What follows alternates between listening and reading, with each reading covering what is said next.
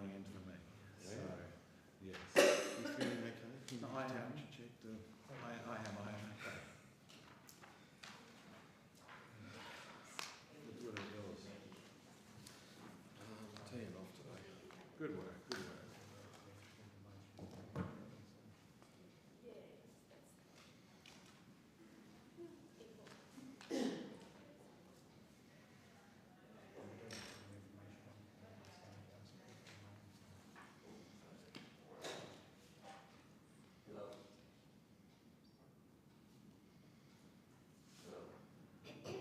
What do you got? Do you want to come to the dinner with the wine here and the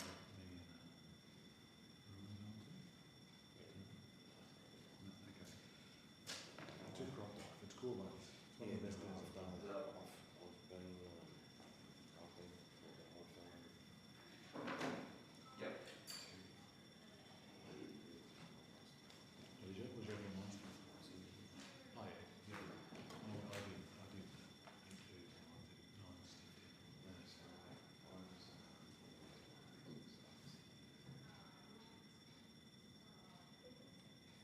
In this, for this bit, that'd be good work. That would have been fun as.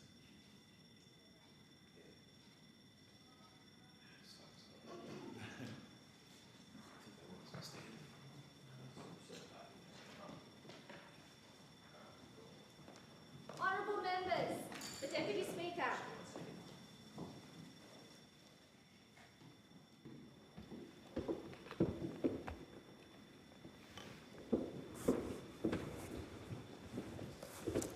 Are there any constituency statements by honourable members? And I give the call to the member for Curtin. I rise today to call for an increase in funding from the Medical Research Future Fund for Australian health and medical research. The Canadian psychologist Steven Pinker described his favourite sentence in the whole English language. It was the start of a Wikipedia page that read, "Smallpox was an infectious disease." Was. A disease that caused millions of deaths has been completely eradicated. Medical research is one of humanity's greatest success stories. Over the past few centuries, we've developed antibiotics, vaccines, and public health systems that have transformed our lives. Life expectancy has soared and infant mortality has fallen. But there's still so much more to do. Every family in Australia has been touched by illness, by cancer, dementia, diabetes, or rare genetic conditions. Continued investment in medical research is vital to saving and improving lives. I'm proud to represent a community, Curtin, that punches well above its weight in medical research. Curtin is home to the University of Western Australia, the Harry Perkins Institute for Medical Research, the Perrin Institute, the Kids Research Institute, the Rain Medical Research Foundation, the Ear Science Institute, the Lion's Eye Institute, and a number of other medical research institutions. WA has been responsible for 7 of the 17 Australian drugs that have been approved by the US FDA, but we only receive 4% of federal medical research funding. It was researchers in Curtin who first identified the toxic amyloid beta protein that causes Alzheimer's disease, which affects 30% of older Australians. Alzheimer's Research Australia, based in Curtin, is continuing the fight against Alzheimer's through groundbreaking work on how we can slow cognitive decline. But despite their incredible work, they've received limited funds from the MRFF, simply because of the cap on MRFF spending. More broadly, researchers in Curtin have had projects rated highly by the MRFF, but turned down simply because of the funding cap. This includes research into rare childhood diseases, Indigenous children's health, diabetes, heart disease detection and cancer therapy. These are exactly the kinds of projects the MRFF was created to support. And get this, the funding cap is arbitrary. The MRFF was established with bipartisan support to provide a sustainable funding stream for life-changing medical research. It's grown into a $24 billion fund, yet it disperses only around $650 million each year. That's far less than was originally intended. The Coalition, when it created the MRFF, envisioned spending $1 billion a year once the fund reached maturity at $20 billion. We've passed that milestone. That's why I'm here backing the call from the member for Kooyong to increase disbursements to $1 billion a year. It's time to unlock the potential of the MRFF, to back the researchers in Curtin and across Australia who are working every day to change lives. Thank you, and I give the call to the member for Hunter. Thank you, Speaker. I had the pleasure of attending this year's Lake Macquarie Business Excellence Awards, a night that celebrates the people, the businesses that keep our community moving. These are locals who are open early, close late and back our region every single day, creating jobs, supporting families and helping our towns thrive.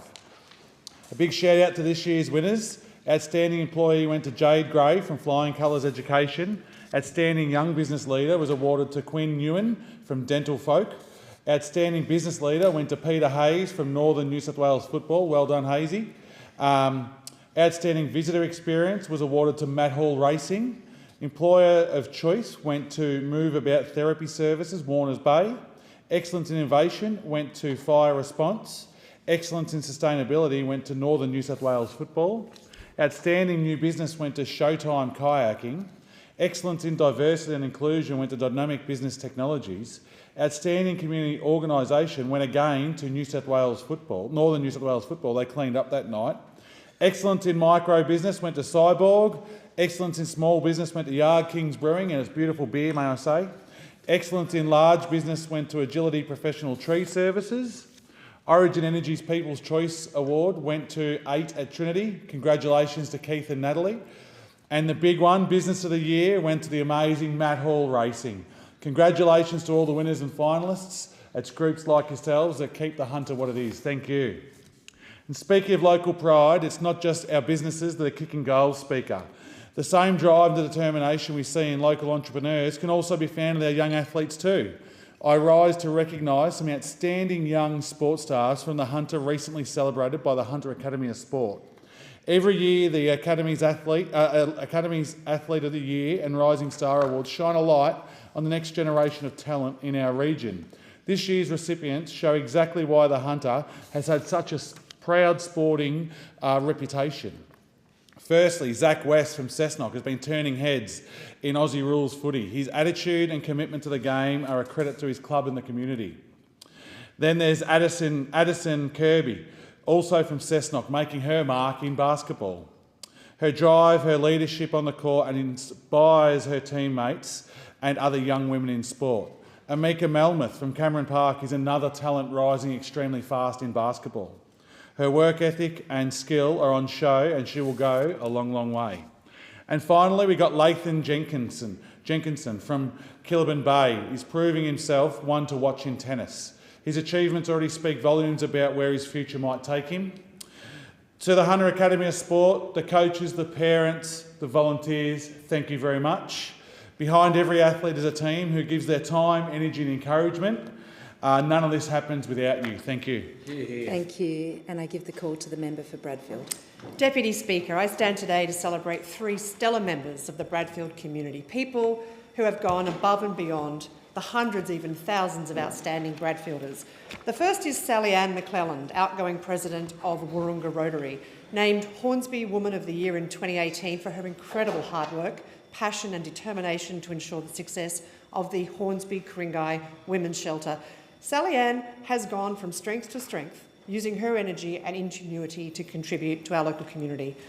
Continuing as an advocate for the broader women's community shelters, she now serves as Deputy Mayor on Hornsby Shire Council and has been invaluable in her leadership as President of Wurrunga Rotary.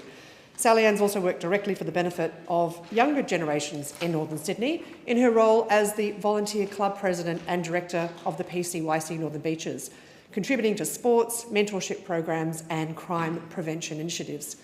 Next up is Mayor Christine Kay, who's used her leadership position at Ku-ring-gai local government as a powerful advocate of advancing gender equality in so many efficient ways.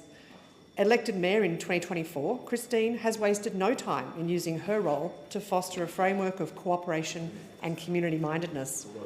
Just some examples include championing the council, setting aside a grant funding for $100,000 to fight violence against women. She's launched a clothing drive to empower women, partnering with Dress for Success, and established an advisory committee on council for the status of women.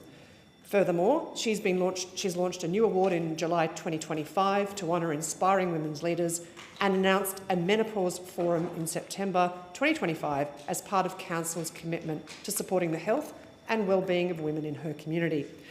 And then Mayor Tanya Taylor, who leads Willoughby City Council with a strong focus on sustainability, inclusivity and community engagement and cultural development. Here's just some of the practical ways that the Mayor has demonstrated that she is so effective, Deputy Speaker.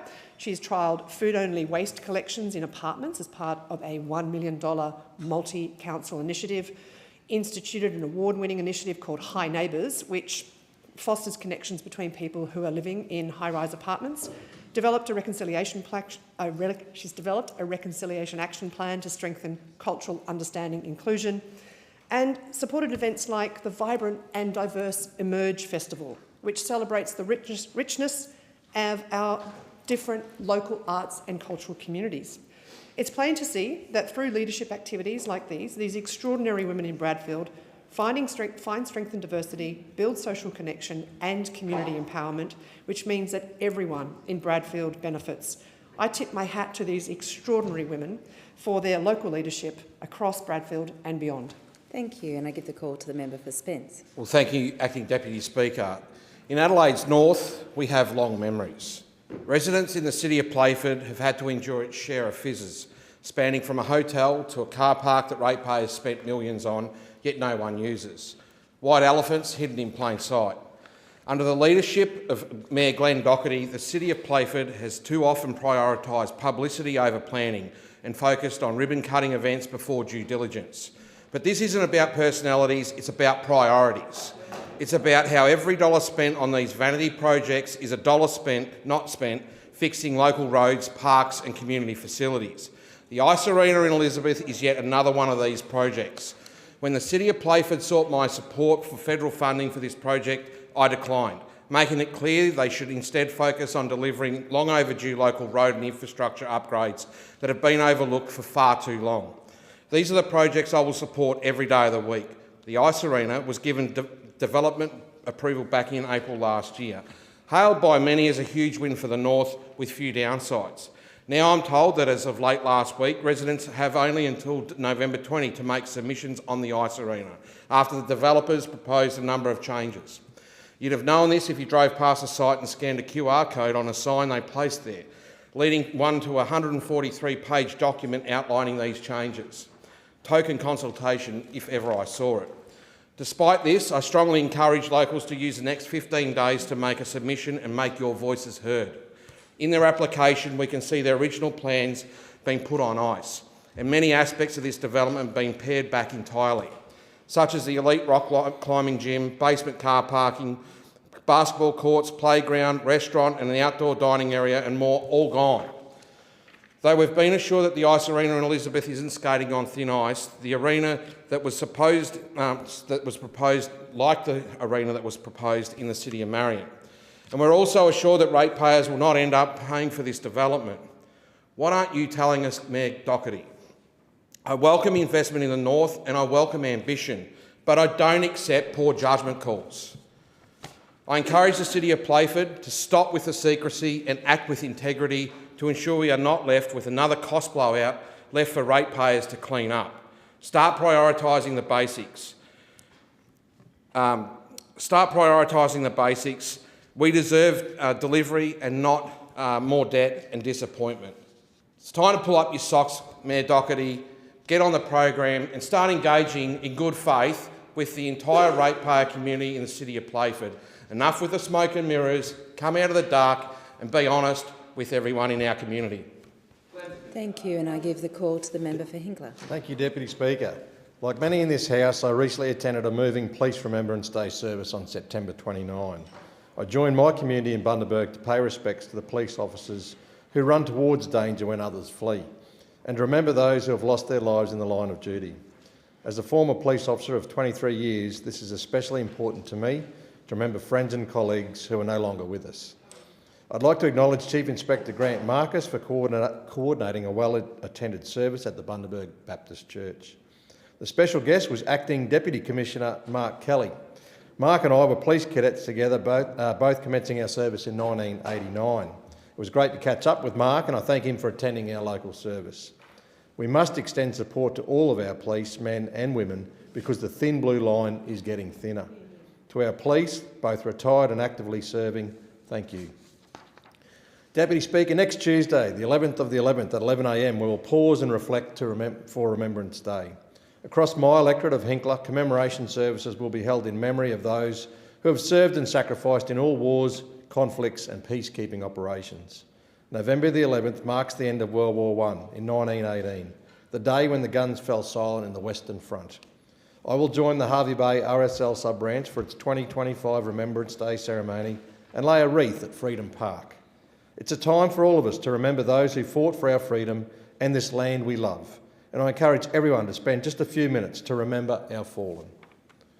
Deputy Speaker, in the lead up to Christmas, we need to put money into the pockets of local small business, local primary producers and local tourism. And that's why I'll be launching a Local First campaign right across my region of Bundy, Bay and Bush. It's about tourism. Visit local first. It's about our farmers and fishermen. Choose local first. It's about our local businesses.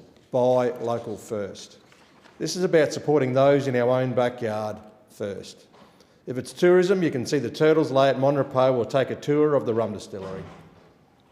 For your Christmas feast, get your seafood fresh from your Angan Fisheries, Red Shed or the Australian Ocean King Prawn Company. Then there's too much in the salad bowl to mention. An abundance of fresh produce, macadamias, mangoes, juicy lychees, melons of all shapes and sizes and much more.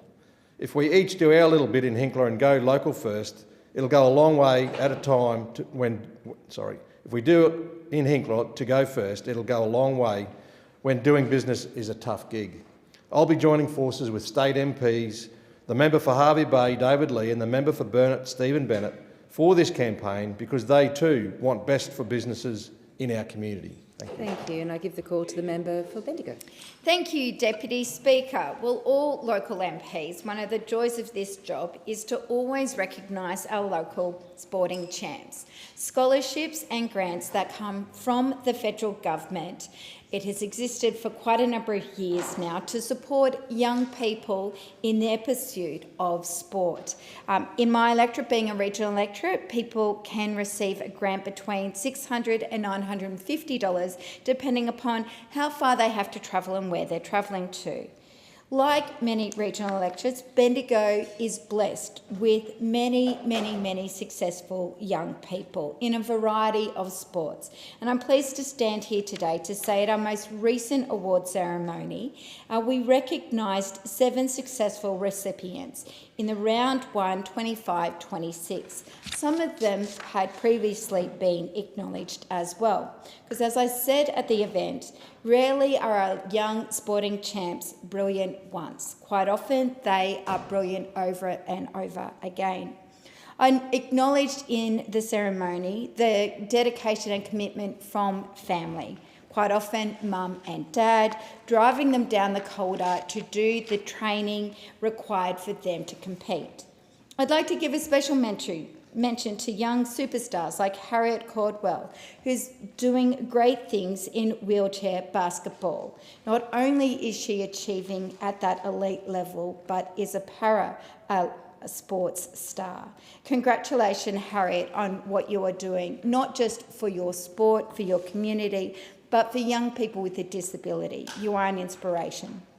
Also wish to give a special shout out to our swimming sports stars and champions, Matthew Skews and Sarah Reynolds. To be good at swimming in an electorate like Bendigo is phenomenal. It's cold for huge chunks of the year in our electorate, snowing in Maldon on Monday, just to demonstrate how cold it can get. So to have that commitment to get up on those cold mornings and to do your swim training is phenomenal. Matthew is actually from one of the newest parts of the electorate that came in at the last redistribution, Pylon. Again, overcoming the tyranny of distance just to get to training. Congratulations to Matthew and Sarah. The opportunity to participate in local sport is big in regional electorates, whether it be football, netball, or some of the more engaged sports like basketball, or whether it be dance sport or lawn bowls. There are a myriad of opportunities for young people to engage in. It's great for mental health, it's great for building community, sportsmanship, and giving young people that opportunity. Congratulations to everyone who's been successful and to those who'll be successful in the future. Thank you, and I give the call to the member for Moncrieff. Thank you, Deputy Speaker. I had the great pleasure of hosting the Leader of the Opposition when she visited my electorate of Moncrieff just last week. And one of the standouts of her visit was introducing the Leader to exceptional young leaders of Merrimack High School, and a beautiful school that I have the privilege of visiting regularly, not far from my home. And one of the 34 schools in Moncrieff, in the electorate of Moncrieff, and I love all of them, Madam Deputy Speaker. The focus of the visit with the Leader at Merrimack was to involve students in a Young Leader Roundtable discussion. And firstly, can I acknowledge the exceptional calibre of questions that the young people asked the Leader, along with the initiative shown by our bright young leaders at the school. The pride they have in themselves, their school, their education, their families was on full display, and I congratulate them on their achievements. Some of the thoughtful questions asked by our student leaders were, how do you hope to support small business in the future? What are some key skills that leaders need to possess? How can we bring together the polar ends of the political spectrum for the betterment of Australia? Tricky one there. It's so very important to listen to the voices of our young people. They are our future and they deserve to have a seat at the table. It was clear that the student leaders seated around the table were eager to learn more about what it means to be a parliamentarian. Lots of questions around that, along with issues that affect them now and into the future, of course. Together we engaged in robust discussion and explored topics of youth crime, the housing crisis, university affordability and of course the broader cost of living pressure they face. These are the concerns of young people on the Gold Coast and we have a duty to represent them in this place, to ensure we act on their concerns and leave this place much better than we found it so they can continue to thrive into the future. And whilst I'm on the topic of young people, I also want to highlight my recent meeting with Australia's youth representative to the United Nations, Satara, who came into my office here in Parliament House in Canberra. And Satara recently returned from New York, where she presented an interim report on her year-long nationwide consultation with the youth of Australia. And we had a very frank discussion about the future of our country, along with the issues affecting youth. We talked about pretty much everything in the half-hour period, from macroeconomics to social policy to international injustice and international aid as well. She also spoke about her experience at the United Nations. There are truly some very, very remarkable young Australians among us, and I'm very proud of their achievements. And I'm privileged to speak to them daily in my role as both the member for Moncrieff and, of course, the Shadow Environment Minister and the Shadow Minister for Youth as well. Very proud of all young Gold Coasters. Thank you so very much. Thank you, and I give the call to the Assistant Minister for Immigration, Foreign Affairs and Trade. Speaker, it was 254 years in the making, but the Gweagal spears have been returned to the La Perouse Aboriginal community.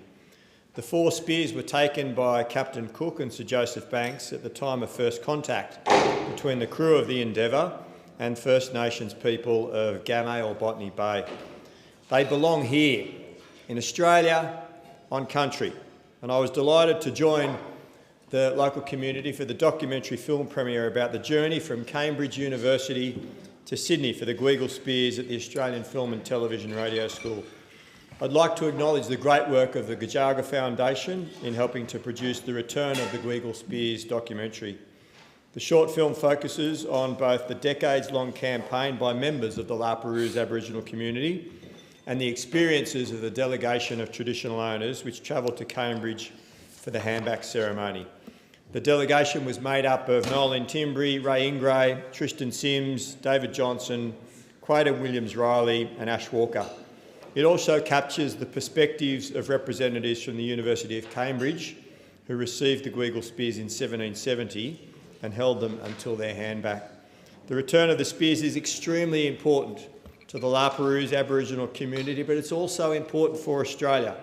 It's a significant step towards the journey of reconciliation and finally telling the truth about what actually occurred when Captain Cook landed in Botany Bay. Speaker, I was also proud to join the 100th anniversary celebrations of the Eastern Suburbs Football Association in Sydney recently. In 1925, the association, known as ESFA, was founded to create a place where people across our community could unite on the football pitch. And what began with just a handful of local clubs has flourished into a thriving association boasting 24 member clubs and a record high of over 10,000 registered players. Notable milestones have included historic premiership wins, expansion of women's football opportunities, and ongoing growth in player participation year after year, with grades right through from very young children all the way up to walking football. Off the pitch, ESFA is recognised for its commitment to inclusion, volunteerism and club development. This includes supporting junior football and investing in coaching education so that the beautiful game continues to flourish in our community. I'd like to make special mention of the tireless dedication of the volunteers who keep ESFA kicking goals year on year. Congratulations to everyone who has played a part, the players, in particular the referees, who week in, week out adjudicate on games, coaches, volunteers, sponsors and supporters. Happy 100th anniversary to the Eastern Suburbs Football Association. Thank you, and I give the call to the member for Casey. Thank you, Deputy Speaker. For nearly 40 years, the Hillsville Interchurch Community Care Incorporated, better known as HICI, has been a steadfast provider of vital support for residents throughout my community in the Hillsville region. Their critical assistance extends across a vast service area, including Hillsville, Yarra Glen, Steeles Creek, Badger Creek, Dixons Creek, Castella, Talangi, and frequently reaches Narberthong and Marysville. Now, HICI's capacity to sustain these crucial services has long relied upon federal government funding, specifically through food relief and financial wellbeing support. Through these funds, they've been able to assist countless people, offering essential food packages, assistance with paying bills, and critical advocacy to additional support services. The partnership between HICI and the federal government has spanned over 20 years, ensuring these vital services have reached our region. Yet, despite this decades-long partnership, HICI received a letter earlier this year that their application for continued funding under the Financial Wellbeing and Capability Activity programs was unsuccessful. This decision was a complete cut in funding. No discussion, no consultation, and disappointingly, there was not even an opportunity for HICI to receive a reduced sum. The greatest concern now is for the community members who rely on HICI and where they can turn for help. The financial shock has already forced immediate, painful cuts.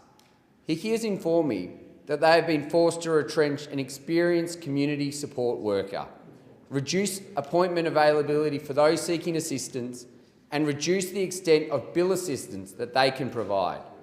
This complete cut has already and will significantly impact Hillsville and the surrounding communities. More concerning is the thought that vulnerable members of our community will be left without necessary support.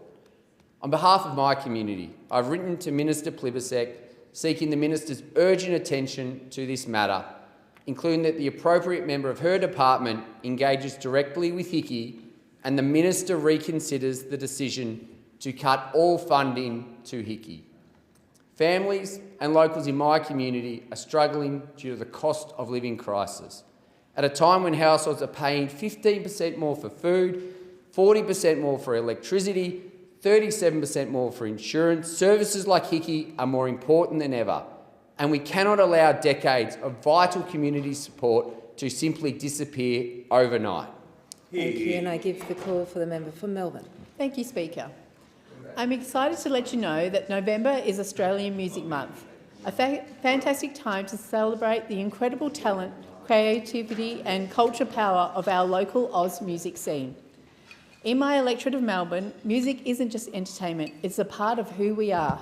It fills our iconic pubs like the Corner Hotel and the Tote, laneways, stadiums as big as the MCG, drives our festivals, too many to mention, and brings people together across all generations and backgrounds. Recently, I had the privilege of visiting the amazing Bakehouse Studios in Richmond with a special envoy for the arts, Susan Templeman, a legendary creative space that has hosted just about every major Australian artist you can name. A very special thanks to Quincy McLean and Helen McElroy for your passion and helping to keep Australian music alive.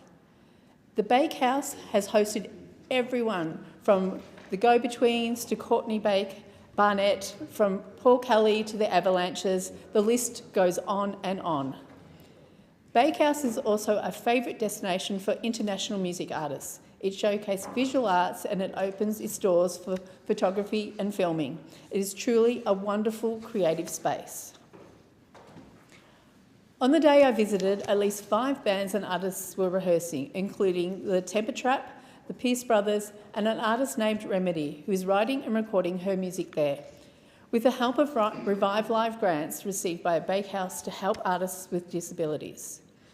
That energy, creative people working side by side is what makes Bakehouse so special and why I truly enjoyed my visit there. What struck me most was not just the history of those walls, but the sense of community. Bakehouse has long been a place where musicians, producers and performers come together to collaborate, experiment and keep our live music culture thriving.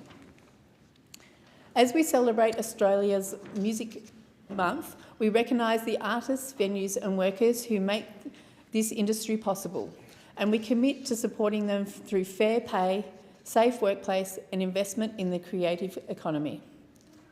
Part of that investment is through our government's successful Revive Live program that is delivering millions in funding to help live music venues and festivals bounce back, supporting touring artists and ensuring Australian music is heard loud and proud right across the country and the world. Because when Australian music thrives, our whole culture thrives. Thank you. Thank you, and I give the call to the member for... Baden. Which one, sorry? Oh, you're here, Fadden. Yes, thank you. thank you. Thanks, sorry for that. Member Thanks, for Deputy Fadden, Speaker. You had the call.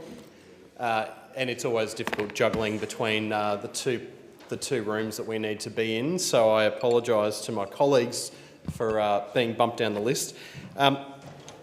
Deputy Speaker, I wanted today to reflect on Remembrance Day and what it means to our local community. The 11th of November holds a very special place in the heart of all Australians, and at 11 a.m. on the 11th of November each year, we come together and take a moment's silence to remember the lives lost and to commemorate those who've served and protected our nation and its values. And having been connected directly to serving personnel, my grandfather fought in World War II and my great uncle died at Lone Pine in Gallipoli in World War I. I probably feel the sense of contribution of our servicemen and women more deeply. But on the 11th of November, we recognise the moment in time where peace transcended on the world, and we recognise and remember the role that Australians played in that peace. And in the electorate that I represent, we are very well served by RSL sub-branches that look after our local veterans, but also take a lead role in commemorations for both Remembrance Day and Anzac Day. And I just wanted to thank those organisations and the many volunteers for the work they do in providing that opportunity in April and November each year for the community to gather. And on Remembrance Day this year, We will have services at the Runaway Bay Cenotaph, which is conducted by the Runaway Bay RSL sub-branch, and also over at the Northern Gold Coast RSL sub-branch's service, which is at Helensvale, just behind the Bowls Club. Additionally, I'm very pleased to see that the Rotary Club of Hope Island has continued their commemoration services at Sanctuary Cove, and we have a community service out at Woongoolba, which is at the Bowls Club, led by members of the community, and what has become an iconic service at Woongoolba State School. But there will also be services across our community at many schools, and I just urge everyone on that day to take a moment to remember. Thank you. Thank you, and I give the call to the member for Griffith. Thank you, Deputy Speaker. In Senate estimates, I was alarmed to hear comments made by Liberal Senator for South Australia, Senator Antic, about the National Immunisation Program, a program that delivers protection against many diseases through immunisation, a simple, safe and effective way to protect ourselves, our families and our communities. One vaccine included in the National Immunisation Program is for hepatitis B. Hepatitis B is one of the most common liver viruses in the world, which causes significant damage to the liver, causing both short-term and long-term effects, and can lead to cancer. Around 200,000 Australians live with chronic hepatitis B, and thousands more are newly diagnosed every year. For First Nations Australians and for many culturally and linguistically diverse communities, the rates are even higher. The hepatitis B vaccine given to newborns is one of the safest, most effective public health measures we have. Last week in Senate estimates, Senator Antic asked, I'm going to quote directly, "Who can tell me the rationale for newborn babies having a vaccine for a disease which is largely in the domain of intravenous drug users and prostitutes?" This from a senator in the Liberal Party of Australia. We know that there are 200,000 people living with hepatitis B in Australia, including vulnerable communities like sex workers, intravenous drug users, First Nations communities, and culturally and linguistically diverse communities. Sex workers, injecting drug users experience discrimination daily, which, sadly, results in a general acceptance of social stigma against them and internalised stigma within these communities. These people are valuable members of our community, people who matter, people who deserve respect, quality health care and our protection. Included in the 200,000 people living with hepatitis B are people who have contracted the disease at birth through their mother or through exposure to unsterilised equipment, including those in tattooing and body piercing studios, from medical procedures or from needle stick injuries, because unlike Liberal senators, hepatitis B does not discriminate. What Senator Antic forgets is that immunisation as a preventative measure has seen diagnosis rates fall across Australia and internationally. With Australia's program of neonatal immunisation for hepatitis B, there has been a clear and profound decrease in the rates of Hep B in our community. To dismiss this as unnecessary or attempt to paint it with a brush of stigma is not just wrong and dehumanising, it is dangerous. It risks undermining public confidence in vaccines and public health. It risks turning back the clock to a time when preventable diseases claimed countless lives. Deputy Speaker, Australians deserve representatives who listen to the experts, not those who use their position to peddle misinformation and conspiracy theories. When medical researchers, public health experts, immunologists, physicians stand united behind our nation's vaccines program, that should count for something. Our national immunisation program saves lives. It protects our most vulnerable and it upholds our shared responsibility to one another.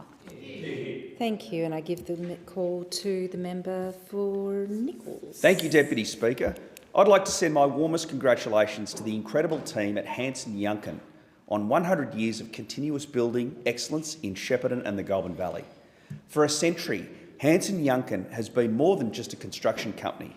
Founded by Laritz Hanson and Otto Yuncken with a simple handshake, the company has been a vital part of our community, shaping the places where we live, work, learn and come together.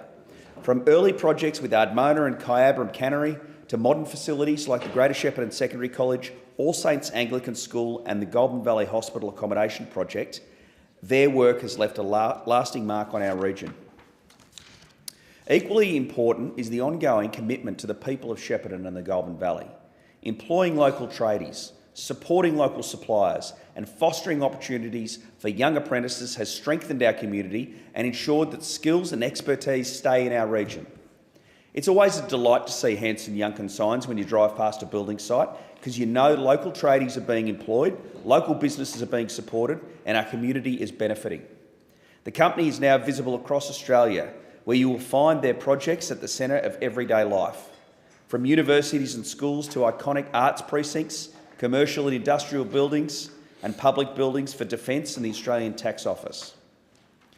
This century is not only a celebration of past achievements, but also a recognition of the values that have guided Hanson Yunkin's journey: trust, excellence, and connection to the local community.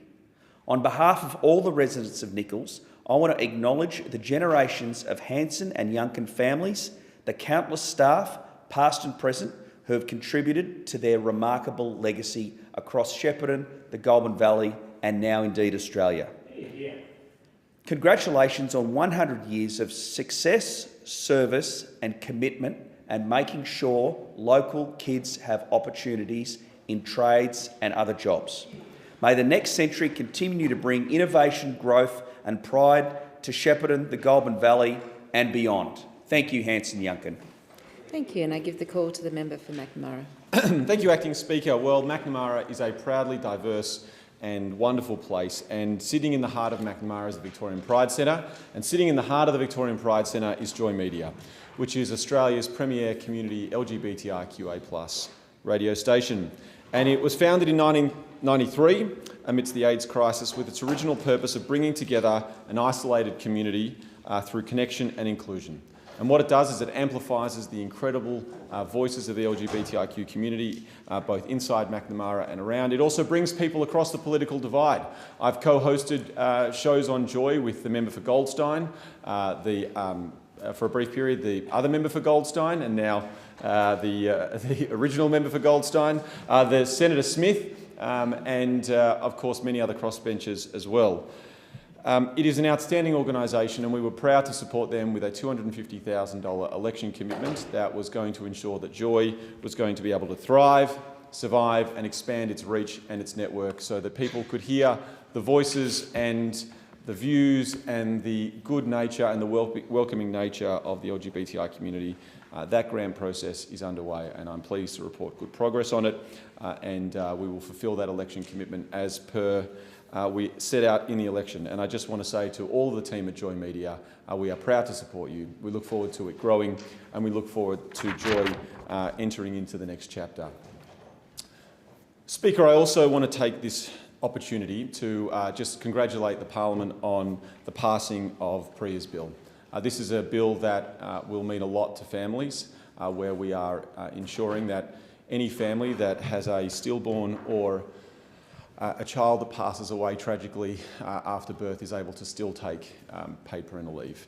And I think that some of the contributions across the chamber have really been outstanding on all sides of politics, and I congratulate the parliaments for passing this. I do think that it is worth mentioning the fact that, as often is the case, these sorts of sensitive topics have been hijacked by people who are putting their own agenda and putting misinformation and frankly damaging and hurtful information into these sorts of bills.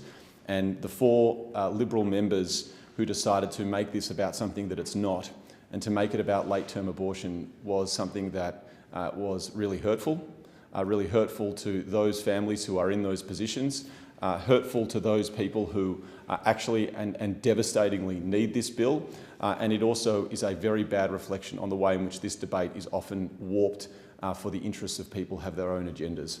So I just want to say that those views and those members should really reflect on that moment of raising those issues. I have seen some of the ways in which this debate becomes toxic and very personal, and I just want to say that for the members that did the right thing, thank you. Thank you, and I give the call to the member for Fisher. Madam Deputy Speaker, the recent inflation numbers are not just figures on a page, they represent people in pain. They remind me of Howard at Foodworks in Aruna. After 25 years serving locals, his latest monthly power bill jumped by $1,200. He can't raise shelf prices because families are already stretched. What keeps him going is the loyalty of his customers and neighbours. That is Fisher at its best, community standing with small business. I hear the same message online and on the street. Ryan, who runs a bakery, told me his latest power bill was $3,774. That is 800 loaves just to pay for electricity. Christopher, a pensioner living alone, saw his quarterly bill jump by $400 and asked what exactly he is using to justify that rise. And Jeff said, what many are thinking, while bills climb, the Prime Minister always seems to be somewhere else. Madam Deputy Speaker, people in Fisher are proud of this country, and so am I. We live in the best nation on earth, but we can't take it for granted. Under Labor, essentials are up, savings are down, and even hope is taking a hit. Homelessness is rising on the Sunshine Coast. More families are calling my office because they can't find a rental or keep up with repayments. Charities are telling me demand has never been higher, and community groups say there are fewer grants and less support under this Labor government. No longer is homelessness just restricted to people who don't have jobs. We have people who have good jobs but simply cannot afford a home or can't find one. That's why my office is working overtime to promote opportunities so locals don't miss out. At the same time, the nation's credit card is being hammered. Debt is heading past $1 trillion, with $50,000 being paid by this government in interest every minute. That is money that should be going to hospitals, schools, Medicare and law enforcement agencies. When Labor runs out of money, they come after yours. This government promised cheaper power, more homes and lower costs. Instead, power bills are up, housing targets are missed and new taxes are on the table. It's out of touch and sends a heartless message to struggling Australians. The Coalition will always back small business and families, reward for effort with lower and fairer taxes, prioritise reliable and affordable energy and encourage people to live within our means. To the people of Fisher, I'll keep telling your stories in this place and fighting for policies that ease pressure on households and put Australians first. Thank you, and I give the call to the Minister for Regional Development and Local Government. Thank you, Deputy Speaker. Volunteers are the heart of regional communities, and I'm really proud to stand here today to congratulate the outstanding Eden Monaro volunteers who are recognised in the 2025 Southern Inland and South Coast Volunteer of the Year Awards. In Southern Inland, Volunteer and Adult Volunteer of the Year, Abby McPherson from the Michelego RFS, who is the RFS captain, recognised for her leadership, innovation and dedication to community safety. The Senior Volunteer of the Year, Adolph Franco, for 14 years of service with the Snowy River and Alpine Search and Rescue, Marine Rescue, and Berrydale RFS. The Volunteer Team of the Year, the Terry Campese Foundation Youth Mentoring Tonga Team, supporting at-risk youth through community service and international outreach. And the South Coast Awards, Volunteer and Senior Volunteer of the Year, went to Marie O'Neill for her tireless work across numerous Eden community organisations, and Adult Volunteer of the Year, Samara McGovern, for 20 years of dedication to the debutante ball tradition in Merimbula. To all recipients, thank you so much. Your service and leadership continue to inspire us all.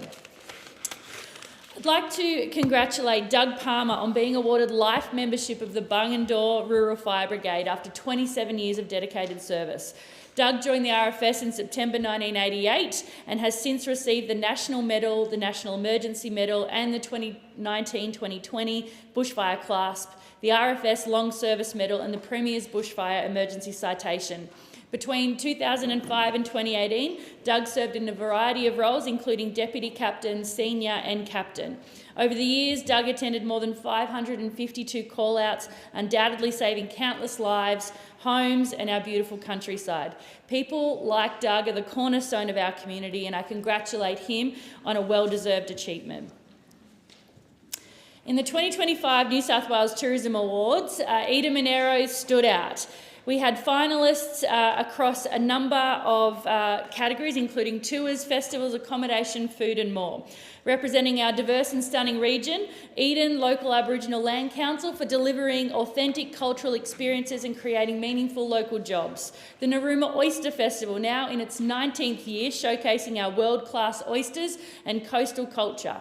Tathra Beach Eco Camp, recognised for its sustainable nature-based tourism, and Marimbula's Eat Festival, celebrating local food, chefs and producers on the beautiful foreshores of Fishpen. From the coast to the mountains, Eda Monero offers unforgettable experiences. Congratulations to all the finalists. You make our region proud. Finally, I want to give a shout out to Hunter Clark, Year 12 student, for her achievement of the Service Award for the New South Wales branch of the Order of Australia. She's been the captain of TS Orient Cadets, the captain of Jindabyne High School, was Snowy Monero Young Citizen of the Year, and is an all-round inspiration to young people. She said when she was congratulated on the award in the Monero Post, "Don't forget to smile. Its power is often underestimated, but it truly makes the biggest difference." Thanks so much, Hunter, for all your work. Thank you, and I give the call to the member for Monash. Madam Deputy Speaker, let's go Dan. Wonthaggi veteran Dan Lucas has been through a lot, and now he's kicking goals at the Australian Masters Games just last week. Dan had a terrific debut in the archery, finishing first in his group in his first ever competition. I've met Dan a number of times through his volunteer work at the Wonthaggi RSL, advocating for veteran welfare, and he is doing a great job. And I think it's a timely reminder to reflect with gratitude on all of our veterans community with Remembrance Day next week on the 11th of November. And for me, I reflect on my grandfather, my mum's dad, who served in World War II. He was captured and imprisoned as a prisoner of war at Changi under terrible conditions, and I reflect on his service and the service of so many across Australia. The Phillip Island Rec Reserve is something that I've been advocating passionately for a very long time, and I'm working with the mighty Phillip Island Bulldogs footy team who are at absolute capacity. Locals have been advocating for this project for over 20 years. It's the biggest football club in Gippsland. It's having to divert players away to Dalston and other clubs. Also working with the Phillip Island Dog Walkers Association, who have limited off-leash areas for their dogs, and I'll continue to advocate for their needs as well. The South Gippsland Highway intersection at McCartan Street, Roughhead Street and along Hughes Street is a huge headache for lots of parents that suffer a bottleneck every morning on their way to school drop-off. It's also a dangerous black spot area, and of course as a freight-driven area we need safe, efficient routes to market for our local producers. I'm going to keep fighting for an upgrade to the McCartan Street corner in Leongatha to make sure that we get the investment and support we need to upgrade our infrastructure, and that is a critical area of priority.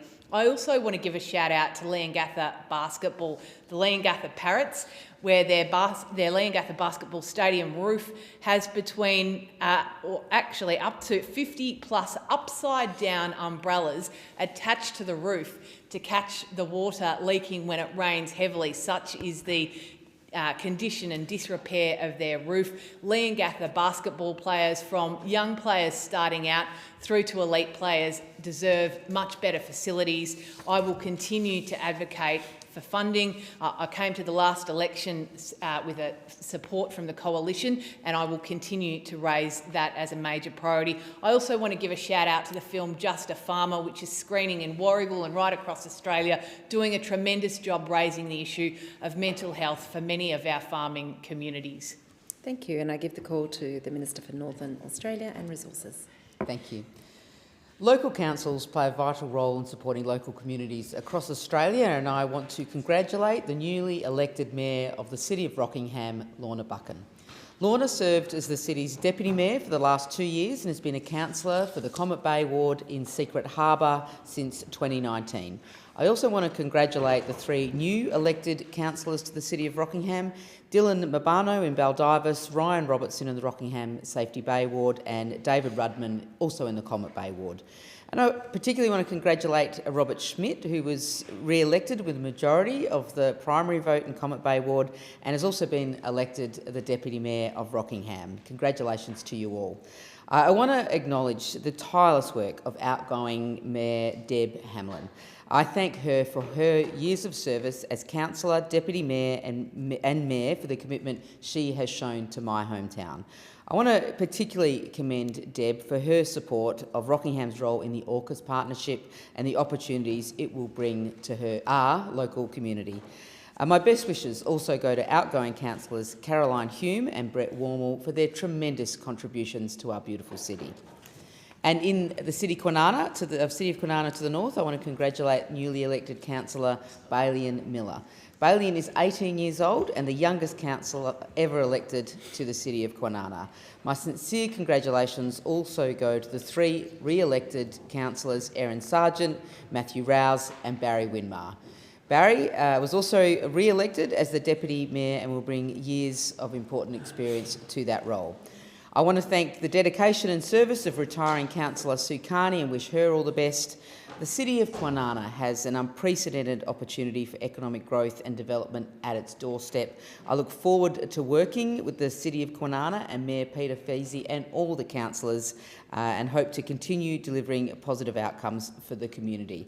And I want to thank all those candidates who stood in the local government elections, in particular in Rockingham, Kwinana, but also right across WA recently. It is an important step and shows your commitment to the community.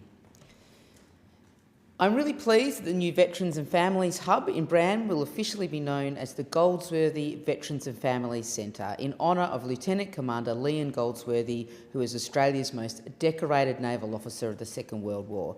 I want to thank Lieutenant Colonel Duncan Anderson, the State President of RSLWA, Stephen Barton, the CEO, and Janine Gardner, who have led the project in finding a site for this really important hub. And I want to thank the Minister for Veterans Affairs, Matt Keogh, and his team for his work in delivering the hub. It will provide support for over 4,000 veterans in Rockingham, as well as veterans and families living across the southern metropolitan region. It is really important for Rockingham, it is important for Brand, and of course important to all those vets. Thank you, and I give the call to the member for Parkes. Thank you, Deputy Speaker. I'm proud to stand here today as a member of the party that is putting Australians first. In my electorate of Parkes, covering half of New South Wales, I've often heard firsthand the stories of exactly what the rapidly escalating cost of living means to families. My heart is with the people of this vast electorate who often struggle against the odds just to remain on the land. In recent years, some of these communities and their families have had the added pressure and the conflict and the financial impact that can come with living in a renewable energy zone. They are caught up in arbitrary boundaries that are earmarked to carry the burden of the race towards the unattainable target of net zero. Net zero might be a great sounding concept to some, but for those who are facing the prospect of a giant transmission towers or wind turbines or solar panels parading across the land that has been in their family for generations, this infrastructure will impact livelihoods, is dividing families and neighbours, and it has an impact on the environment. Deputy Speaker, I'm not against wind, solar and battery projects, and I am all for reducing emissions. But net zero is not the way to do it.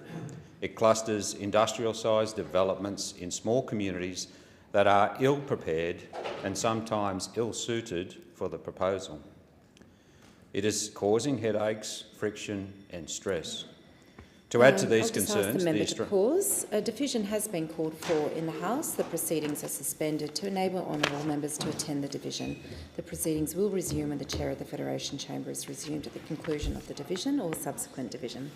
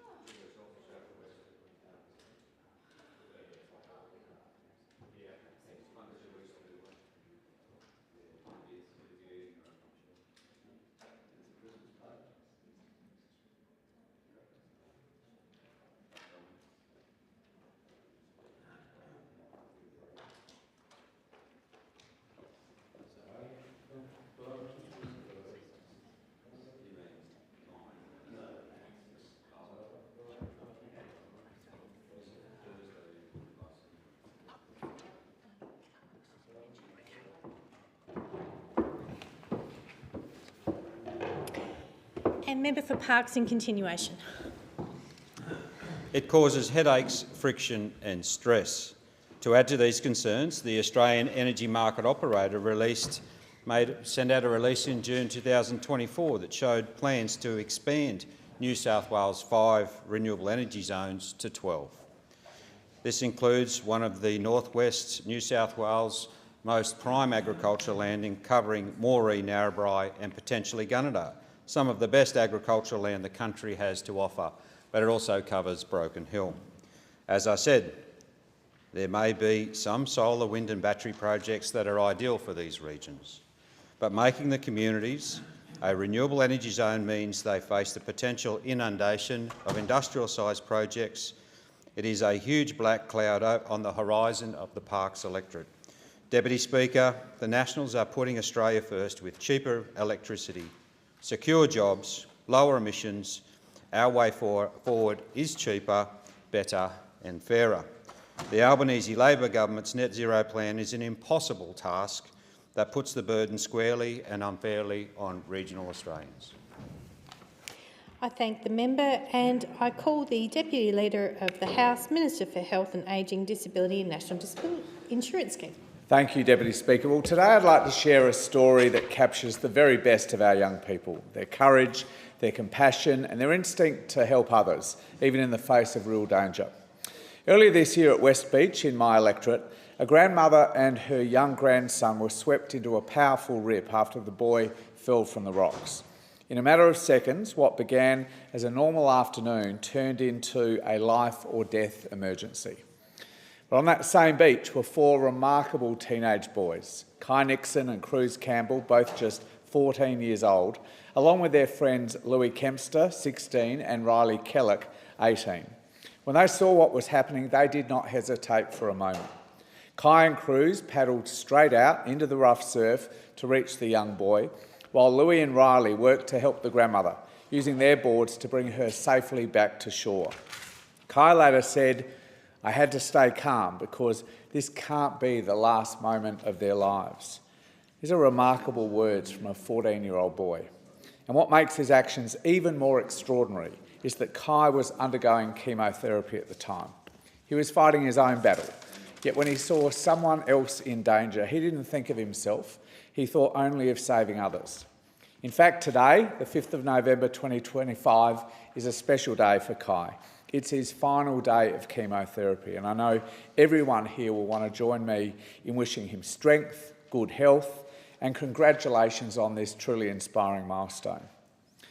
These young men didn't wait for someone else to take charge. They didn't freeze or second-guess the situation. They drew on their training, their teamwork, and their instinct for doing what is right. Because of them, that grandmother and her grandson are alive today. Their bravery has already rightly been recognised. The boys received a ministerial award from South Australian Education Minister Blair Boyer, and they've been nominated, quite rightly, for a Surf Lifesaving Award.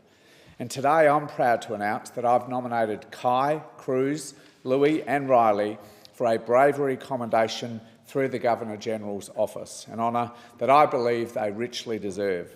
These young men remind us of the power of youth, training, teamwork and community spirit. Kai had recently completed his surf rescue certificate, and that training gave him the skills and the calm to act when it mattered most. But more than that, it was his heart, courage, compassion and mateship that made the difference and saved those lives that day. We should celebrate and support programs like Surf Lifesaving, youth volunteering and first aid education, because these programs not only teach skills, they also give young people the confidence to act when it truly matters. Their bravery saved 2 lives. They've made their families, their surf club and our state incredibly proud. I thank the Minister. In accordance with Standing Order 193, the time for members' constituency statements has concluded and I call the clerk.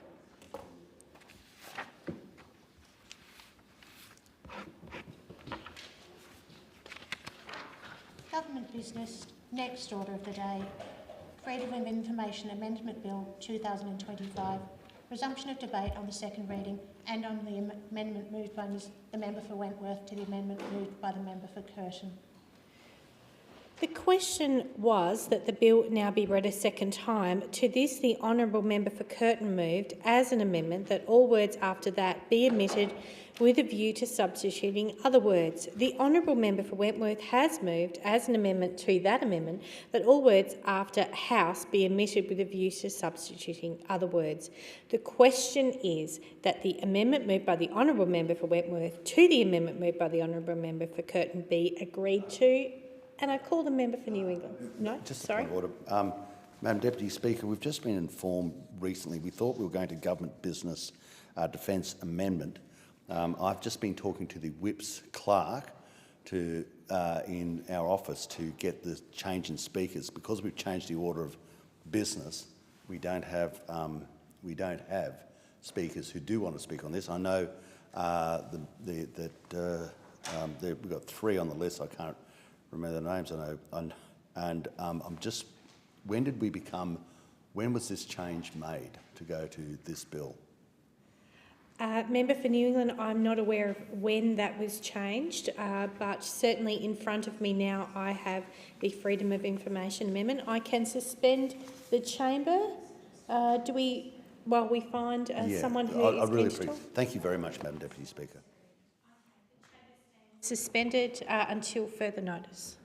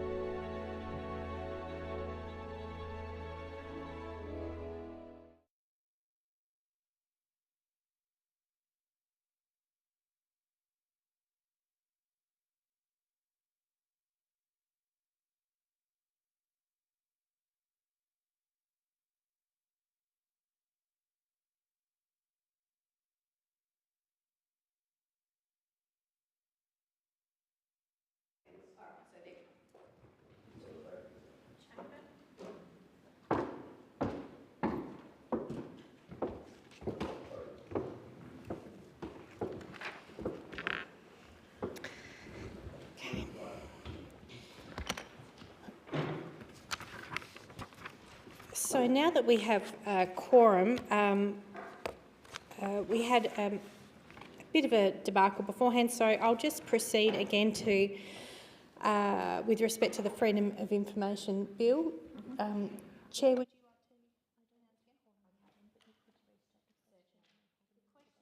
The original question was that this bill be now read a second time. To this, the honourable member for Curtin moved as an amendment that all words after that be omitted with a view to substituting other words.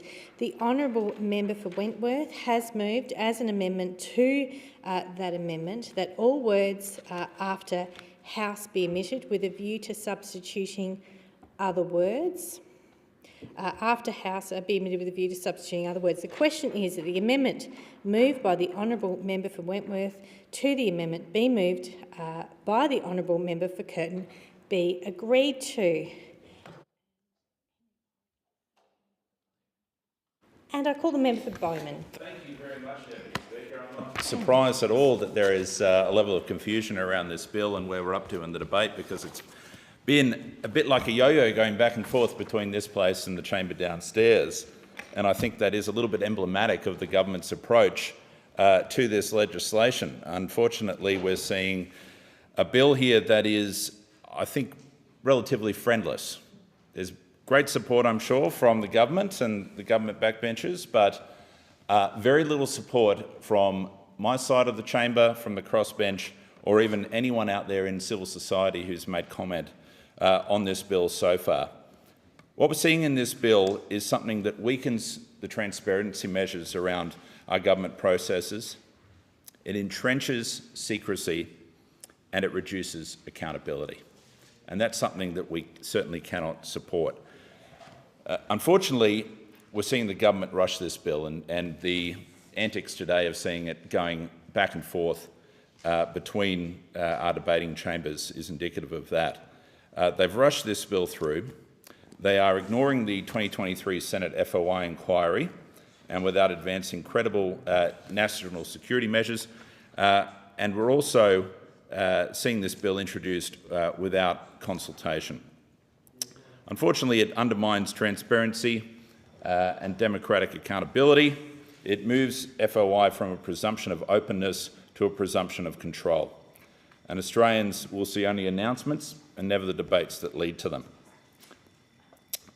And unfortunately, it also creates a truth tax, and we're seeing a lot of opposition to that from not just civil society groups, but also those whose job it is to also hold the government to account, and that is our media.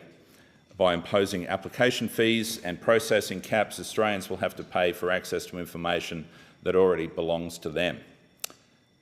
We're also seeing a lot of criticism of this bill that it will silence whistleblowers and it will prevent vulnerable applicants from being able to access the information. It's a ban on anonymous requests, which strips away protections for those who fear retaliation. I think that is an area that I'll focus on a bit later in my remarks as well.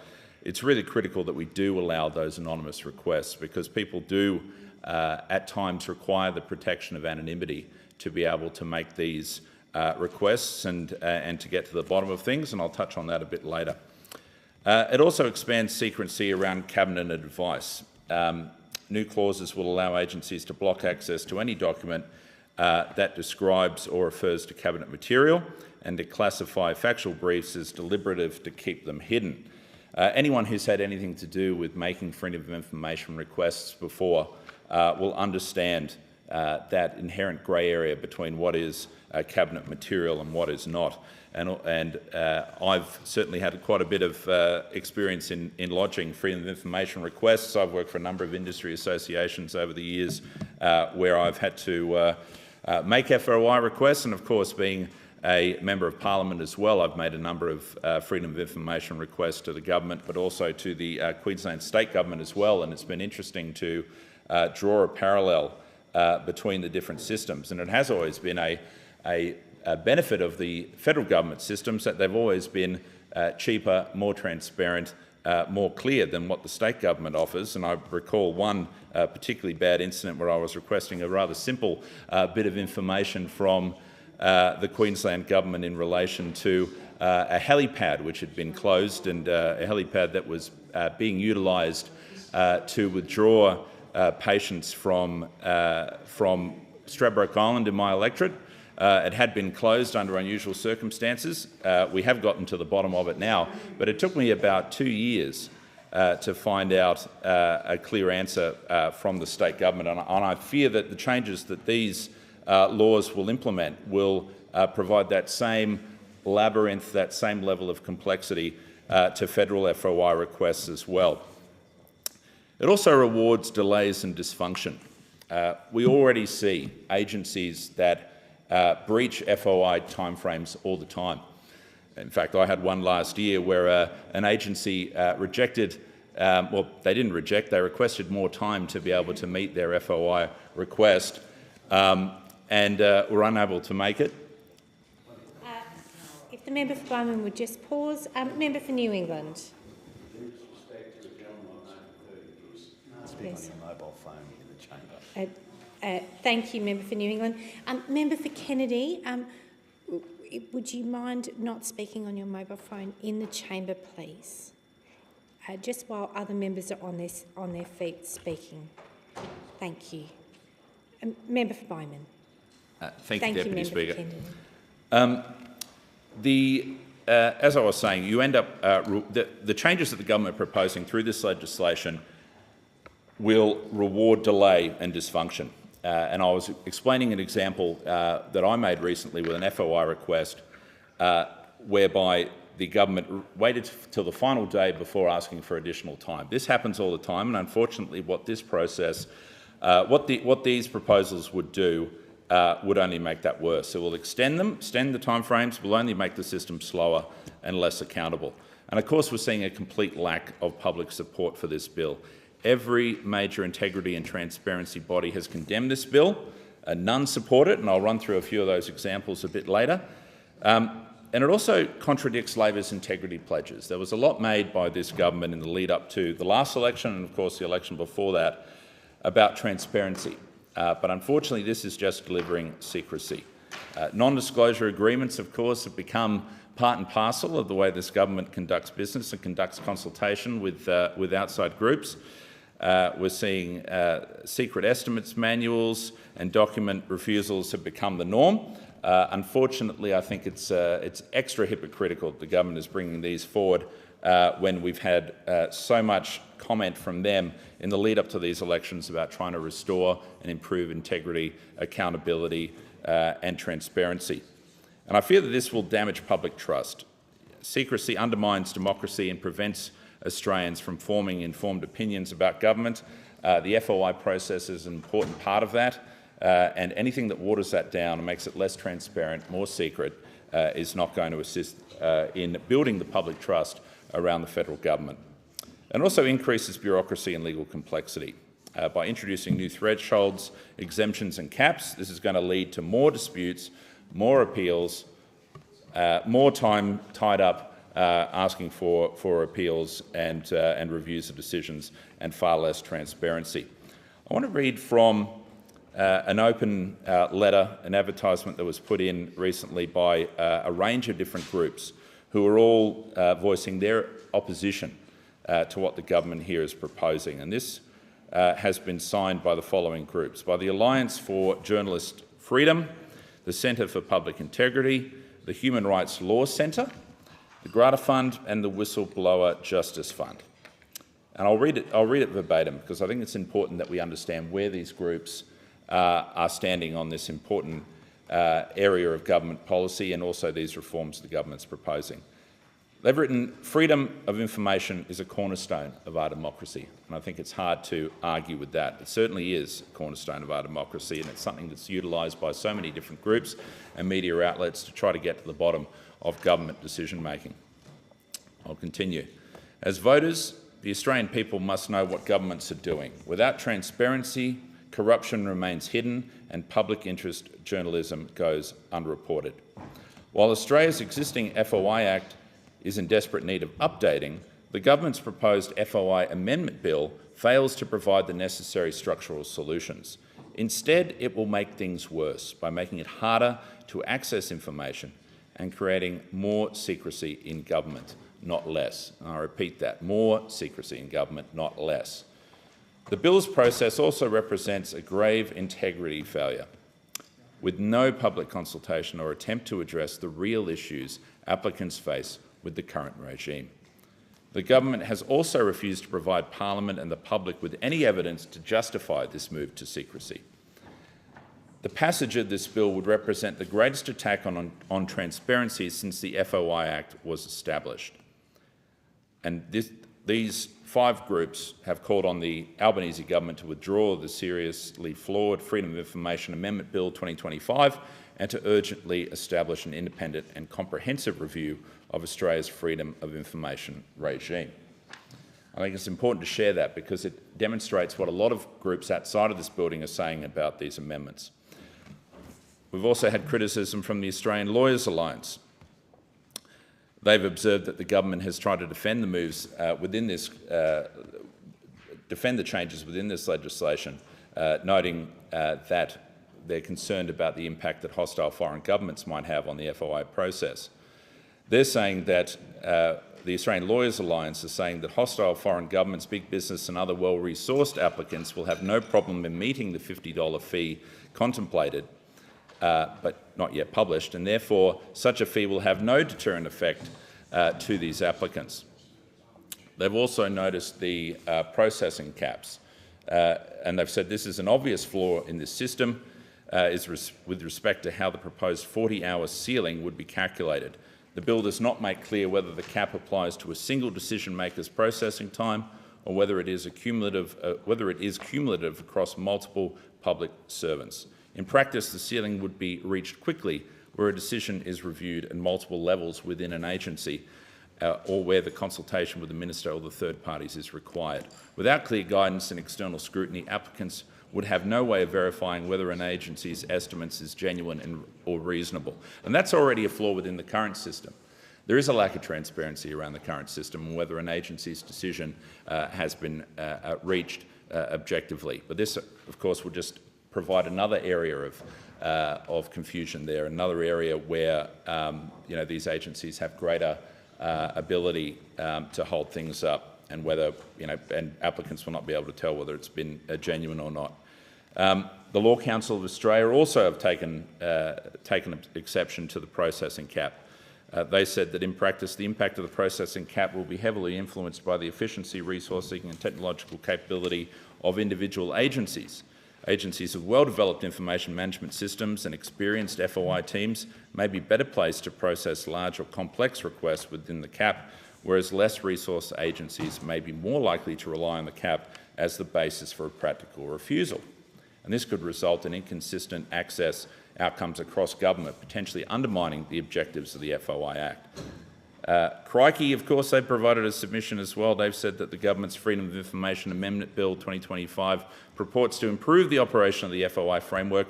From our perspective as a small independent news outlet, it does the very opposite. And I think that's a sentiment shared by many different media outlets in this building and beyond this building. The Australian Press Council, in their submission, they've said that access to information is a fundamental democratic right and should not be contingent on financial means. Application and review fees pose a significant barrier for freelance journalists, smaller outlets, academics and civil society groups. Evidence suggests that individuals are far less likely to pursue reviews when fees are imposed, effectively excluding them from scrutiny. This results in a two-tier system where large media organisations can pursue appeals, but community and independent journalists cannot. And I'll use the example, I spoke in this chamber yesterday about the great work undertaken by the Australian Remembrance Army, who are a very small group of a couple of volunteers who do a lot of very important work in researching information around unmarked World War I veterans' graves within my electorate and across Greater Brisbane. And they've been using FOI requests to try to get information as to Department of Veterans Affairs records into how they've been maintaining war graves. This is, if they had to provide this fee for every FOI request that they make, that cost adds up. It's not just big media organisations or big business that need to make FOI requests. Sometimes it's individuals just making requests in relation to their own information. Other times it's small community groups who just need to get a certain aspect of government information that's not publicly available. Any extra fee that we impose on them is just another barrier to entry, and I don't think that's the direction we should be heading. I think that we should be heading in a process where we have greater transparency, greater accountability, and less secrecy around this whole process. One of my colleagues, in speaking on this bill, talked about letting the sunlight in. I think that's so important. Transparency is critical. The Coalition will oppose the Freedom of Information Amendment Bill 2025 in the House because we believe that it ignores those key recommendations from the 2023 Senate inquiry, particularly in relation to resourcing, timeframes and cultural issues within the Office of Australian Information Commissioner. It imposes, of course, new barriers such as fees and the ban on anonymous requests that reduce access and discourage legitimate applications. And it expands the grounds for refusing information, especially through new broad exemptions on the cabinet and deliberative processes. And I think that it speaks for itself. We've got so much opposition to this bill, I think the government should seriously reconsider it.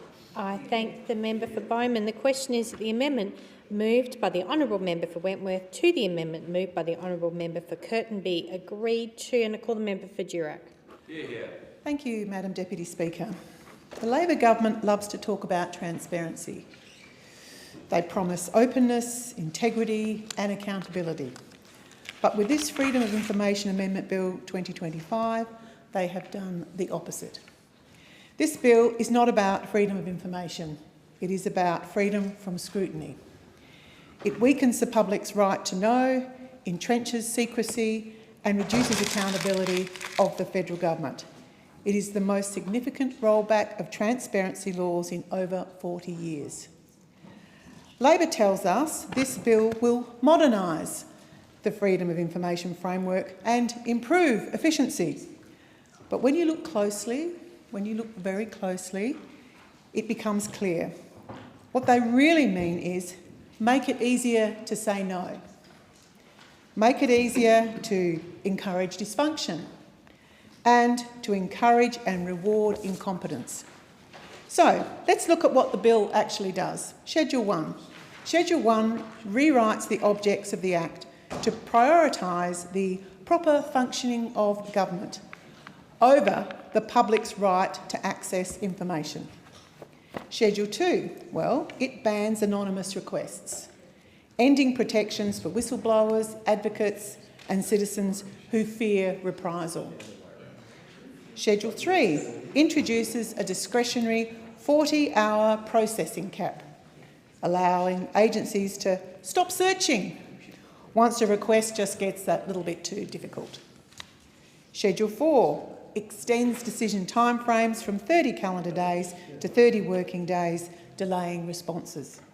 Schedule 5, well, it changes the Information Commissioner's review processes in a way that limit third-party participation.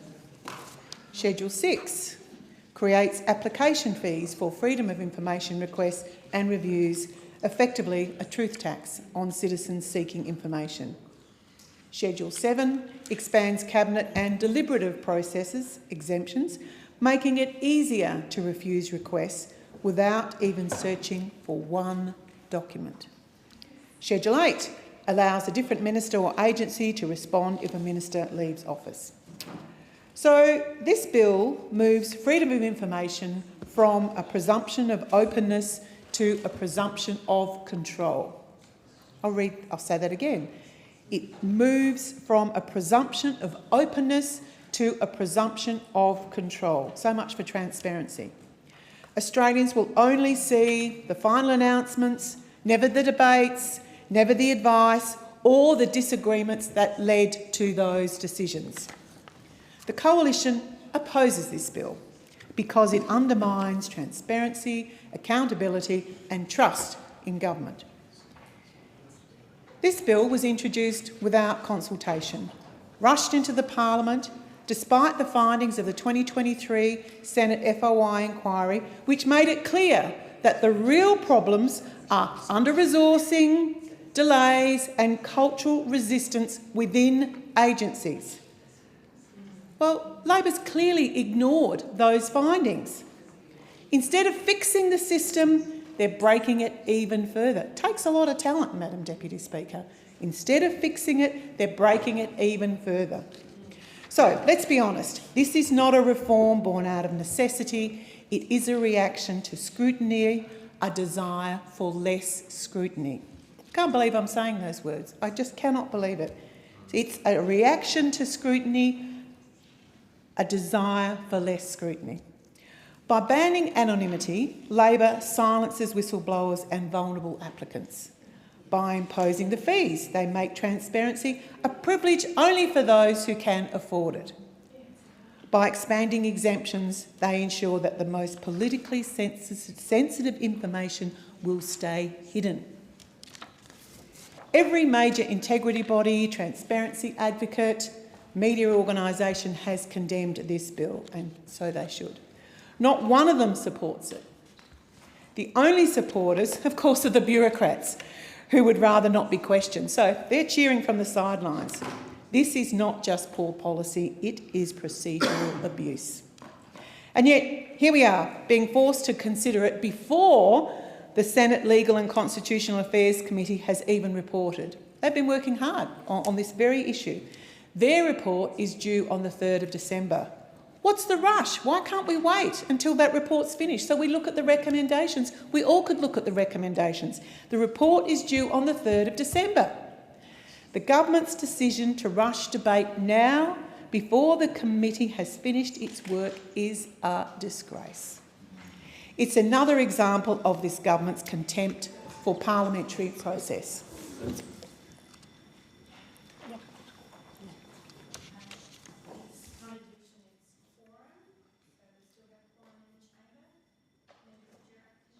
Oh, sorry, it's not a division, it's quorum. And Member for Durack, please continue. Thank you. So much for transparency, Madam Deputy Speaker, so much for transparency. But what is Labor scared of? I mean, this is what you've got to ask yourself. Labor came into power promising integrity. They spoke of sunlight as the best disinfectant. Yet under this government, we've seen non-disclosure agreements, secret costings, hidden estimates manuals, and now legislation designed to make it harder for Australians to see what their government is doing. Now, I've been in government. I was in government for 10 years. We don't always like the scrutiny, but it's important. It's important for our democracy. This bill damages public trust. It tells citizens that the government... If the member for Durack would just pause. We no longer have quorum in this chamber. The chamber is suspended until further notice.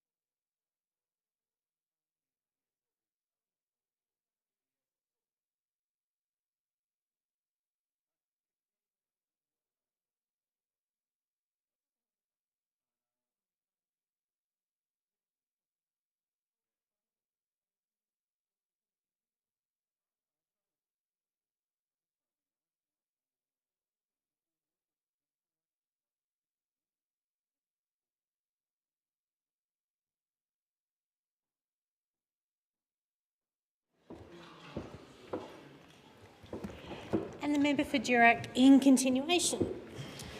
Thank you, Madam Deputy Speaker. As I'm in continuance, I might repeat some of the words that I've just said, but I think it's worth repeating anyway. This bill damages public trust. It tells citizens that the government doesn't trust them with the truth. And when people can't access information, they can't form an informed opinion. And that strikes at the heart of our democracy. Freedom of information is not a privilege granted by government. It is a right owed to every Australian citizen. And when you limit what citizens can know, you limit what they can decide. The Coalition stands for open government, a free press and the people's right to know. We will engage constructively with the Senate inquiry and consider amendments that are genuinely there to protect transparency, including removing the most restrictive provisions in Schedules 2, 3, 6, 7 and 8. But make no mistake, as it stands now, this bill is indefensible. It ignores the expert advice of the 2023 Senate inquiry. It expands secrecy, delays access, discourages application and imposes new costs on citizens. It turns a system built for accountability into a fortress for concealment. So you have to ask yourself, what is Labor so scared of? What is the bureaucracy so scared of? Labor says this bill will modernise the freedom of information framework. Well, in truth, it will take Australia backwards. Back in the days when government decisions were made behind closed doors and the public was told only what it was allowed to know. Democracy dies in the darkness, and this bill is darkness by design. The Coalition will oppose the Freedom of Information Amendment Bill 2025 because transparency should not depend on convenience. The truth should never come with a price tag. I thank the House. I thank the member. The question is that the amendment moved by the honourable member for Wentworth to the amendment moved by the honourable member for Curtin be agreed to, and I call the member for Grey. Thank you, Speaker. Freedom of information isn't a privilege. It's a right that belongs to the Australian people. The documents of governments don't belong to ministers or departments, they belong to the people. When Australians ask for information, they're not being difficult, they're exercising their right to know how their government works. And that right, one of the most important in our democracy, is what this bill, the Freedom of Information Amendment Bill 2025, puts at risk. The government says this bill will modernise the FOI system, but it doesn't modernise it, it weakens it. It moves our system from a presumption of openness to a presumption of control. It gives agencies more excuses to say no and gives citizens fewer tools to hold government accountable. Speaker, that's not reform, that is retreat. I want to thank my colleagues who have called this bill for what it is, a truth tax. Australians will be made to pay more, wait longer and receive less when they're simply asked to know what their government is doing. Now let's remember what FOI is actually for. It's for journalists to expose waste, or how community groups check on decisions that affect them, and how citizens hold us, their representatives, to account. Remember what FOI stands for: freedom of information. Not freedom of information if we feel like it. If FOI fails, bad decisions multiply in the dark. And this government already has a transparency problem.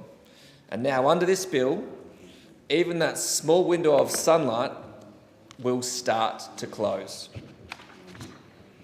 Speaker, in regional Australia, we value straight talk. In Grey, people don't expect perfection from government, but they do expect honesty and openness. They expect to see where their money is being spent. They want to know why a road project in the Mid-North stalled, or how decisions about aged care or rural hospitals were indeed made. They want to know why programs are announced, but the delivery never seems to reach the Eyre Peninsula, the York Peninsula, or indeed the far north. Freedom of information helps us keep that trust alive. It's how the local paper in Port Augusta or Whyalla can ask the hard questions. It's how communities make sure decisions about them are made with them, not for them behind closed doors. That's why this bill matters. Because when you shut down transparency, you shut out the people. Now let's look at what this bill actually does. Schedule 1 rewrites the whole purpose of the Act. Right now, the law says government information should be released, and there's a good reason for it not to. Under this bill, information will only be released if it is part of, quote, proper functioning of government. Now that sounds harmless, but it's a huge shift. It gives every department an easy way out. Sorry, we can't release that. It might interfere with our processes. What a cop-out. It's the kind of language that breeds bureaucracy, not accountability. Schedule 2 bans anonymous requests. The government claims that that's about protecting national security from bots. Now that's nonsense. Once a document is released, it's public. Who asked for it doesn't matter. But for the whistleblower, the community advocate, the local journo, or the local public servant who spots something wrong, anonymity is protection. Removing it will silence the people who most need it to be heard. Schedule 3 caps processing times at 40 hours. That's not efficiency, that's a get-out clause. It lets agencies stop searching when things get hard. The big, complex cases, the ones that expose systematic issues, will be the first ones to hit the wall. Imagine a journalist in Balaclava trying to uncover while local job funding fell through, or a volunteer group in Port Lincoln asking for correspondence about a fisheries decision. Once that search hits 40 hours, the answer will simply be too hard, denied. That's not accountability, that's called obstruction. Schedule 4 changes the time frame from 30 days to 30 working days. That means longer wait times, 6 weeks instead of 4. And that's before you add the usual extensions. And then there's Schedule 7, which quietly expands the Cabinet exemption to cover any document that merely refers to Cabinet material. That means a department could refuse to search at all, claiming that papers might be related to Cabinet. That's not protecting Cabinet confidentiality. That's bearing anything that might cause political discomfort. It's the difference between keeping deliberations private and hiding inconvenient truths. Speaker, this bill doesn't come in isolation. It fits a pattern of control, concealment and centralisation. We've seen it in the refusal to release energy modelling, in the endless redactions on defence and procurement, and in the Prime Minister's own handling of his diary. The culture of no is spreading through this government. And Speaker, right now we need absolute transparency on energy policy and power prices. This government has not released anything on how much it will cost the country to get to net zero, for example. Some say $8 to $9 trillion. What does that mean for the steelmaker in Whyalla or the worker at the lead smelter in Port Pirie? Their livelihoods are on the line, and regional manufacturing is hitting the wall because of this energy policy. Speaker, who loses when transparency dies? Not ministers, not the big corporates with lawyers and lobbyists. It's the local paper in Port Augusta that can't afford the new fees. It's the community group in Ceduna trying to trace where regional grants went. It's the citizen in Kimber asking simple questions about infrastructure funding, and getting stonewalled by process.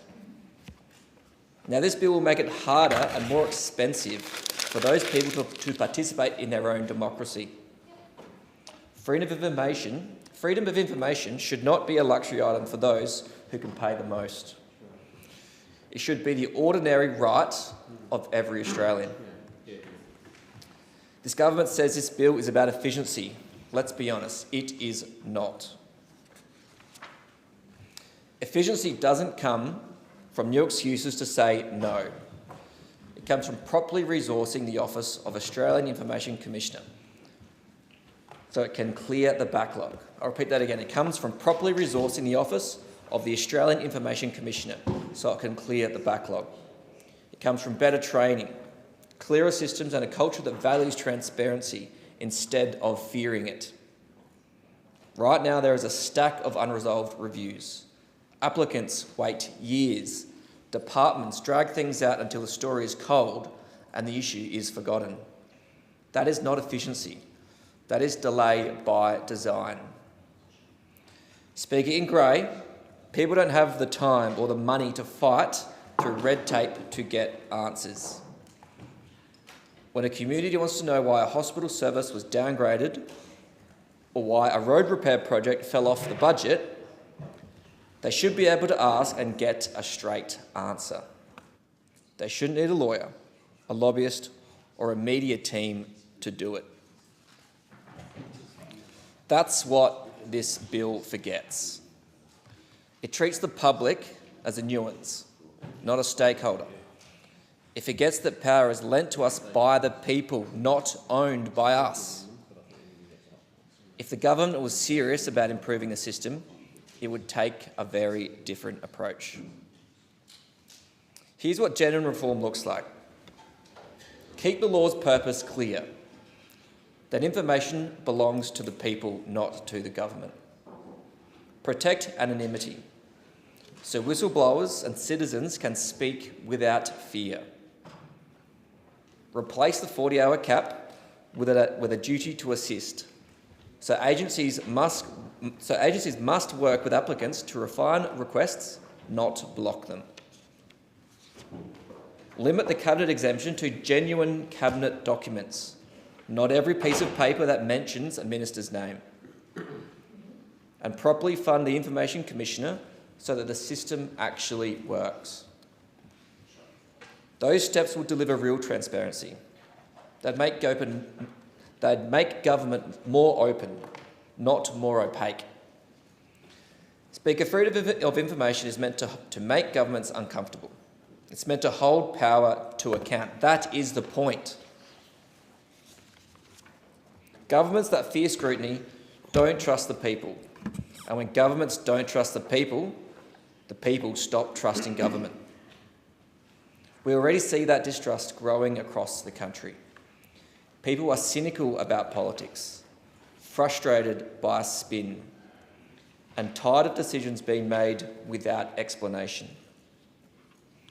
If this bill passes, that cynicism will deepen, and the next government will inherit a system even more closed off than before.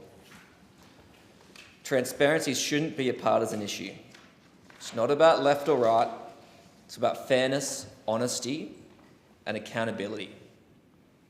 When people can see the facts for themselves, democracy gets stronger. In grey and right across regional Australia, people expect straight talk and fair play. They expect government to answer the questions honestly, even when the answer is uncomfortable. This bill fails that test. It weakens transparency. It increases secrecy. And it shifts power further away from the public and into the hands of the bureaucracy. Speaker, this Parliament should not vote for longer delays, higher costs and wider exemptions. We should vote for openness, honesty and confidence. Freedom of information is not a nuance, it is a right. It is a right. Speaker, this bill does the opposite. It narrows it, it entrenches secrecy, and it weakens the fundamental rights of Australians to know what their government is doing in their name. This bill represents a profound step backwards for transparency, accountability and open government. The government tells us that this bill will modernise the Freedom of Information Framework, that it will streamline processes and improve efficiencies. But when you read it, when you listen to those who understand the FOI system, journalists, integrity experts, transparency advocates, the truth becomes clear. This bill is about control, not modernisation. The bill proposes a long list of sweeping changes to the Freedom of Information Act 1982 and the Australian Information Commissioner Act 2010. It would require all FOI requests to include verified identification, banning anonymous requests, imposing a 40-hour cap on processing requests, allowing agencies to simply stop searching if they decide a request is too hard, allow new application fees and requests and for reviews, except for personal information, effectively taxing Australians for seeking the truth. Expand exemptions for cabinet and deliberative documents, making refusals easier and transparency rarer. Extend the time agencies have to respond from 30 calendar days to 30 working days, further delaying public access. And give the Information Commissioner power to remit reviews back to the very agencies that made the decisions in the first place. These are not minor procedural tweaks. These are major structural changes to how Australians access information from their government. Speaker, the Coalition will oppose this bill because it strikes at the very heart of democratic accountability. Thank you. I call the Attorney-General. I thank my parliamentary colleagues for their contributions to the debate on this bill. The Albanese government recognises that an effective freedom of information system is vital to fostering citizens' trust in government decision-making and supporting participation in Australia's civic and democratic processes. Australia's current Freedom of Information framework was established over 40 years ago and does not reflect our world today, including the opportunities and challenges presented by modern technology. Outdated provisions divert resources and cost taxpayers' money while delaying responding to genuine requests. Complex procedural and technical rules contribute to system inefficiencies without benefits to Australians or Australia's democracy. The Freedom of Information Amendment Bill 2025 will ensure our Freedom of Information framework is fit for purpose in 2025 and beyond by upholding and promoting core democratic principles that underpin freedom of information laws and addressing issues that, in practice, undermine a more effective and balanced framework. The government remains committed to delivering meaningful freedom of information reform. We remain ready and willing to engage across the Parliament on possible amendments, given the importance of getting this right. One of the important measures in this bill is the ban on anonymous requests. This will provide greater transparency about who is seeking to access information held by the Australian Government, ensuring our FOI system cannot be exploited by those who may seek to do Australia or Australians harm. However, some stakeholders and those opposite have expressed concern that the proposed ban might discourage individuals or organisations with legitimate reasons for seeking anonymity, such as whistleblowers, from making FOI requests. Today I will be moving an amendment to address this concern by allowing applicants to make requests for non-personal information without having to disclose whether a request is being made on behalf of another person. This change will mean that a person with a legitimate reason for seeking anonymity can ask a Member of Parliament, a journalist, a lawyer, a friend or any other person to make a request for non-personal information on their behalf while maintaining their anonymity. More broadly, we have been listening to evidence provided as part of the Senate committee inquiry, and the government will keep an open mind and continue to engage in good faith on the final form of these important reforms. We all agree on the need to get on with fixing what is currently a broken freedom of information system. What we know is that every stakeholder says the current FOI system isn't working, and there are significant delays in having FOI requests processed.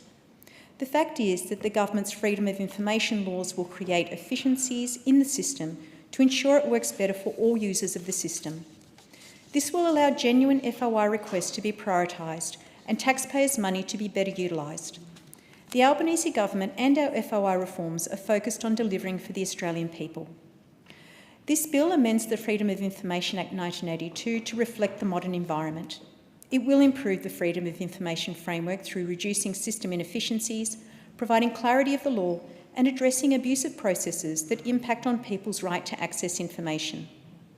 The amendments achieve this by clarifying the scope and objects of the Freedom of Information Act, streamlining processes relating to information access requests and reviews, establishing mechanisms to address improper use of the FOI system, enabling application fees, and clarifying the operation of certain exemptions and treatment of official documents of a minister.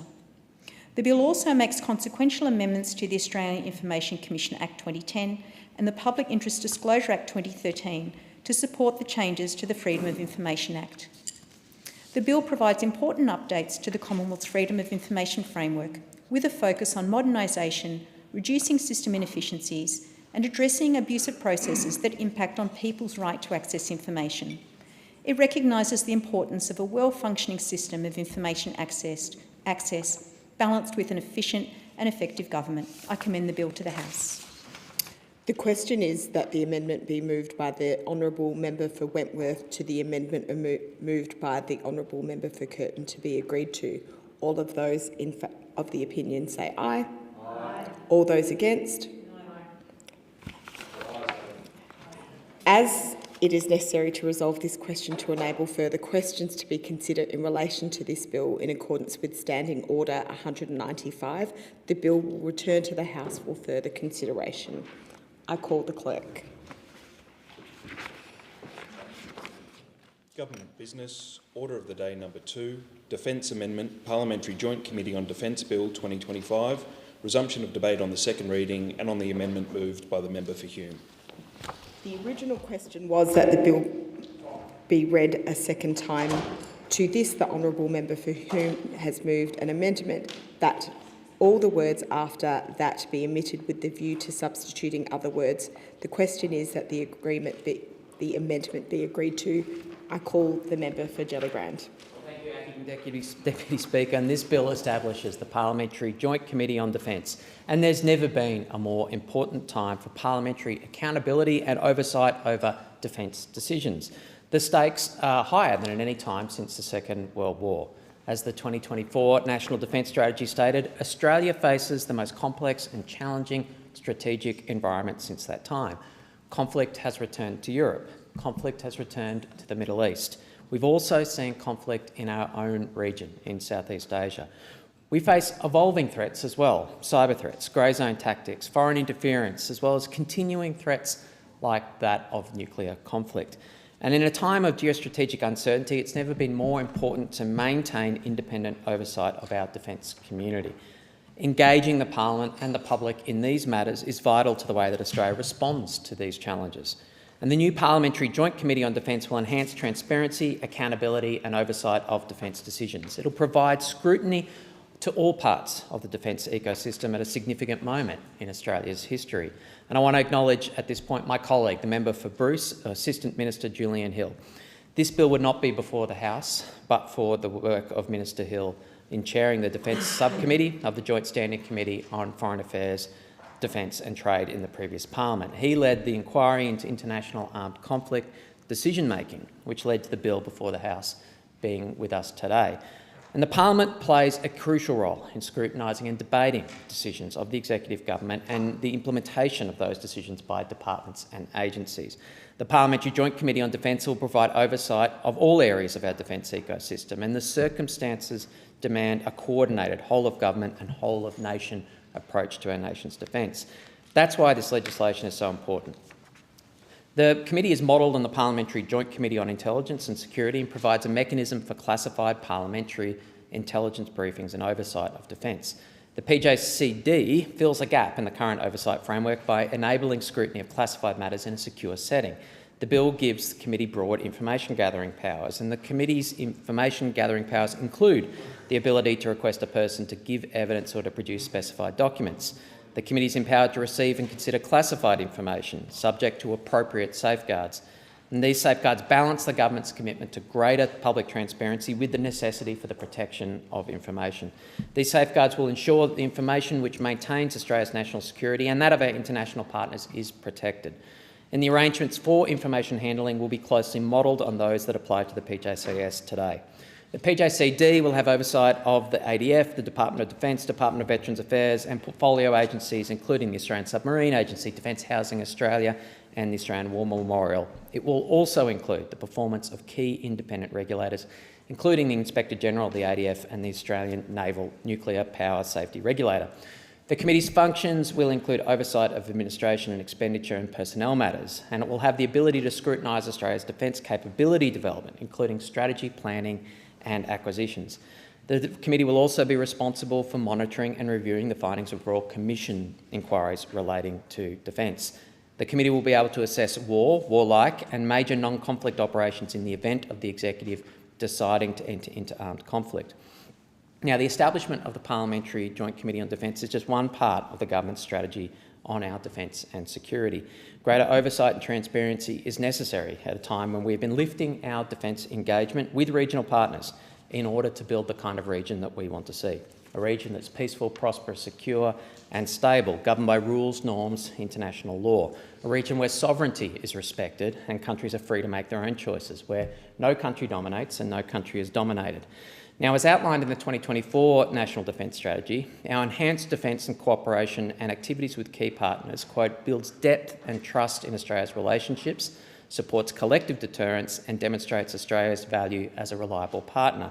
Now, in response to the more complex security environment facing the Indo-Pacific region, we've established upgraded bilateral defence arrangements with a number of partners. We've established upgraded defence agreements with partners including Papua New Guinea, Singapore, Japan, Korea, India and Indonesia.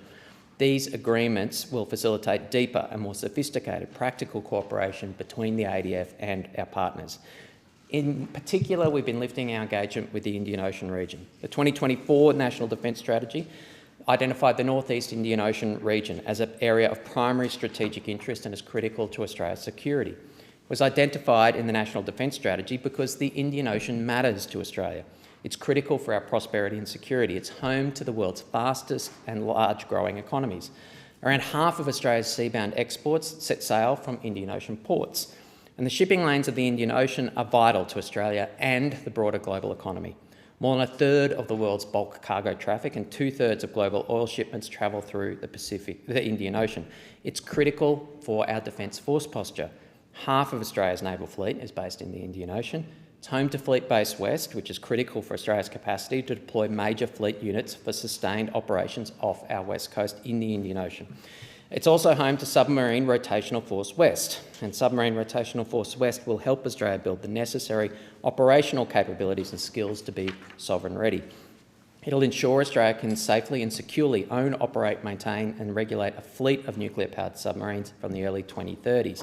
Now, Submarine Rotational Force West will accelerate our efforts to deploy and to develop Australia's capability to safely and securely operate and sustain its future nuclear-powered submarines. It's an investment in AUKUS and a significant contribution to the security and stability of the Indian Ocean region. Our defence relationships in the Indian Ocean region are an important part of our regional engagement, and the gifting of the first Australian-built Guardian-class patrol boat to an Indian Ocean country, the Maldives, will enhance its capability to protect its sovereign waters. It will also contribute to collective maritime security in the Indian Ocean. The Indian Ocean also saw in 2025 exercise Talisman Sabre, the largest ever participation in that exercise, with over 30,000 military personnel from 19 nations partaking and an additional 3 nations observing. Now, joint exercises like Talisman Sabre reflect the strength of Australia's alliance with the United States and demonstrates our commitment to working with like-minded partners in the region. Bilateral defence cooperation between Australia and regional partners enhances collective strength, contributes to all countries' security and makes an important contribution to regional peace and security. Now, the context in this bill is that we're also undertaking a long overdue program of base hardening and investment in our north and western defence bases. The Albanese government is hardening Australia's northern defence infrastructure in the Northern Territory, North Queensland and Western Australia, and we're doing this because the Defence Strategic Review identified improving the ability of the ADF to operate from Australia's northern bases as a key priority. Now, given our strategic circumstances, the ADF must be optimised for littoral operations in northern land and maritime spaces. The ADF must be equipped to support operations in the north through surveillance, air defence, strike and air transport.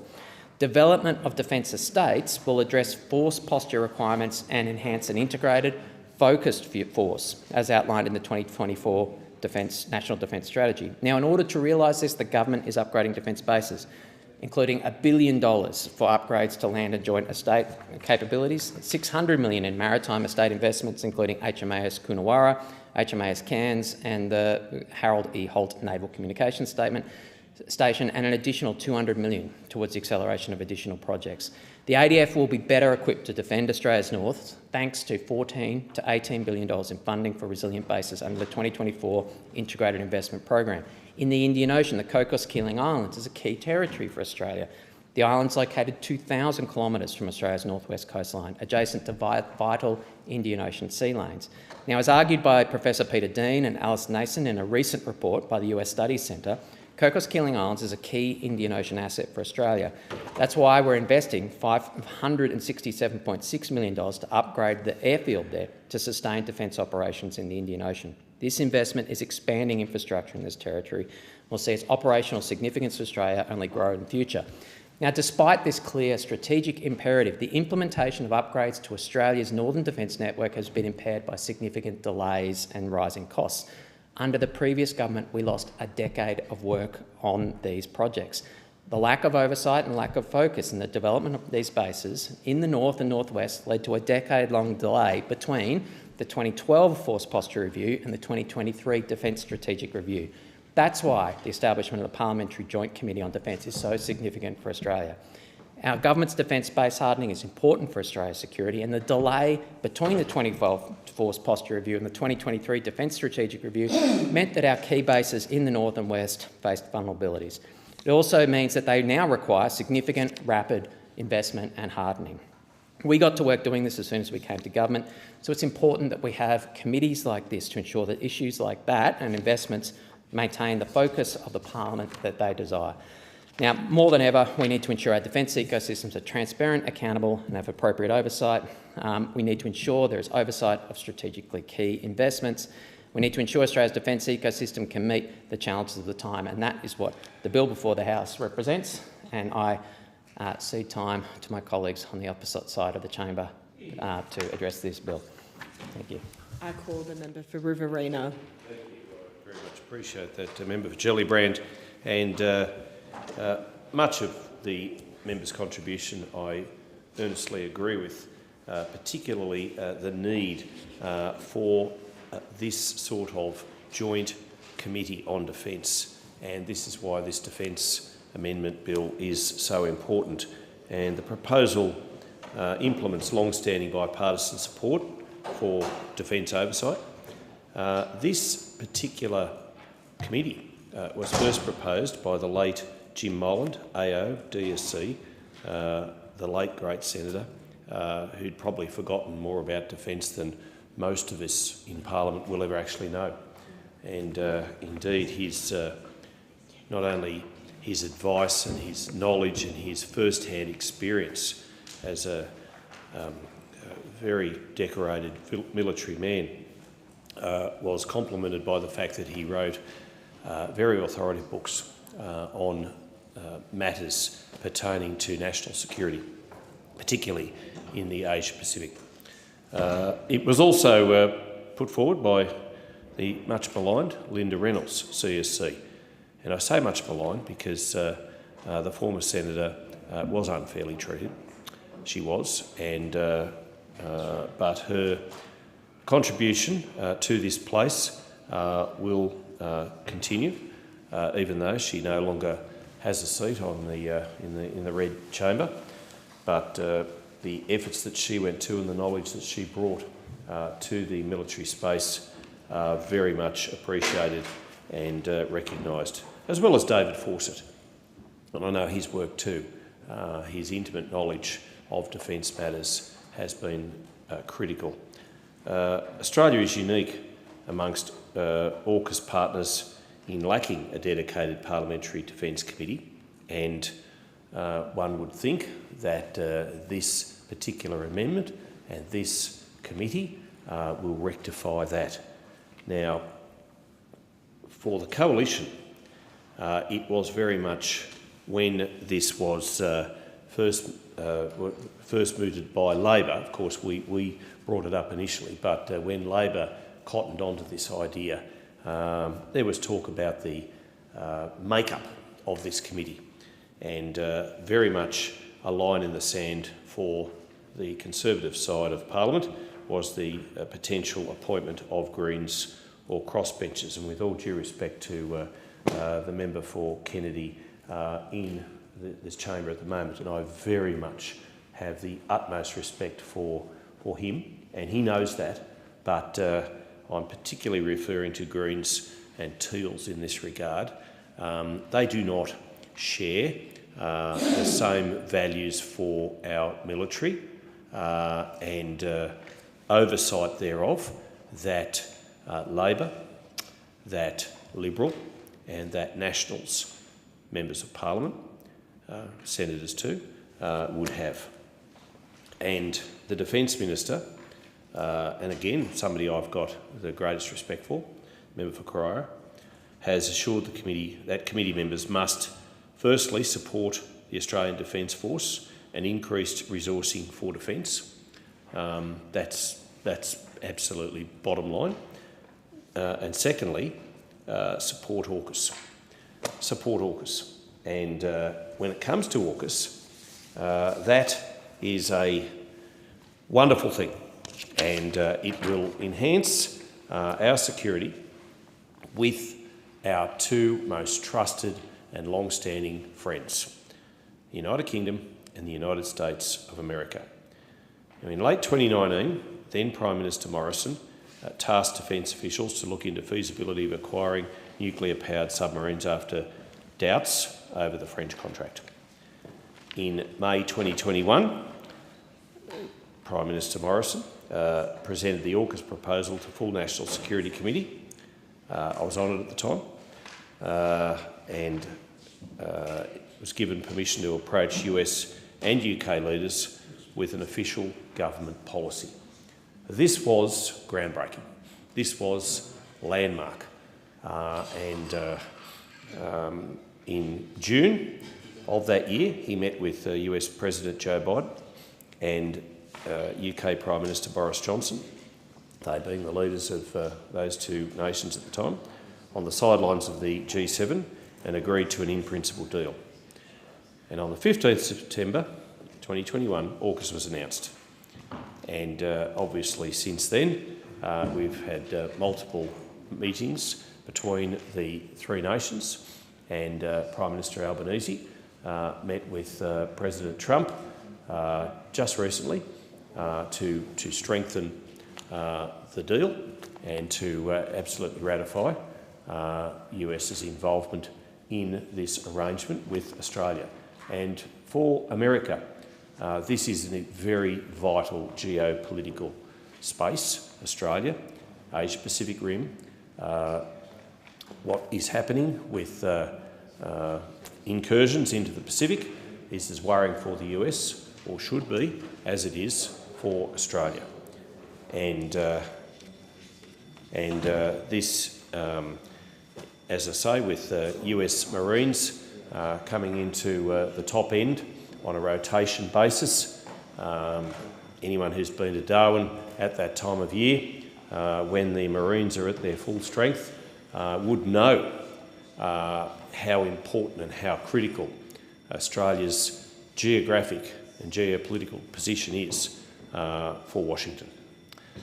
Now, in September 2021, an 18-month consultation period began, into how Australia would acquire nuclear power submarines and which model it would proceed with. Now, I know there's been a lot of conjecture. I know there's been a lot of debate. I know during the recent federal election, in one of the lead-up fora in Wagga Wagga, the candidates, and I had equal the number of opponents of anyone in Australia, along with the member for Cornwall, and at that particular candidate's debate, I was the only one who supported the spending of the billions of dollars into defence for AUKUS, for the submarines of those candidates. And I make no apology for that, particularly as a former Assistant Minister for Defence, former Veterans Affairs Minister, and someone who was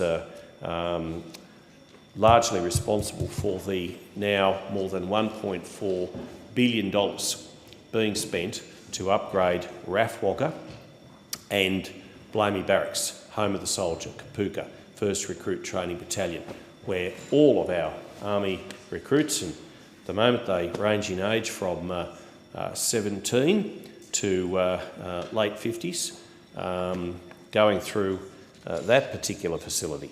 And Wagga Wagga is also home to a strategic naval presence where we have, Member for Kennedy, you'll be interested in this, 80 personnel from the Navy in Wagga Wagga. And you would know that Wagga Wagga is a long way from the nearest drop of seawater, but it's an important strategic base alongside the Air Force at Forest Hill, and they do a power of good and a power of work and produce a power of benefit for the nation's military endeavours. Now, I'm pleased that when Labor won the election in May 2022, I'm not pleased about the fact that they won, but I am pleased about the fact that they have continued with the coalition's military objectives, with AUKUS. What I'm not particularly enamoured about was the recent report, October 23, under the heading Defence Orders Brutal Cost Cuts, was the Australian story whereby the introductory paragraph by Ben Packham said that Defence is being ordered to delay projects, slash maintenance costs and cut workforce spending in a severe austerity drive as the soaring costs of nuclear submarines and new shipbuilding programs undermine the nation's readiness for conflict. And the story continued days after Donald Trump declared, quote, full steam ahead, close quotes, for the AUKUS pact. The Australian can reveal the Chief of the Air Force, Stephen Chappell, has initiated reviews of capability and sustainment costs as part of a service-wide push to, quote, mitigate overspending, close quote, and, quote, address budget challenges, close quote. That is a concern. That is a worry. That is something that needs to be addressed, because if ever, as the member for Gellibrand quite correctly pointed out, we need to be full steam ahead, that we need to be absolutely putting the accelerator down on defence spending. It is now. And I've heard the Prime Minister, the Defence Minister and many others besides say on any number of occasions on the floor of the nation's parliament that we live in the most challenging and difficult and dangerous times since the end of World War II in 1945. And we do. And we need to be at all times ready. And absolutely what has been going on in the Middle East, hopefully, I know we've got a very fractured and tenuous and fragile peace being enacted at the moment, but that is a tinderbox at any time that could go up again. And it was interesting in the last fortnight to have had conversations with Ukraine Ambassador to Australia, His Excellency Vasyl Maroshenko, and today with the Australian Ambassador to Ukraine, His Excellency Paul Lerman, in relation to what is happening with Russia's illegal aggression, which has now been going on for way too long. One day would be way too long, but what Moscow is doing in Ukraine at the moment is unforgivable. I was interested to hear Ambassador Mellom this morning so that one thing you won't see is Ukrainians giving up, and good on them for that. I was disturbed that the Ukraine ambassador mentioned last week, and it was well publicised, about the fact that Australia can step up its efforts, and that Australia had not done as much as would have been desired or liked or preferred this year, this calendar year, 2025, to assist and aid the efforts in Kiev.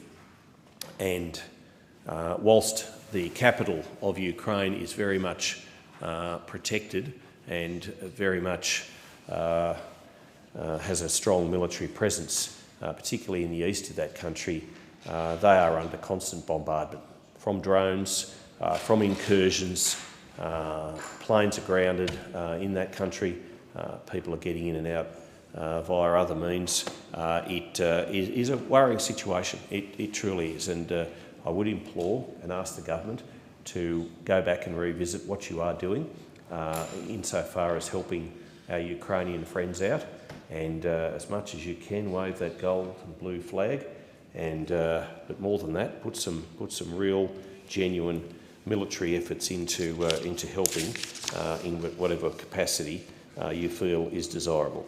But the expected composition of this particular bipartisan committee is 7 ALP, 6 coalition.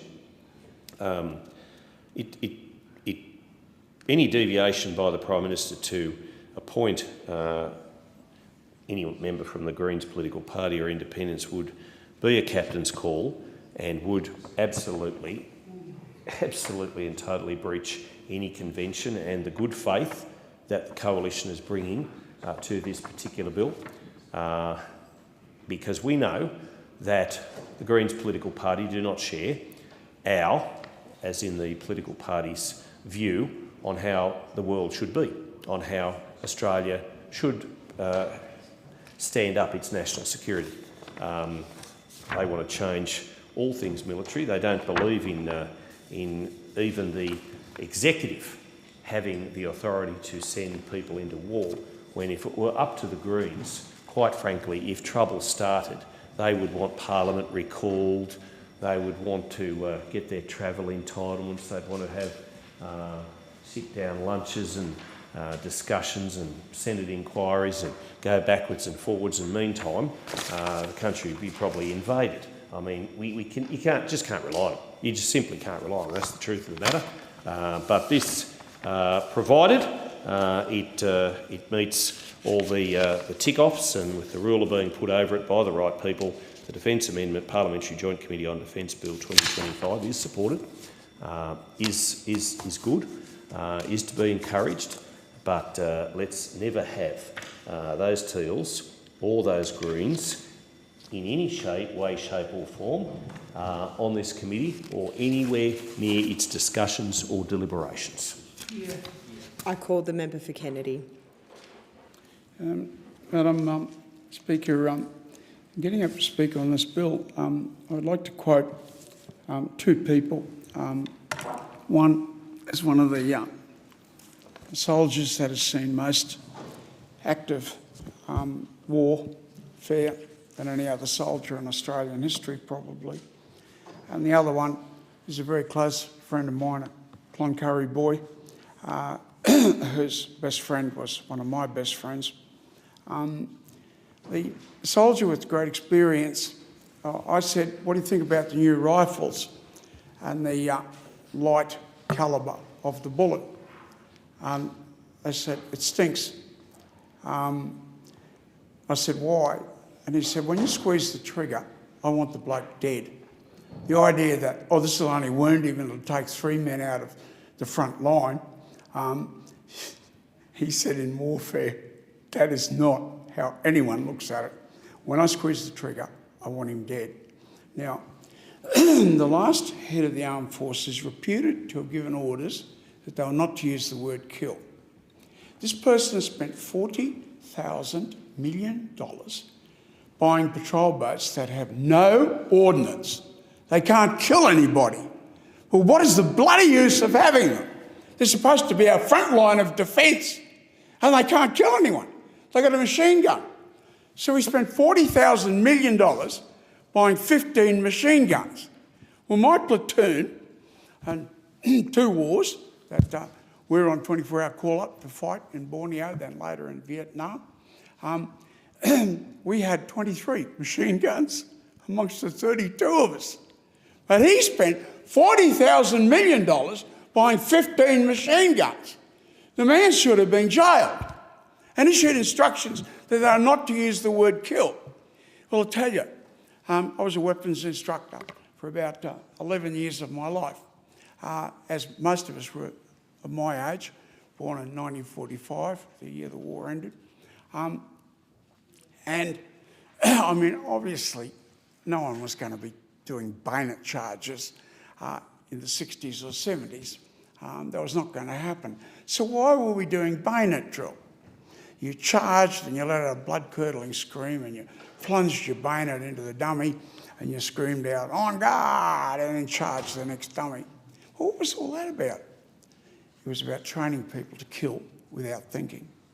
And that gets back to my good friend, the soldier who'd probably seen more combat than anyone else in Australian history. He said it's about killing people. Don't have any illusions about this.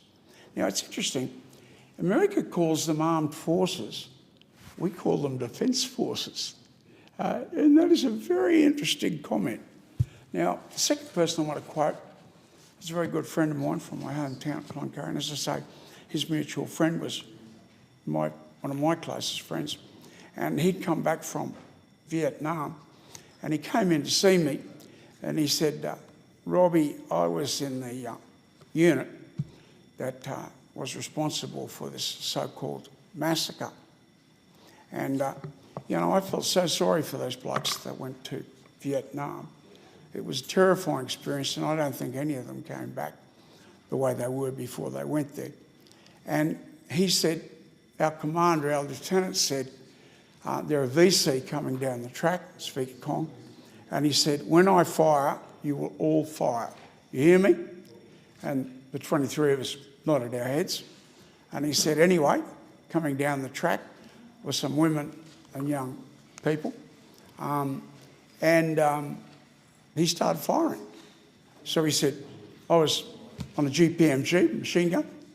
So I started firing. And he said, "Robbie, they were women and children that we killed.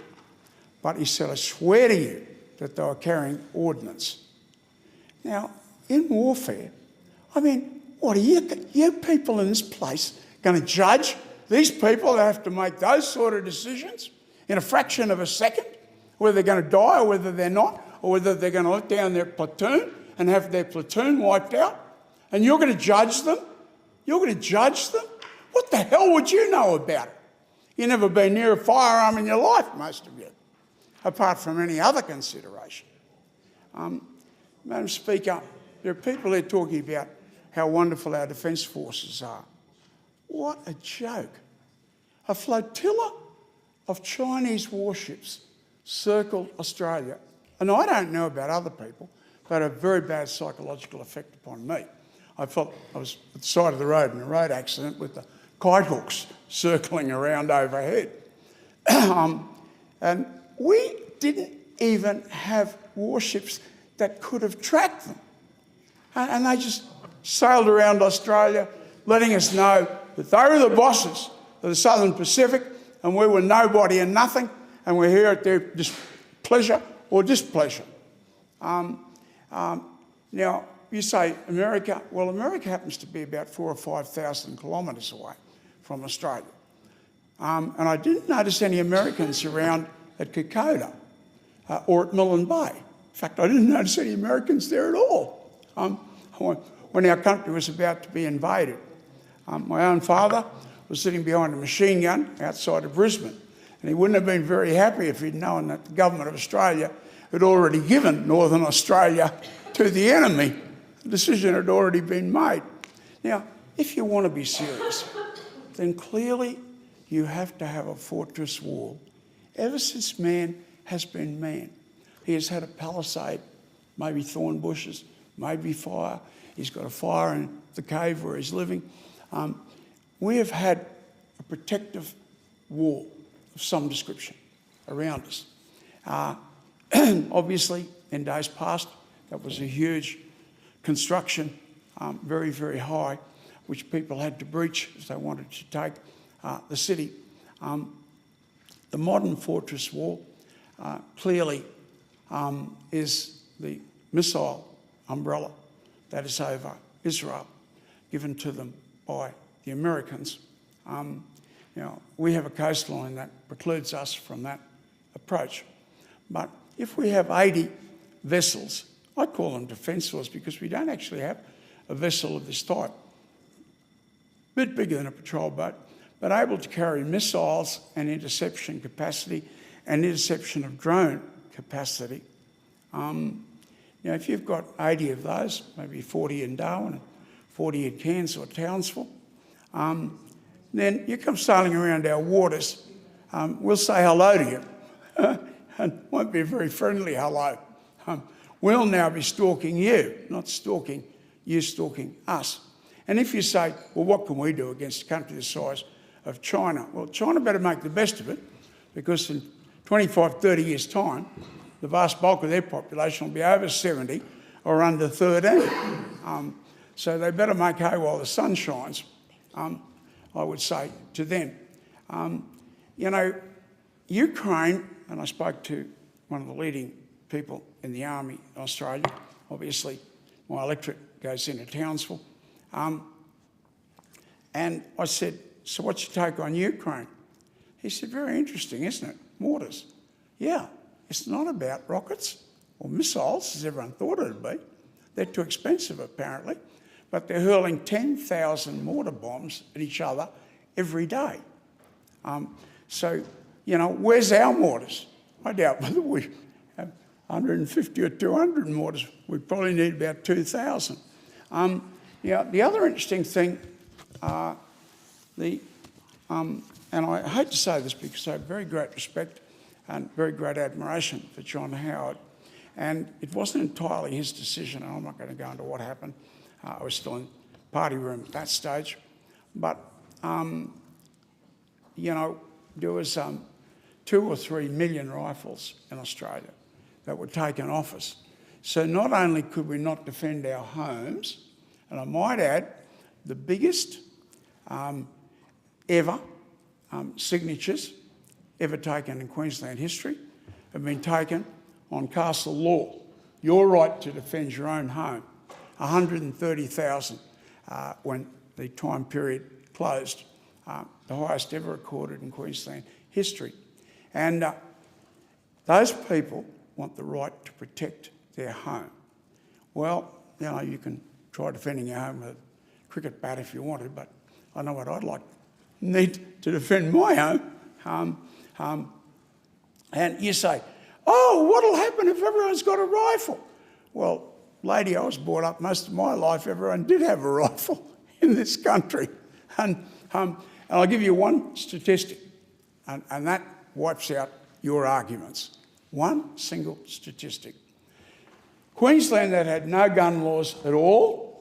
I went in to buy a pair of socks, they had AK-47 rifles for sale, so I bought an AK-47 rifle, 350 rounds of ammunition, instead of buying my socks. No gun laws at all in Queensland. 8 deaths with guns. Just remember that figure? 8 deaths with guns in Queensland that year. In the same year, New South Wales, draconian gun laws, had 36 deaths with guns. With fierce draconian anti-gun laws, in Victoria, they had 54 deaths with guns. And if you think that's an isolated phenomenon, check on deaths with guns in Switzerland, Sweden, Finland, where every home has a gun. Check the figures. East Germany had the highest death rate with guns in Europe, and guns were banned in East Germany. The neighbouring country, Sweden, Switzerland, where every single home had a gun, had the lowest death rate with guns in Europe. In America, North and South Dakota, highest gun ownership in the world, there were 2 deaths with guns in 3 years. Now, places where there were very restrictive gun laws, Guess where the highest death rate with guns were? Oh, Chicago, Washington, DC, and California, capital city.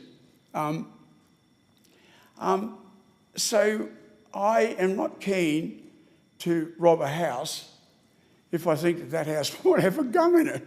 I think I'll raid that house, not that house. But every house in Australia now has a sign on it saying you're quite safe to rob this house, because not only do we not have castle law, a right to defend ourselves in our own home, but we don't have any wherewithal to be able to defend ourselves in our own home.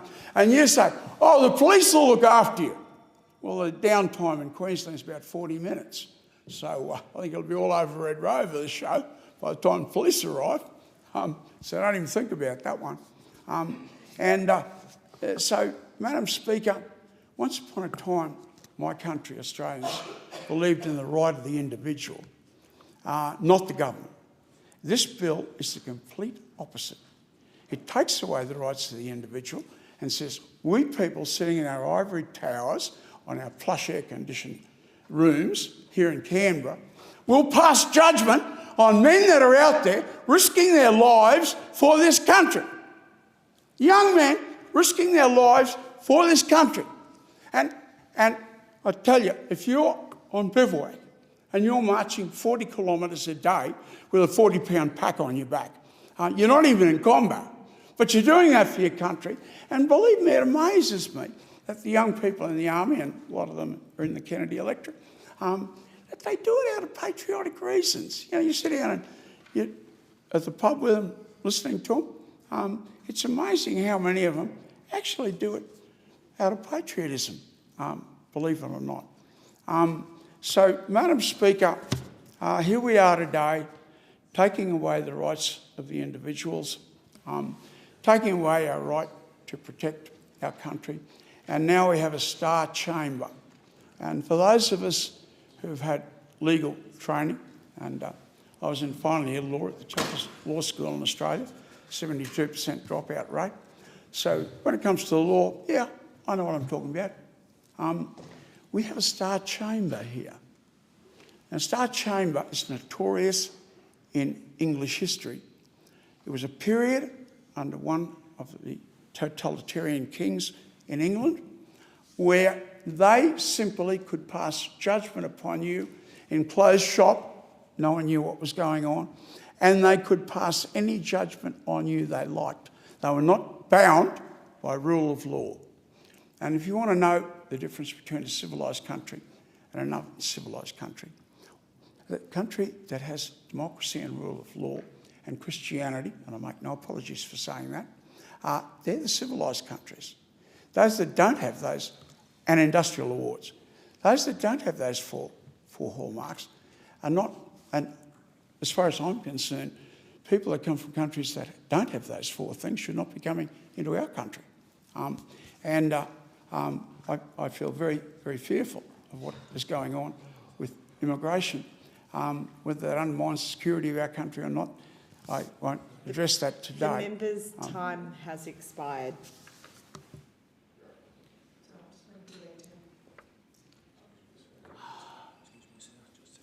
Thank you, Jeff.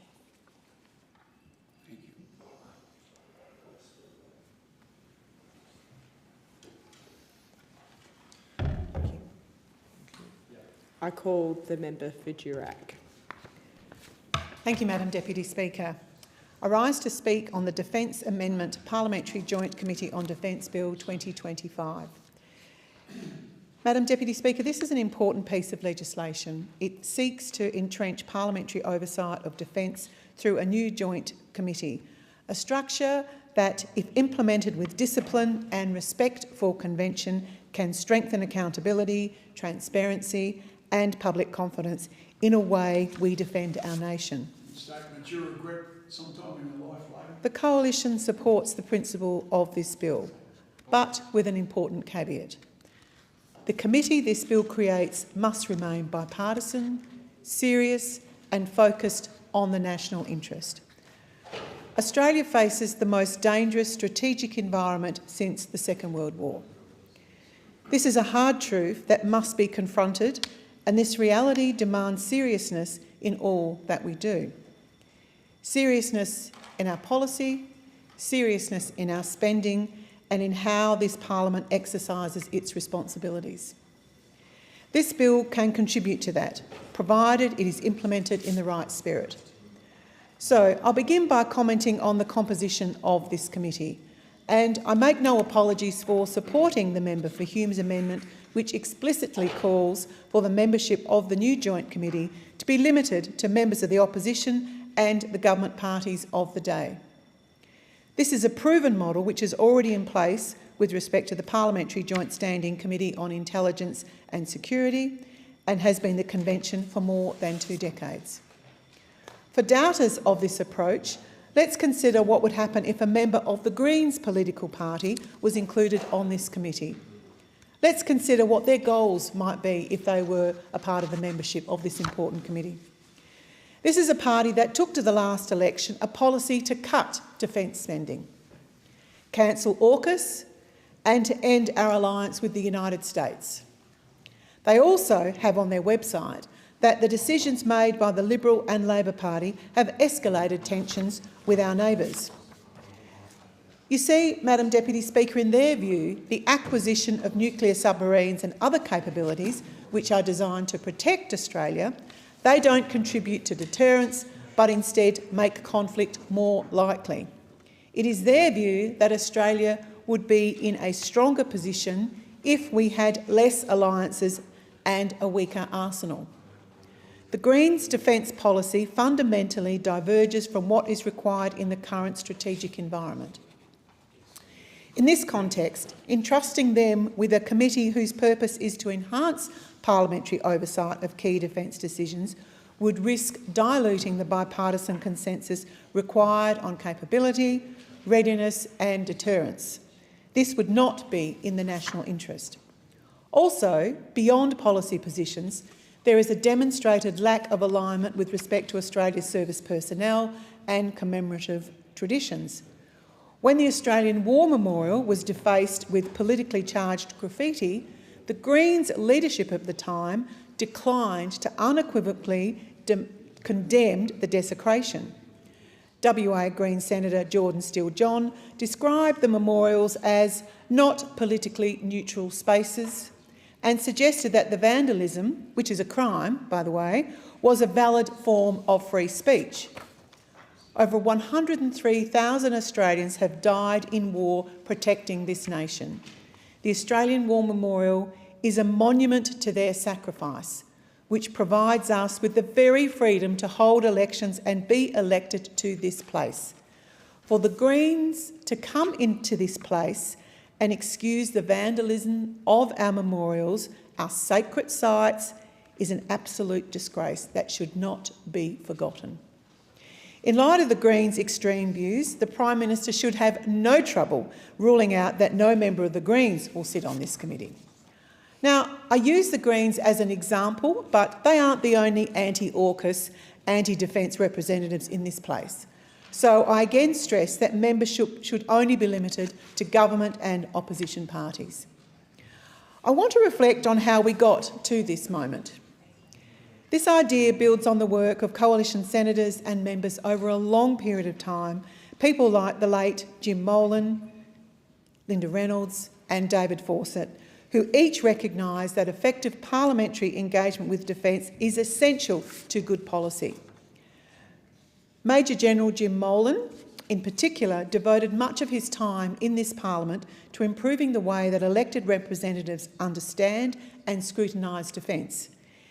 In the 2018 Joint Committee on Foreign Affairs, Defence and Trade report, called Contestability and Consensus, a bipartisan approach to more effective parliamentary engagement with defence, the late Jim Molan wrote, "Defence is one of the most important priorities of any national government. Greater bipartisanship on defence, reached through debate and contest on this new committee, will help to produce better policy outcomes to develop the capability Australia needs to defend ourselves into the future." End of quote. We are debating this bill at a time when Australia faces the most dangerous strategic environment since the Second World War.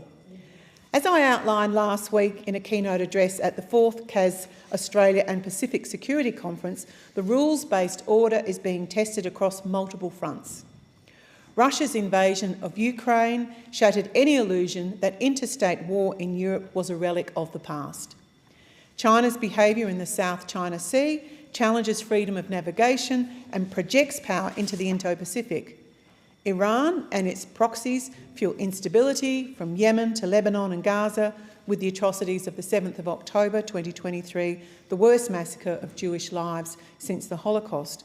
And we have recently seen the influence of this wicked regime in Australia with attacks on our own Jewish community, resulting in undermining of our social cohesion.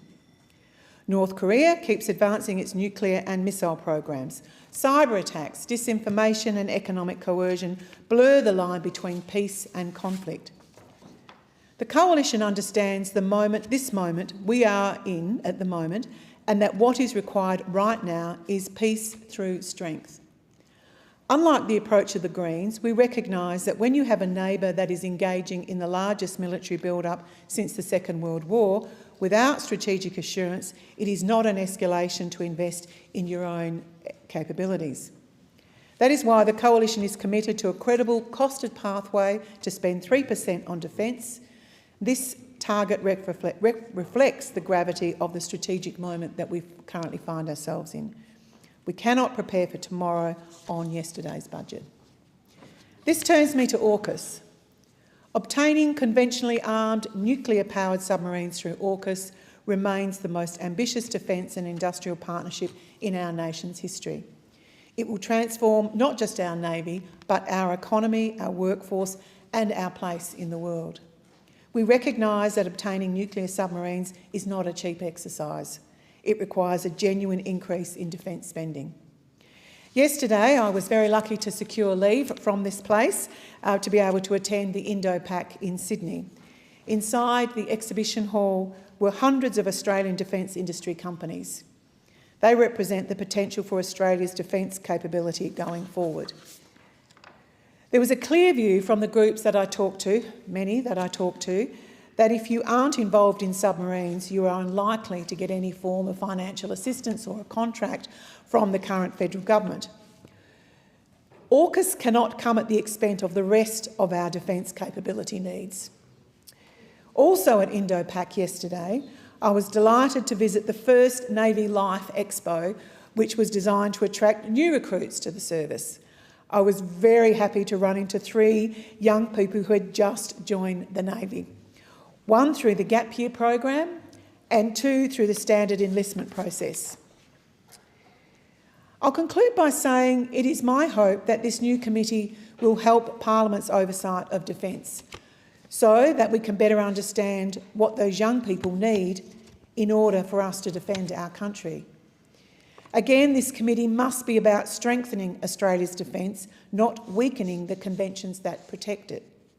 It must help build a defence force that is properly funded, properly equipped and properly supported, one that can deter aggression, defend our sovereignty and protect the freedoms that generations of Australians have fought and died to secure. That is the standard the Coalition will uphold, and that is the test by which this government will be judged. I thank the House. The original question was that the bill be now read a second time. To this, the Honourable Member for Hume has moved an amendment that all the words "that" be omitted with a view to substituting other words. The immediate question is that the amendment be agreed to. All of those in favour say aye. Aye. All of those against? Okay. As it is necessary to resolve this question to enable further questions to be considered in relation to the bill in accordance with Standing Order 195, the bill will return to the House for further consideration. I call the clerk. Government Business, Order of the Day number 3, Customs Tariff Amendment, Geelong Treaty Implementation Bill 2025, resumption of debate on the second reading. I call the member for Spence.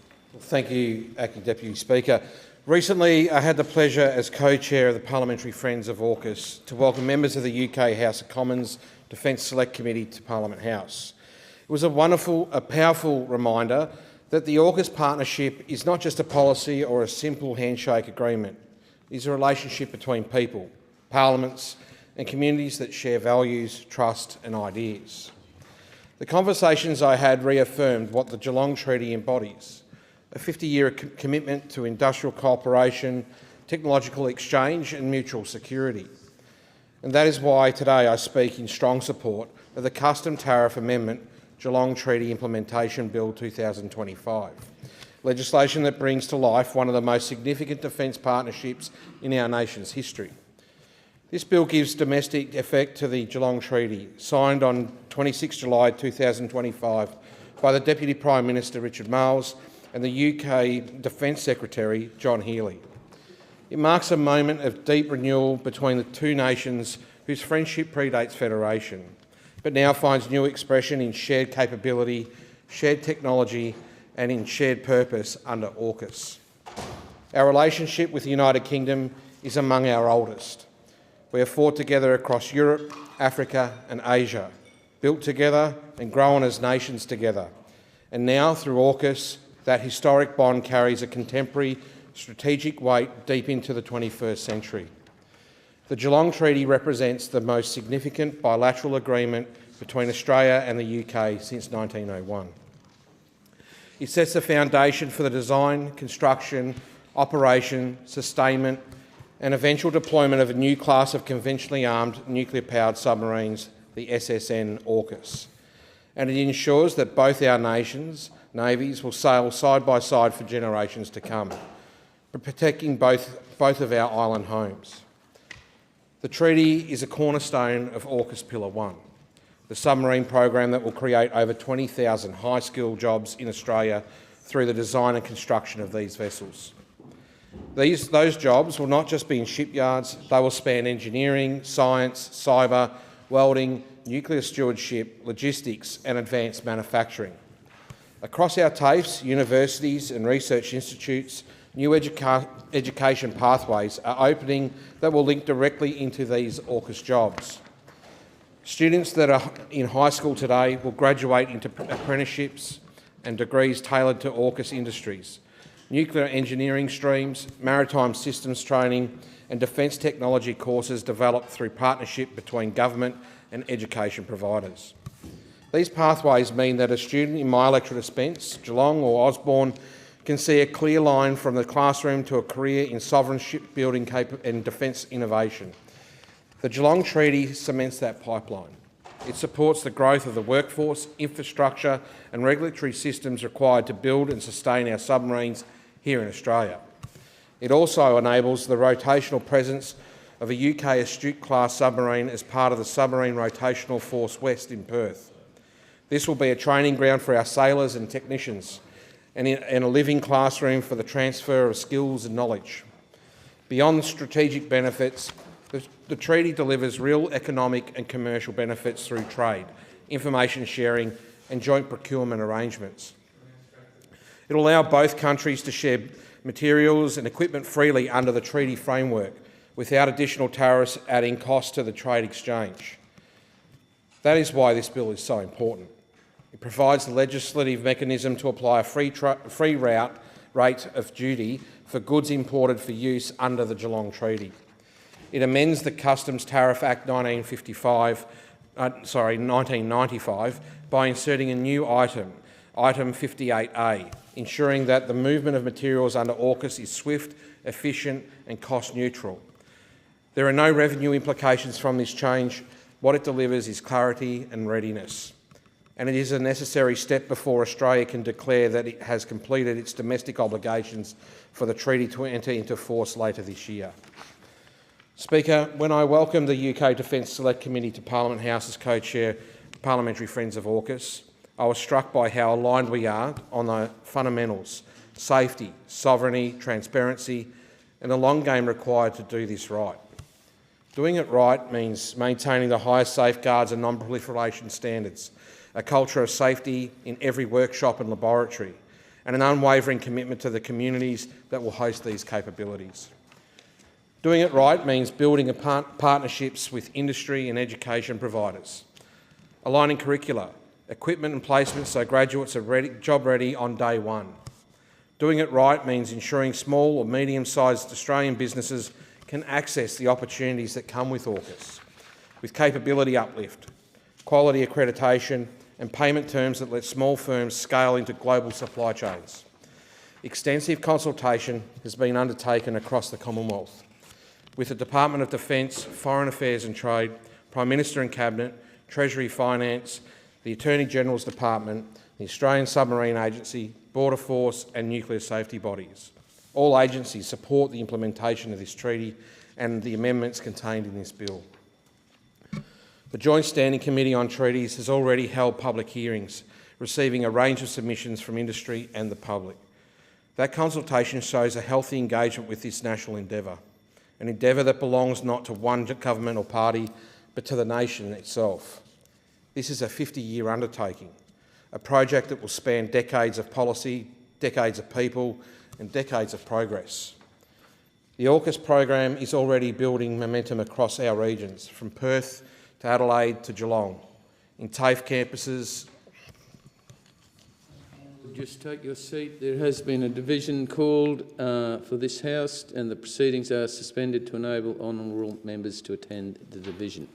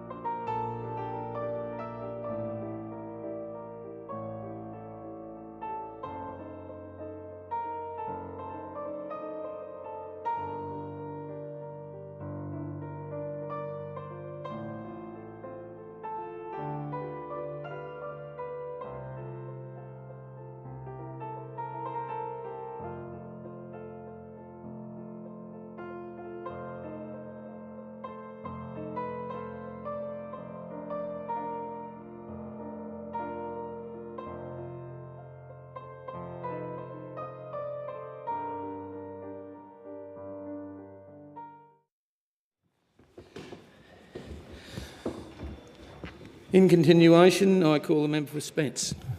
Thank you, Acting Deputy Speaker. As I was saying, the AUKUS program is already building momentum across our regions. From Perth to Adelaide to Geelong, in TAFE campuses and university hubs across the nation, young Australians are preparing for a new era of opportunity. Every course, every apprenticeship, every partnership that flows from AUKUS builds a pipeline of skills and careers for decades to come.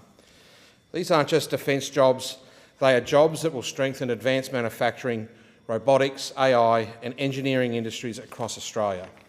That is why the Geelong Treaty is so vital. It ties our education system, our workforce and our industrial base together in service of a shared national mission. The treaty also deepens our people-to-people connections.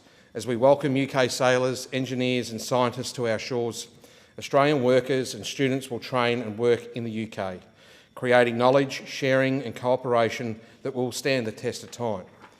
As its name suggests, this treaty was signed in Geelong, a city with a heritage of industry and innovation, and fittingly so, because it represents the same spirit that built our manufacturing base and our naval tradition. It reminds us that the nation building is never a thing of the past. It is an ongoing responsibility. The Geelong Treaty is how we continue to carry that responsibility forward into the 21st century. It is how we equip our nation to defend our interests, strengthen our alliances and grow our economy through technological excellence and people power. It is how we ensure that the next generation of Australians, from our classrooms to our shipyards, inherit a country that is secure, prosperous and respected. And it is why this Parliament should support the passage of this bill without delay. The Geelong Treaty will shape our strategic landscape for the next half-century. It's not merely about submarines. It is about sovereignty, skills and shared security. I commend this bill to the House. I call the member for Goldstein. Thank you, Deputy Speaker. Deputy Speaker, this legislation, of course, on one level is not necessarily one that will change the universe. The flip side is it's still an important part of the implementation regime associated with the AUKUS submarines project. And it remains an important part of the architecture because Australia needs to be a trusted partner when working with other nations, and particularly when we're sharing different pieces of technology to ensure that we're a trusted partner to be able to build the sorts of technology we need to defend the future of this country. And of course the Geelong Treaty implementation is one that simply provides a pathway for the governments of the United Kingdom, Great Britain and Northern Ireland to be able to cooperate as part of the Nuclear Powered Submarine Partnership collaboration with the Commonwealth of Australia. But when it comes down to it, Deputy Speaker, this bill is about something far bigger. It's about the enabling legislation of what is going to be required if we're going to defend ourselves in the 21st century. This nation has been left in the period after the Cold War, where we have progressively relaxed our security premium and taken a false sense of complacency about the challenges we face. We're a nation that has facing the most challenging environment since the Second World War. This is the view of the White Paper of the Department of Defence. And we're acutely aware of the fact that we're exposed on many fronts as a consequence of relaxing our approach to security. We never want to overspend on security, Deputy Speaker. It doesn't matter what government is in office because every dollar has to come from taxpayers and, of course, has part of a trade-off of the priorities of the Commonwealth. But we do need to make sure that we achieve the first objective of the Commonwealth, which is to defend the Australian homeland and this continent and, of course, our territories, so we can be safe and secure. And more importantly, that we can help and support other countries in our region, particularly with our benefits and our standing, to be able to support their sovereignty and secure their sovereignty as well. That's why having different technologies is going to be so important to meet the challenges of the 21st century and the potential for kinetic war. We, of course, never want that to happen, Deputy Speaker, and I mean I never want that to happen. But we know that from the actions of foreign governments and non-state actors that we're seeing an increasing level of grey zone activity, often through things like cybersecurity and threats and attacks on other essential infrastructure, that the era of complacency that we have enjoyed must come to an end. Part of that is understanding how we're going to work with our allies to project our capacity, if required, in the event of conflict, and more importantly, to make sure that we have the security of the technology we are going to need to do so. That obviously is where part of the AUKUS regime comes in, not just around the role of submarines, Deputy Speaker, but also the potential for partnerships for other technologies and foreign technologies we can build into the capacity of the ADF. So we should not be complacent about this. There should be a very active interest from this parliament because it goes to the core of the role of this nation, its government, and how it's going to be a partner with foreign nations. Additionally into that, it's a pathway to support and grow industries in different parts of our nation. Of course, Geelong being one of them, South Australia being others, other parts of the country, particularly in Western Australia, will be part beneficiaries of them too. We have to harness that potential so that we're building up our capacity, not just in terms of our defence capacity, but our skills capacity, and of course take that through to our improvement in our overall capacity to build out industrial development. And it reminds me, and only the other day when I was at Monash University, my alma mater, where the Monash University is looking at companies like Rolls-Royce, who of course provide things like nuclear technology, propulsion technology, to be part of submarines, but also could be used for other purposes, including civil nuclear power as well.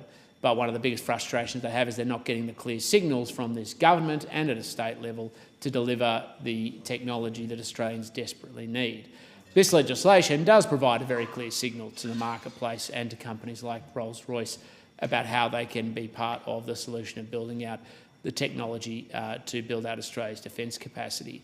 But they also have a place to build out our civilian capacity as well, and off the back of things like the AUKUS submarine project, there's a natural, logical conclusion that we should be investing in a civilian nuclear program to build out the capacity for Australia's clean industrial growth. Unfortunately, that falls on deaf ears from the ideologues in the Labor Party who simply oppose nuclear at all costs, but we will all pay a very heavy price through their mad pursuit of looking only at energy through the lens of renewables, rather than taking a rational, informed energy mix approach which recognises the critical role of existing technologies and the decommissioning of them over time. If their state governments say one thing, then do something complete opposite. They talk renewables, then they underwrite contracts, secret contracts for the New South Wales and Victorian government for coal generators. Of course, the extraction of gas, but of course, as part of that, you need to build the baseload potential of the future, with, of course, renewables as part of that conversation, both at a household level, sometimes at an industrial level as well, because our interest must be how are we going to build the strength of our great country and its future. So then we can go on and create the well-paying jobs so that Australians can get the incomes they need, so they can then go on and buy the homes they need to support themselves and their families and put them in a financial position to retire with security. Some of us will never stop fighting for the future of this country, Deputy Speaker. I know you're one. I know there's other members in this chamber who will always fight for the future of the country. Sometimes we'll have differences of opinion about what that is. But if it is to be a nation that is secure, a nation that has the capacity to stand up for itself and its confidence, a nation that can help support other countries secure their sovereignty and their rights to be able to maintain free and independent in our region, and one that's able to provide the economic opportunity for future generations of Australia, that is something that we should be immensely proud to fight for. Thank you, Deputy Speaker. There being no further speakers, I will put the question. All those in favour say aye. All those against, no. I think the ayes have it. I call the clerk.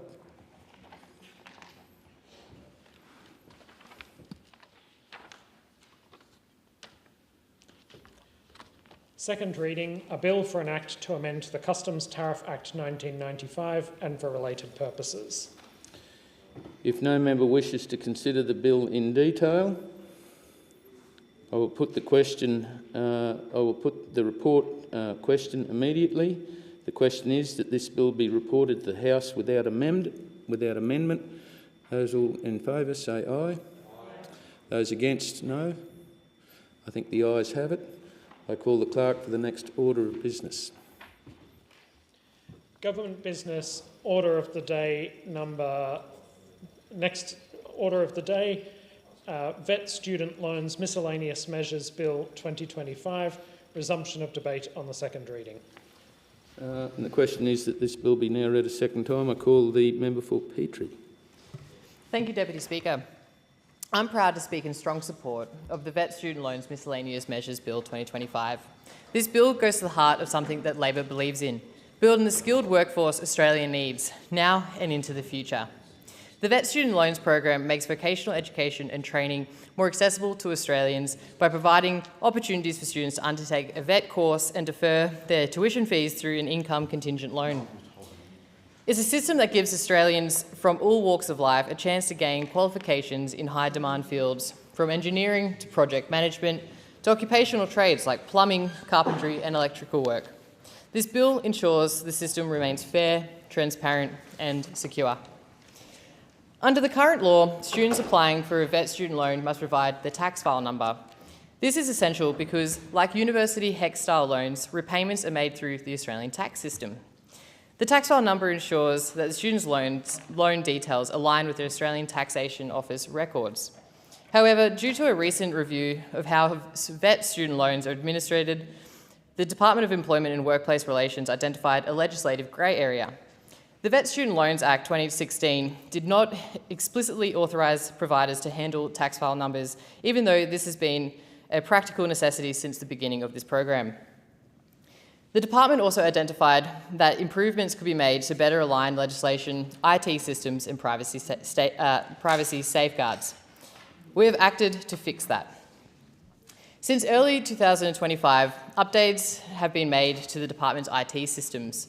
These updates now mask students' tax file numbers and automate the secure transfer of data between student interface and government systems. This means VSL providers no longer need to directly handle tax file numbers at all. The bill before the House today therefore does two things.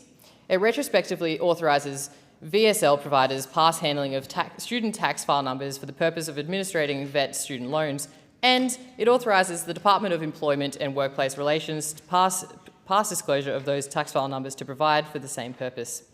This measure applies to all current and former VSL providers and their officers who handle tax file numbers between the 1st of January 2017 and 30 September 2025, as well as to the Secretary of the Department, the Commissioner of Taxation and the relevant Commonwealth officers.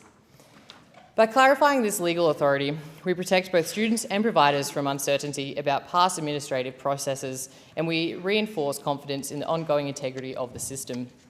Importantly, there have been no student complaints about the handling of tax file numbers under the program since its commencement in 2017. This bill simply ensures that the administrative reality of past 8 years is now aligned with the law, and that the program continues to operate smoothly and securely. Deputy Speaker, while this bill is technical in nature, it speaks to something much broader: Labor's unwavering commitment to rebuilding Australia's vocational education and training system. Because the truth is, the vet sector is crucial for the future of Australian industries. It trains the builders who construct our homes, the electricians who power our cities, and the nurses who care for us, and the clean energy workers driving our transition to a net zero future. That's why the Albanese Labor government is building Australia's future and boosting the workforce we need to deliver it. We are investing in priority occupations and creating a modern, adaptable apprenticeship system, one that's critical to our nation's future productivity and prosperity. Labor knows apprentices are essential to Australia's growth. They're the young people and the career changers picking up the tools, learning the trades, and gaining the skills our country needs.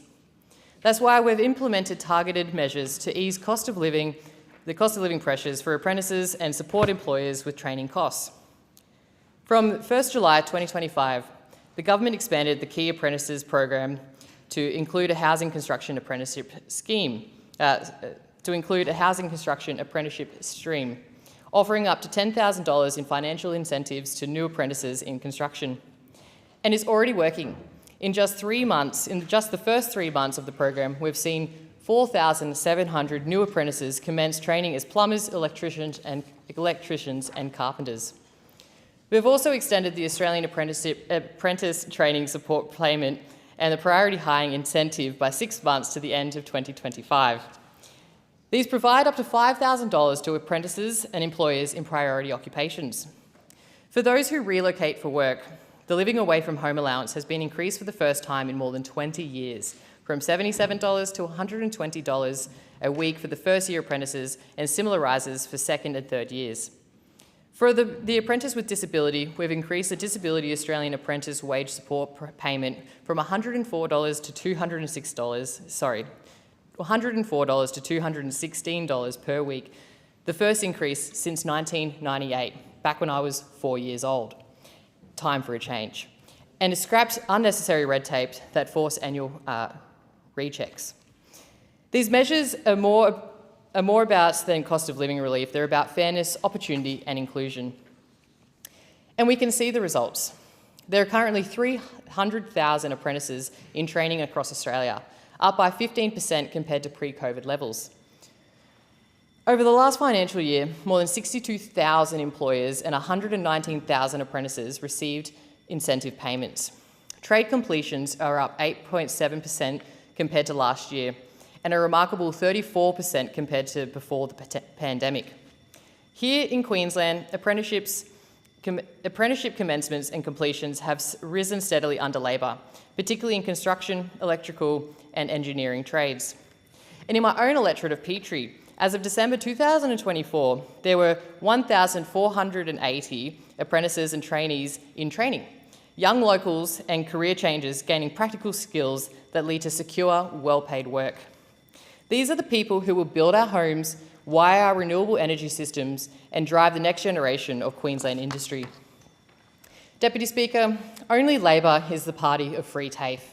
We are delivering real cost of living relief and valuable skills for Australians through the most significant investment in vocational education in decades.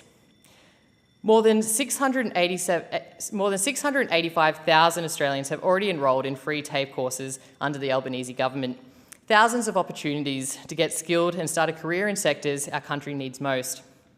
And almost 200,000 Australians have already completed their qualifications. That's hundreds of thousands of Australians who can now access better jobs with higher wages without being crushed by student debt. These are the skills Australia needs, and they're being taught in our TAFEs right now, free of charge. For students in my electorate of Petrie, this means life-changing savings. These are real dollars staying in the pockets of local students and families, opening doors that might otherwise stay closed. That's what Labor's free TAFE program is all about.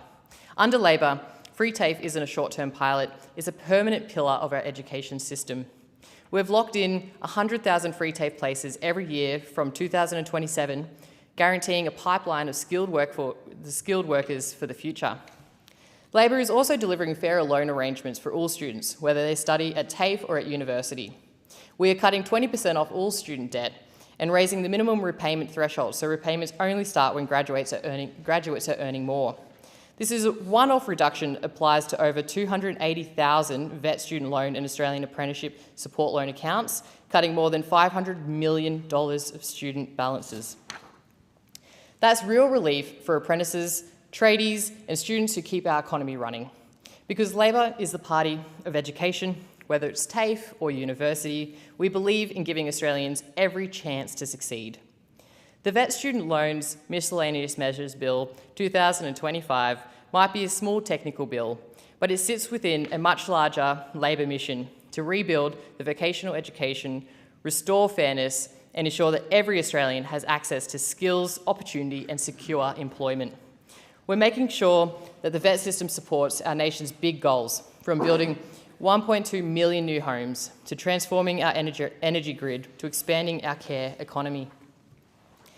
We're supporting more women in trades through the $60 million Building Women's Careers program, partnering with business, industry and education institutions to create inclusive, higher-paying jobs. We're reforming apprenticeships, strengthening pathways and investing in institutions that deliver quality training, our TAFEs. Because we know that when Australians have the chance to learn, they have the power to build their future and our nation's future. Deputy Speaker, this bill is about good governance, ensuring that VET student loan system remains compliant, fair and effective, but also about Labor's bigger story, one of investment, fairness and nation building through education.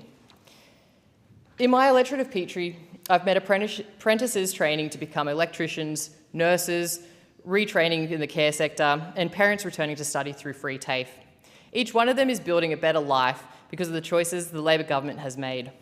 This bill ensures that their opportunities are backed by integrity and security, and is part of a broader vision, a skills system that gives every Australian the chance to learn, contribute, and prosper. Because when we invest in skills, we invest in people. When we invest in people, we build communities. And when we build communities, we build Australia's future. The question is that the bill be now read a second time. I call the member for Goldstein. Thank you, Deputy Speaker. Deputy Speaker, my remarks on this bill will be short. We support the bill. The work led by the Shadow Assistant Minister for Skills has been outstanding, and I commend him for his incredible work. Thank you. The question is that the bill be now read a second time, and I call the member for Moore. Deputy Speaker, every now and then a bill comes before this House that doesn't spark headlines or hashtags, but quietly makes the system fairer. This is one of those bills, because at its core, the Vet Student Loans Miscellaneous Measures Bill 2025 is about trust. Trust in the law, trust in our institutions, and trust for the students and providers who rely on them. It fixes an ambiguity that should never have existed. It confirms that the people administering student loans did so lawfully and in good faith.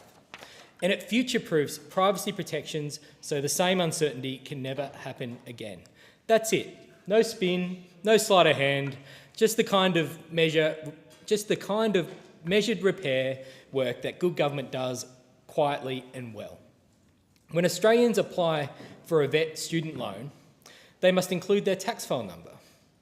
And that's what ties the loan to their tax record and ensures repayments are made correctly through the Australian Tax Office. It's a safeguard that keeps the whole scheme honest, so that the person who borrows the money is the person who pays it back. But here's the issue. The technology that made this possible moved faster than the legislation that governed it. While the law required the tax file number to make the system function, it never clearly authorised providers to handle it. So for years, approved training organisations were doing exactly what the system needed them to do, entering data into secure government portals, reconciling loan information, but the authorising words in the statute weren't there. No one acted improperly, no one misused data, there were no complaints, no breaches, no scandals, just a gap between what the law said on paper and how the system worked in practice. This bill closes that gap. It makes clear that everything done in good faith since 1st of January 2017 was and always has been lawful, and it confirms that from the 1st of October 2025, providers no longer need to handle tax file numbers at all. Earlier this year, the Department of Employment and Workplace Relations finished a major technology upgrade. Student tax file numbers are now masked from view in the student loan portal and transferred automatically between government systems. That means the data never passes through the hands of training providers or their staff. It moves seamlessly and securely from the student's application to the ATO and back again. That's modern governance in action, tightening privacy, reducing risk, and removing unnecessary human handling altogether. So this bill doesn't create new powers or broaden access to personal information. It simply aligns the law with the secure digital systems we already have. It ensures that people who are already doing their jobs, providers, Commonwealth officers, departmental staff, are protected from the technical uncertainty created by a missing line of legislative authority. And it sends a clear signal. When Labor finds something that isn't quite right, we don't bury it, we fix it, and we make it stronger for the future. From the day the Vet Student Loans program began, privacy has been tightly controlled. Providers have been bound by strict information handling rules under the Vet Student Loans Act. They must meet a fit and proper persons test, undergo extensive approval processes, and report any breach immediately. They are subject to civil penalties and even criminal offences for misuse of data. Those safeguards remain.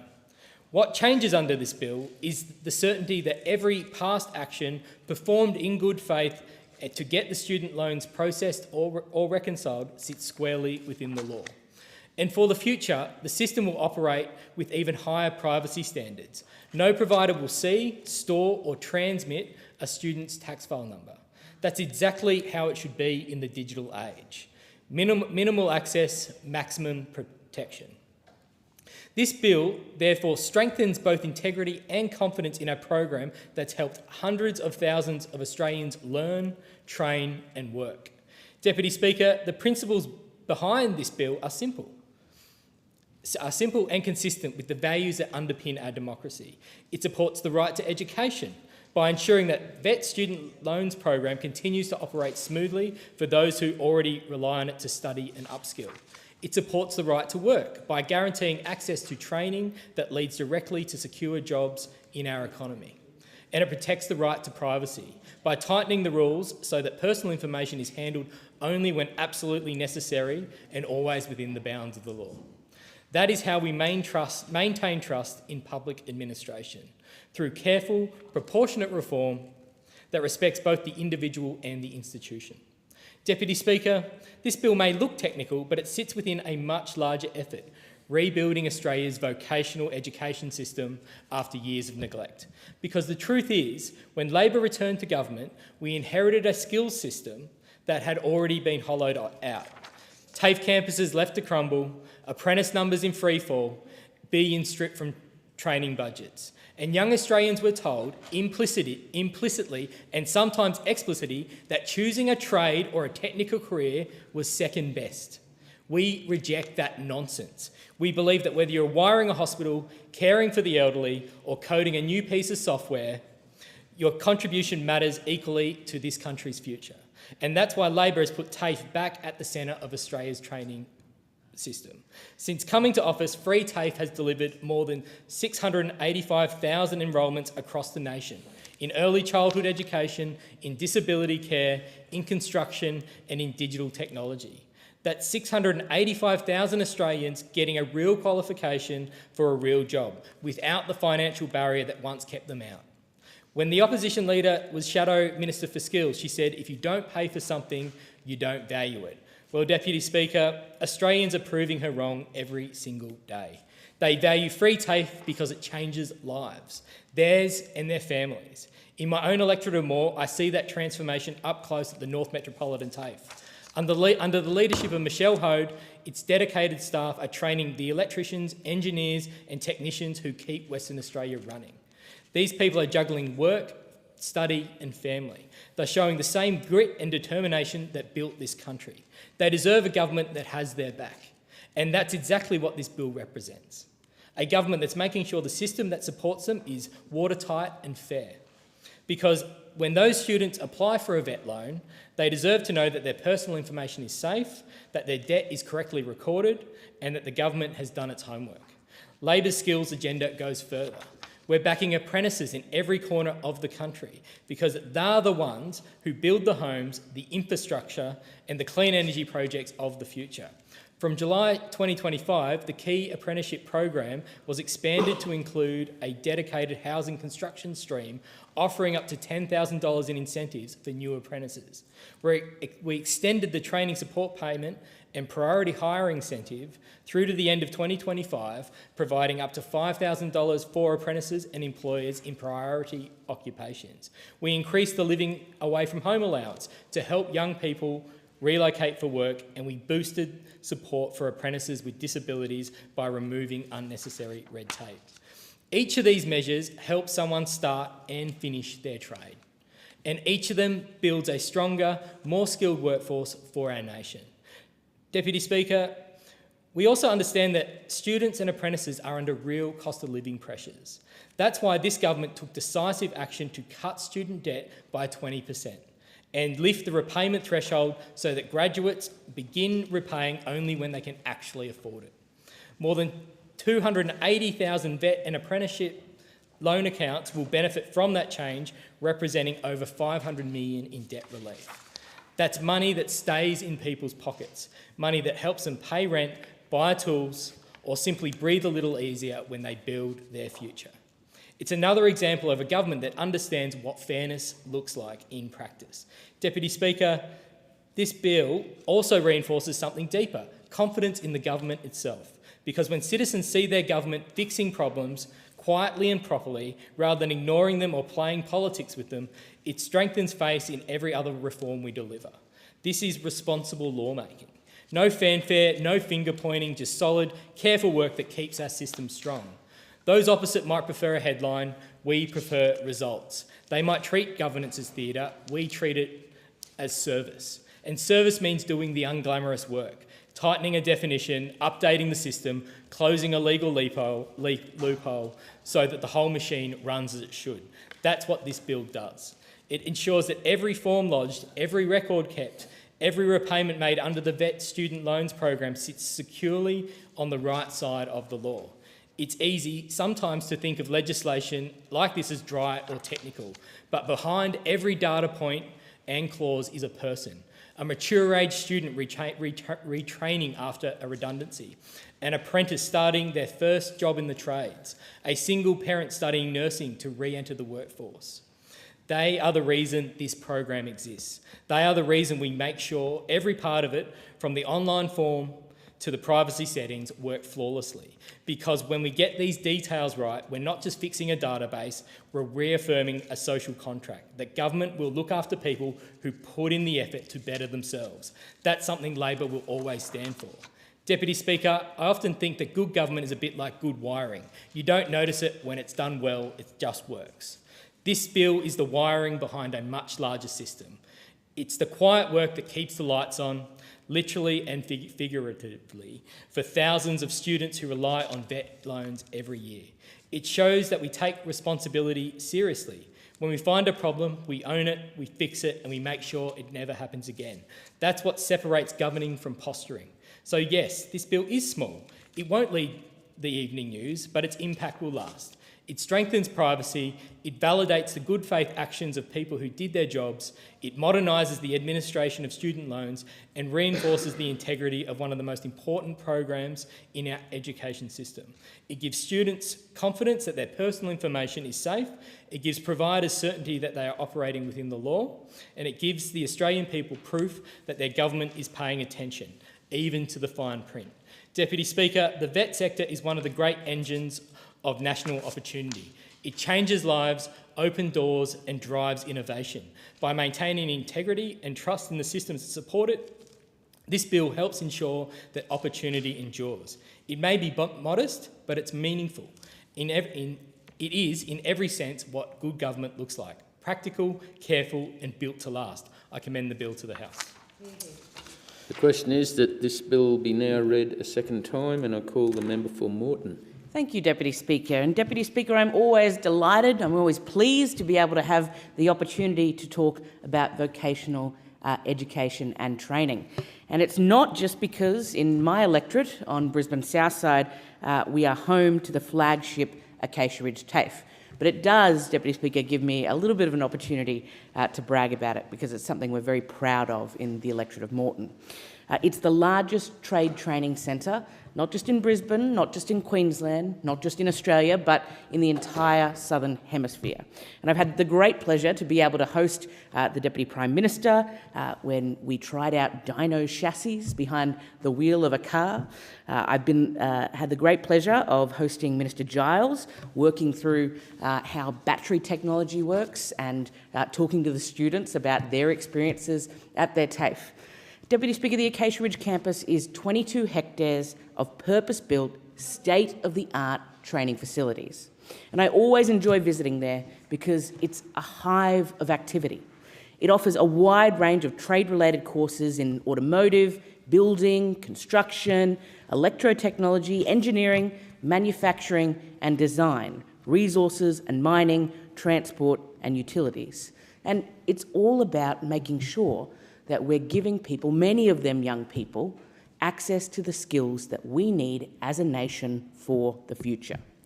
The VET sector delivers vital industry-specific skills and qualification across all of these fields, and many more, helping to boost economic development, helping to enhance business efficiency, and helping to tackle workforce skills gaps. Deputy Speaker, the Labor government is supporting people to do that. we're supporting people to learn. We're supporting people to train. We're supporting people to work. And we're supporting people to gain skills that will make their lives better and that will make our country better. Because we're supporting them to be the people who make the things that we need. We're supporting them to be the people who build the homes and houses that we need. And we're supporting them to be the people to care for our loved ones in an ageing population. Data from the National Centre for Vocational Education Research from September 2024 indicated that 5.1 million students took part in nationally recognised training in 2023, and a 10.8% increase from 2022. And Deputy Speaker, what that means is that we have more Australians, in my part of the world, more Southsiders who have got pathways. Pathways to skilling, pathways to a future, pathways to job security, pathways to ensuring that they not only have jobs, but those are good jobs. Of this number, 3.5 million students studied stand-alone subjects. Over 2.1 million gained full qualifications and 230,000 completed short courses.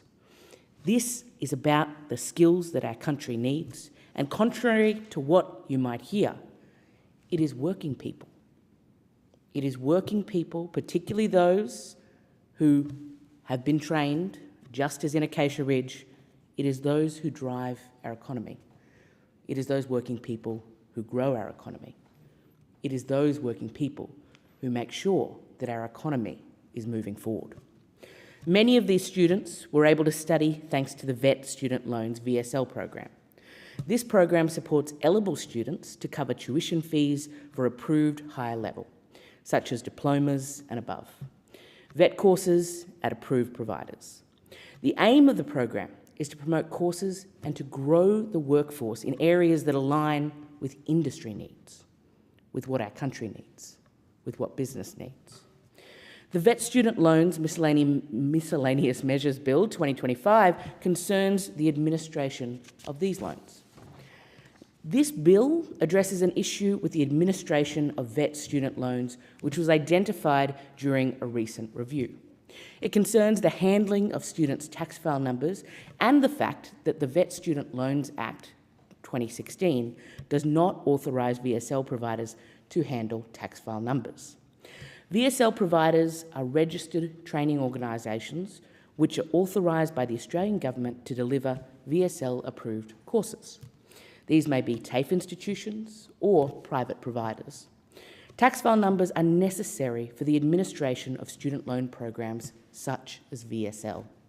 They are used to accurately link loan accounts to individuals within the taxation system, enabling precise tracking of loan balances and repayments over time. It is important to note that there is no knowledge of tax file number misuse throughout the administration of the VSL program. Similarly, there have been no student complaints in regard to the tax file number administration. Nonetheless, the Albanese Labor government is taking swift action to resolve this challenge. We want both students and VET providers to have certainty and to have confidence in the administration of their loans. The bill enables the retrospective authorisation of VSL providers' handling of students' tax file numbers. This will also give providers and government alike certainty that the administration of the loans between 1 January 2017 to 30 September 2025 was lawful. Since early 2025, the Department of Employment and Workplace Relations has implemented a series of enhancements to its IT infrastructure aimed at improving the security and efficiency of handling sensitive personal data. One of the key changes involves the automatic masking of tax file numbers from VET student loans providers, and this update ensures that providers no longer have access to or need to manage tax file numbers directly. The transfer of this information between relevant government systems is now fully automated. By streamlining the handling of tax file numbers and removing the need for providers to process them, the department has strengthened data privacy protections while maintaining the integrity of the loan management process. Importantly, these system updates do not affect the way students apply for a VET student loan. The application process through the electronic Commonwealth Assistance form remains unchanged, ensuring a familiar experience for students seeking financial support for their training. VSL providers are subject to a range of robust scrutiny measures and integrity protocols embedded within the relevant IT systems. These controls are designed to safeguard students' personal information and ensure that providers operate within a secure and compliant framework.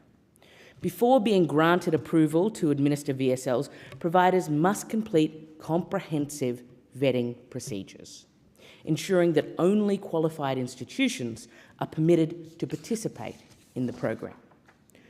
Providers are required to adhere to several key obligations. These include strict compliance with legislation. Providers must follow stringent rules regarding the use and disclosure of information as outlined in the VET Student Loans Act. VSL providers are also subject to mandatory breach reporting. In the event of any data breach involving student information, providers are obligated to promptly notify the Department of Employment and Workplace Relations. This requirement supports transparency and enables swift action to mitigate potential harm. Importantly, the data protection standards that have historically governed the handling of TFNs by VSL providers will remain in effect following the commencement of the new bill.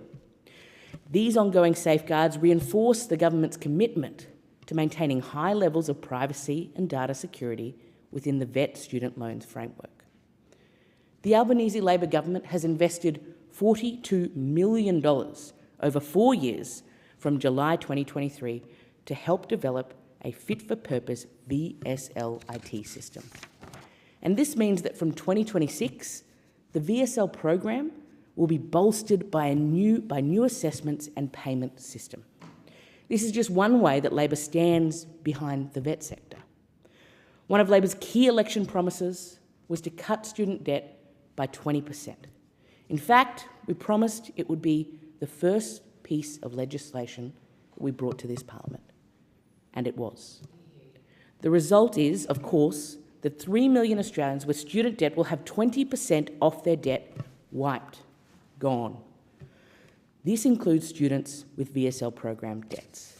And when we think about the contrast between the Albanese Labor government and those opposite, what becomes clear is that when it comes to TAFE, when it comes to vocational education and training, we are focused on delivering for students, not just through this bill, but through taking 20% off people's debt, through free TAFE.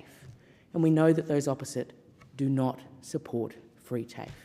And so while we're focused on delivering, the only thing that the opposition has done when it comes to students is to say no.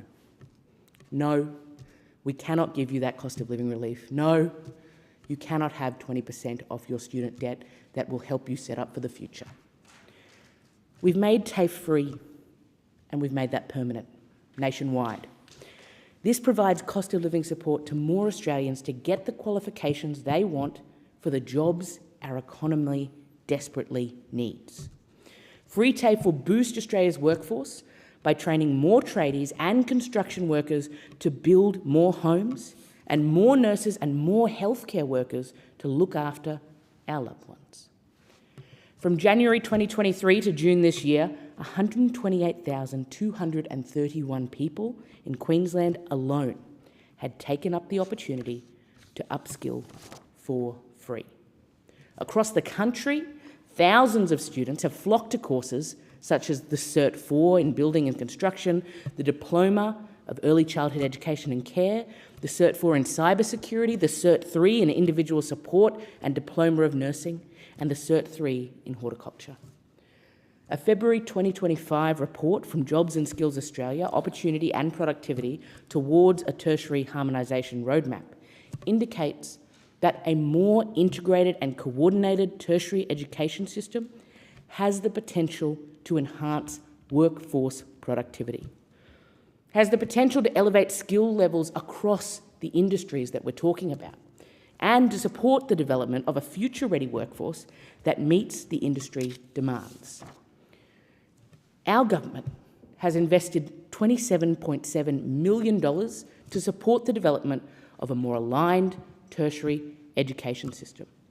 And this includes developing better student pathways by clarifying recognition of prior learning and streamlining regulation for dual sector providers. Through the National Skills Agreement, the government has partnered with states and territories to establish nationally networked TAFE centres of excellence. These partnerships among TAFEs, universities and industry will deliver the skilled workers, the skilled workforce for critical industries. And an example in Queensland is the TAFE Centre of Excellence, Clean Energy Batteries. The focus will be on targeted training solutions in renewable energy batteries, intermittent renewable energy source storage, grid connectivity. Excuse me, Member for Moreton, if you just take your seat. It being 1:30, the Federation Chamber is adjourned until 4 p.m. today.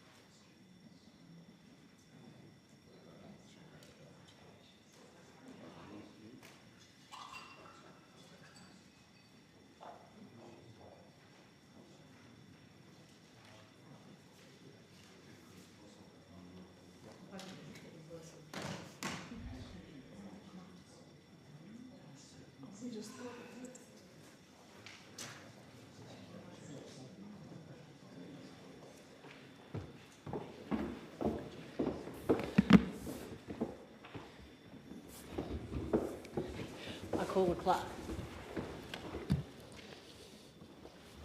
Government business. Next order of the day, Vet Student Loans Miscellaneous Measures Bill 2025, resumption of debate on the second reading. Call the member for Ford. I move that debate be adjourned. The question is that debate be adjourned and the resumption of debate be made in an order of the day for a later hour. All those in favour say aye. Against? The ayes have it. Call the member. I'll call the clerk.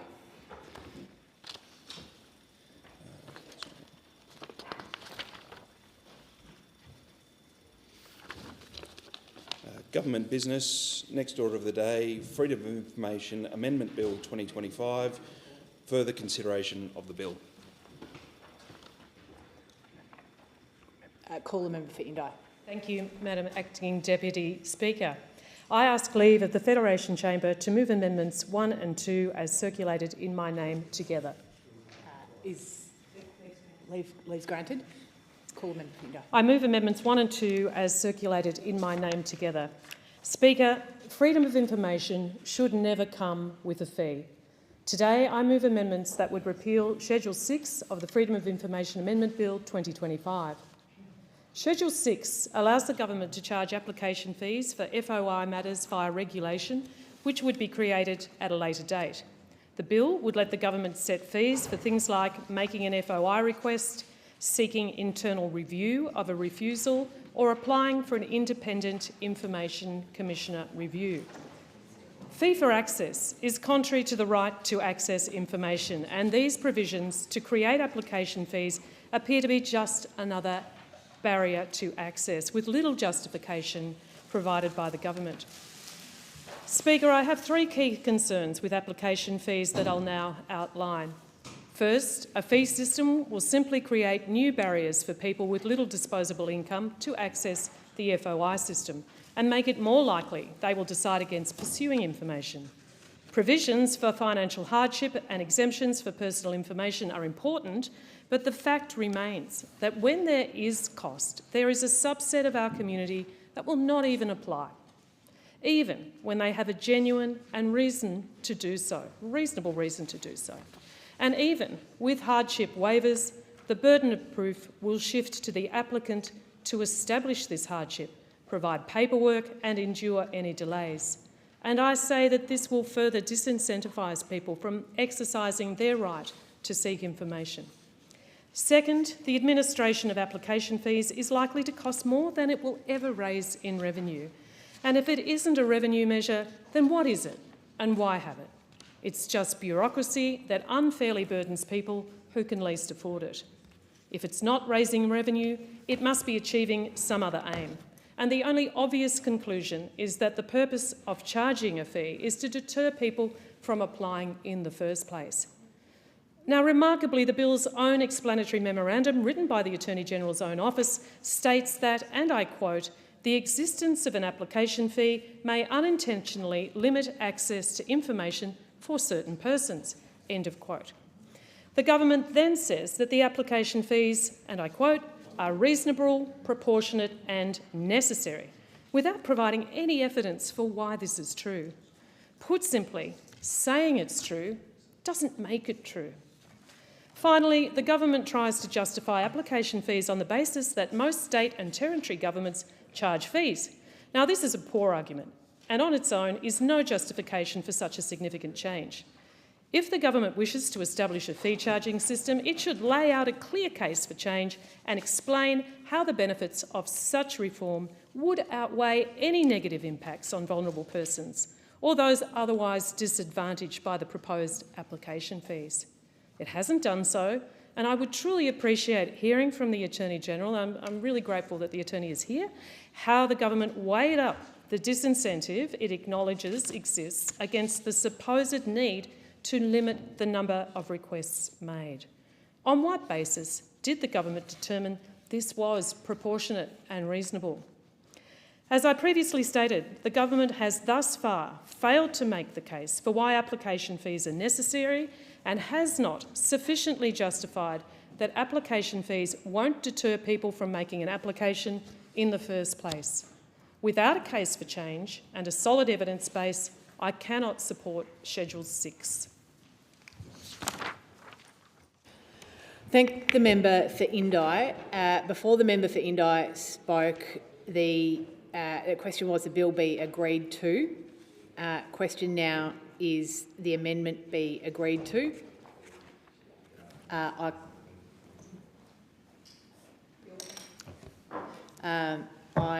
call the member. Thank you, Deputy Speaker. Dennis. No, I was just curious if the Minister wanted to respond to the Attorney-General. Deputy Speaker, I support the member for Indi's amendment. I think it's a good and worthwhile amendment. And I support the amendment, first of all, as a matter of principle. I think as a matter of principle, the government should be doing whatever it possibly can to facilitate the community's access to information, thereby promoting democracy through public participation and scrutiny. So I think this is first and foremost a matter of principle that people should not be charged for seeking information that they need to find. I think there's also, Deputy Speaker, a practical dimension of this, and this goes to the point from the member for Indi that it's a disincentive for people seeking information through the FOI framework. You know, just about whatever financial impost the government might put on applying through the FOI framework, that will be unaffordable for a lot of Australians. Even the most modest amount of money will be an unreasonable impost. I'm sure in our own communities, we would all regularly come across people who cannot even afford to shout themselves a cup of coffee at the local cafe. For them, $5 is too much to spend. And it's not unusual, in fact, as an MP, that on behalf of members of my community, I apply through the Tasmanian FOI framework for people to access information in the Tasmanian system, and they come to me and ask me to apply because there is no financial charge in Tasmania for an MP applying. They go to all of that trouble to come to me because they can't afford it. And I would also add, Deputy Speaker, I don't think the government has satisfactorily made the case that there is a need to charge. You know, I was at first attracted to the argument from the government that with emerging technologies and with artificial intelligence, there needs to be some tension in the process as an impediment to AI just swamping us with FOI requests. But we haven't seen the evidence of that. And in fact, when I look at the data between 2020 and 2024, FOI requests to the government have remained fairly steady at about 34,000 a year. You know, they've gone up a bit, gone down a bit. But we, you know, if there's an issue in the future, we haven't actually seen even a whiff of it at this stage, Deputy Speaker. So, you know, I can only draw the conclusion that this is either ill-considered because it's unnecessary, or as the member for Indi has spoken to, that it is meant to, this imposition of a charge is indeed meant to create that tension to deter people from pursuing FOIs or applying for FOIs in the first case. Now, if that is the case, then sadly the Centre for Public Integrity is quite right on its recent report card, integrity report card on the Albanese government. I just remind you, Deputy Speaker, on that report card, when it came to transparency in the report card, the Centre for Public Integrity gave the government a fail. When it came to cronyism, the Centre for Public Integrity gave the government a fail. When it came to undue influence, and in particular the access of lobbyists, the Centre for Public Integrity gave the Albanese government a fail.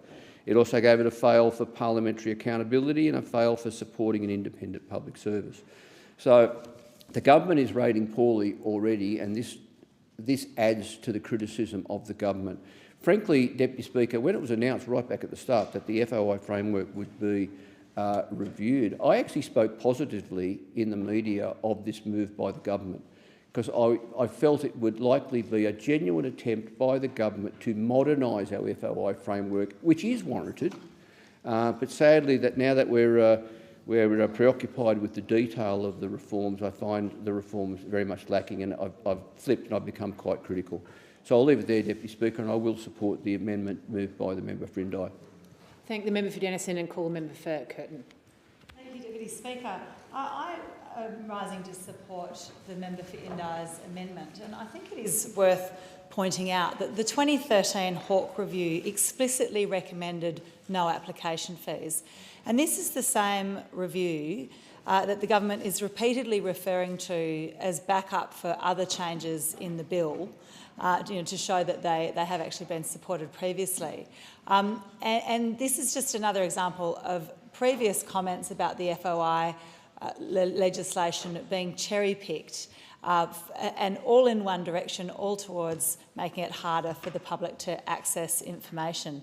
Now, it may be that fees would prevent bad faith actors from introducing large volumes of requests, but it is also likely to deter public interest journalism. And had the government consulted more widely than just with public servants, had they consulted with some of the journalists who use the FOI process to hold government to account, I think that it would have heard more about the impact of fees on public accountability.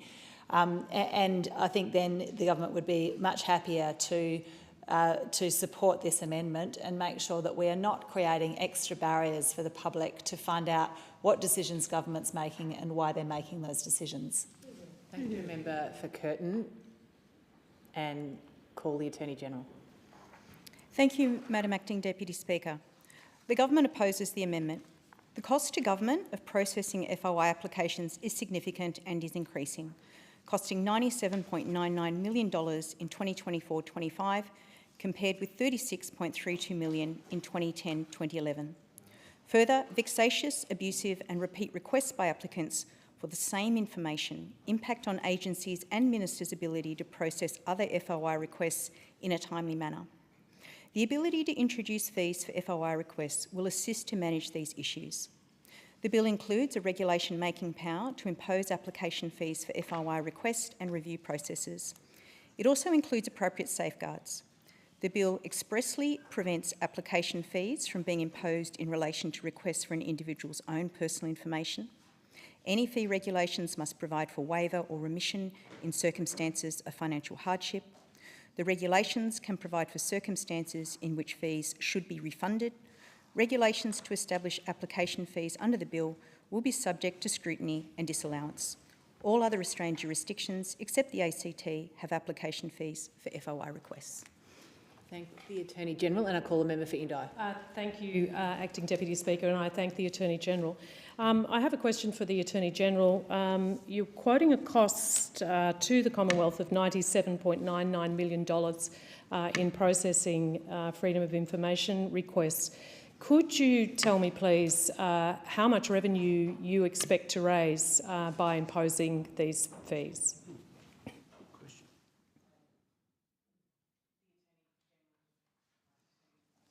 I appreciate the question from the member. As I said, the bill provides for regulations to prescribe fees for FOI applications, internal reviews and Information Commissioner reviews. The vast number of FOI requests continues to be for access to personal information at about 75%, so that would be excluded from those fees. This would all depend, obviously, on the number of requests that were received. Being unable to see into the future would be inappropriate to make an estimation. Thank the Attorney-General. Call the member for Indi. Thank you, Acting Deputy Speaker, and I thank the Attorney-General. Attorney, I still can't see a case that charging for access to freedom of information will in any way compensate for the cost that the Commonwealth is claiming that it's costing them right now, and I'm wondering what other justification other than the cost is charging a fee about. Call the Attorney-General. Thank you. I refer the member to my comments made previously. Any?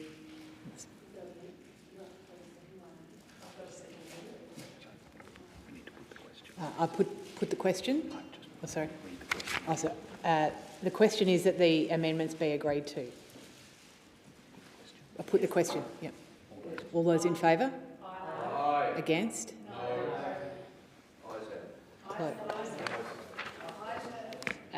As it is necessary to resolve this question to enable further questions to be considered in relation to this bill, in accordance with Standing Order 195, the bill will be returned to the House for further consideration.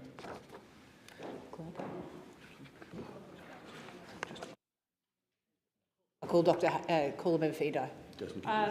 Thank you, Acting Deputy Speaker. I ask leave of the Federation Chamber to move Amendments 3 and 4 as circulated in my name together. Leave is granted. I move Amendments 3 and 4 as circulated in my name together. Acting Deputy Speaker, in a bill full of anti-democratic reforms that will worsen transparency and accountability in our government, the amendments proposed in Schedule 7 are perhaps the most egregious changes proposed. The amendments I'm moving today seek to repeal both the changes to Cabinet exemptions as well as new powers to refuse FOI requests without even consulting the relevant documents. First, on the summary refusal of request. This part of Schedule 7 would enable decision makers to refuse a request when, and I quote, it would clearly be exempt, end of quote, under the relevant section of the Act.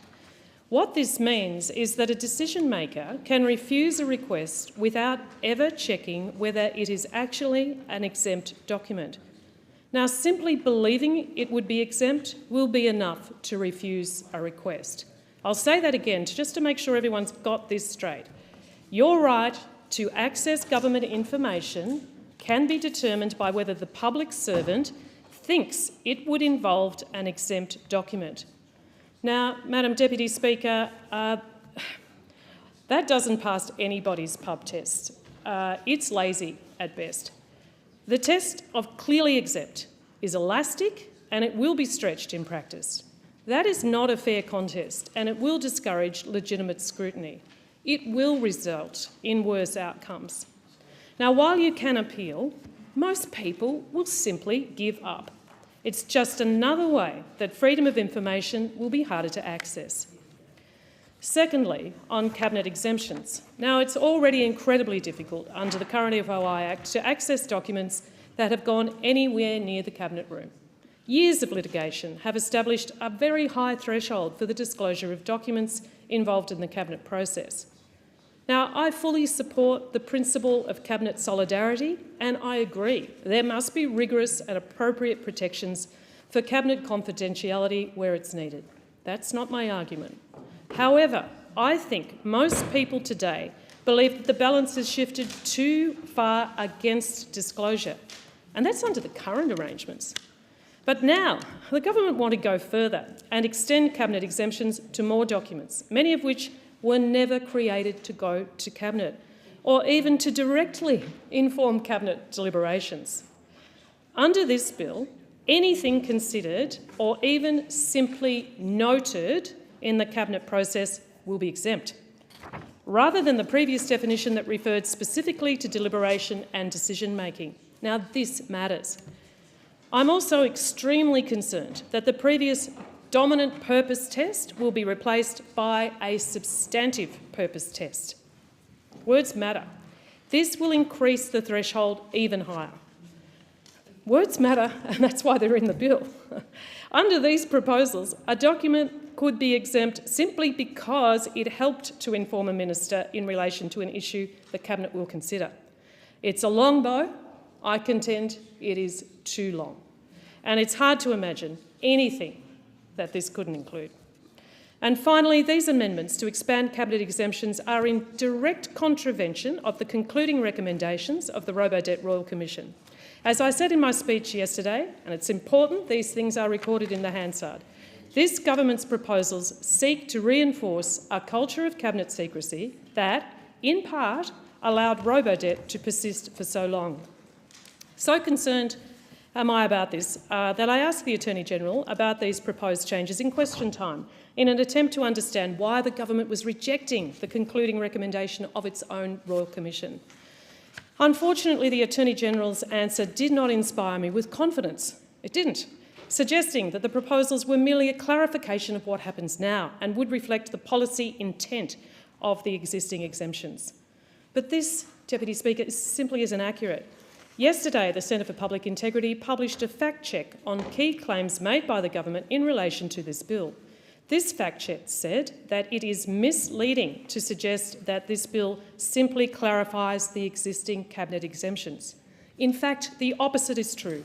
The Australian Law Council in its submission said, and I quote, "The effect of the proposed amendments will be to broaden what is captured by the Cabinet documents exemption and further limit access to information.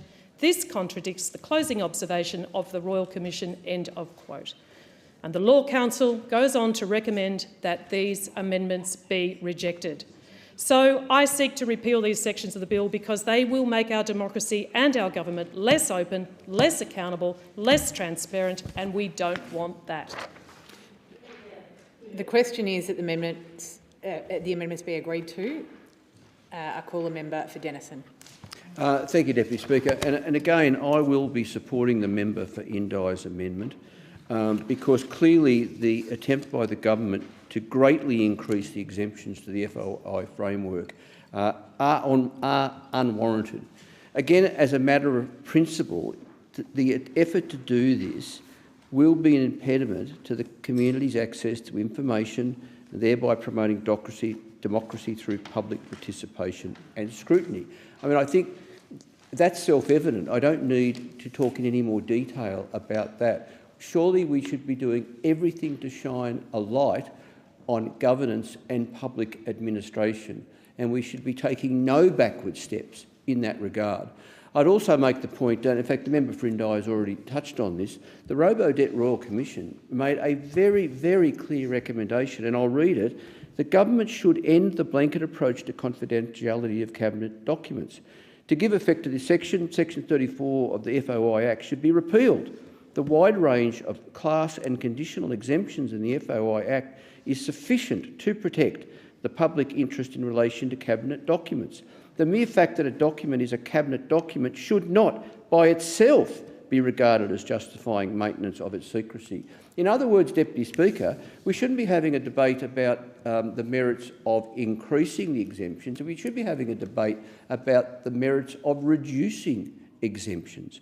Now, Deputy Speaker, I would like, and this is going to be a little bit indulgent, so bear with me, I'd like to recount something out of my own personal experience. Now, the students of ancient history in the Federation Chamber might remember that 20 or so years ago I got myself into terrible strife when I resigned from the Office of National Assessments and went to the media and accused the Howard government of misleading the Australian community over the reasons for the invasion of Iraq.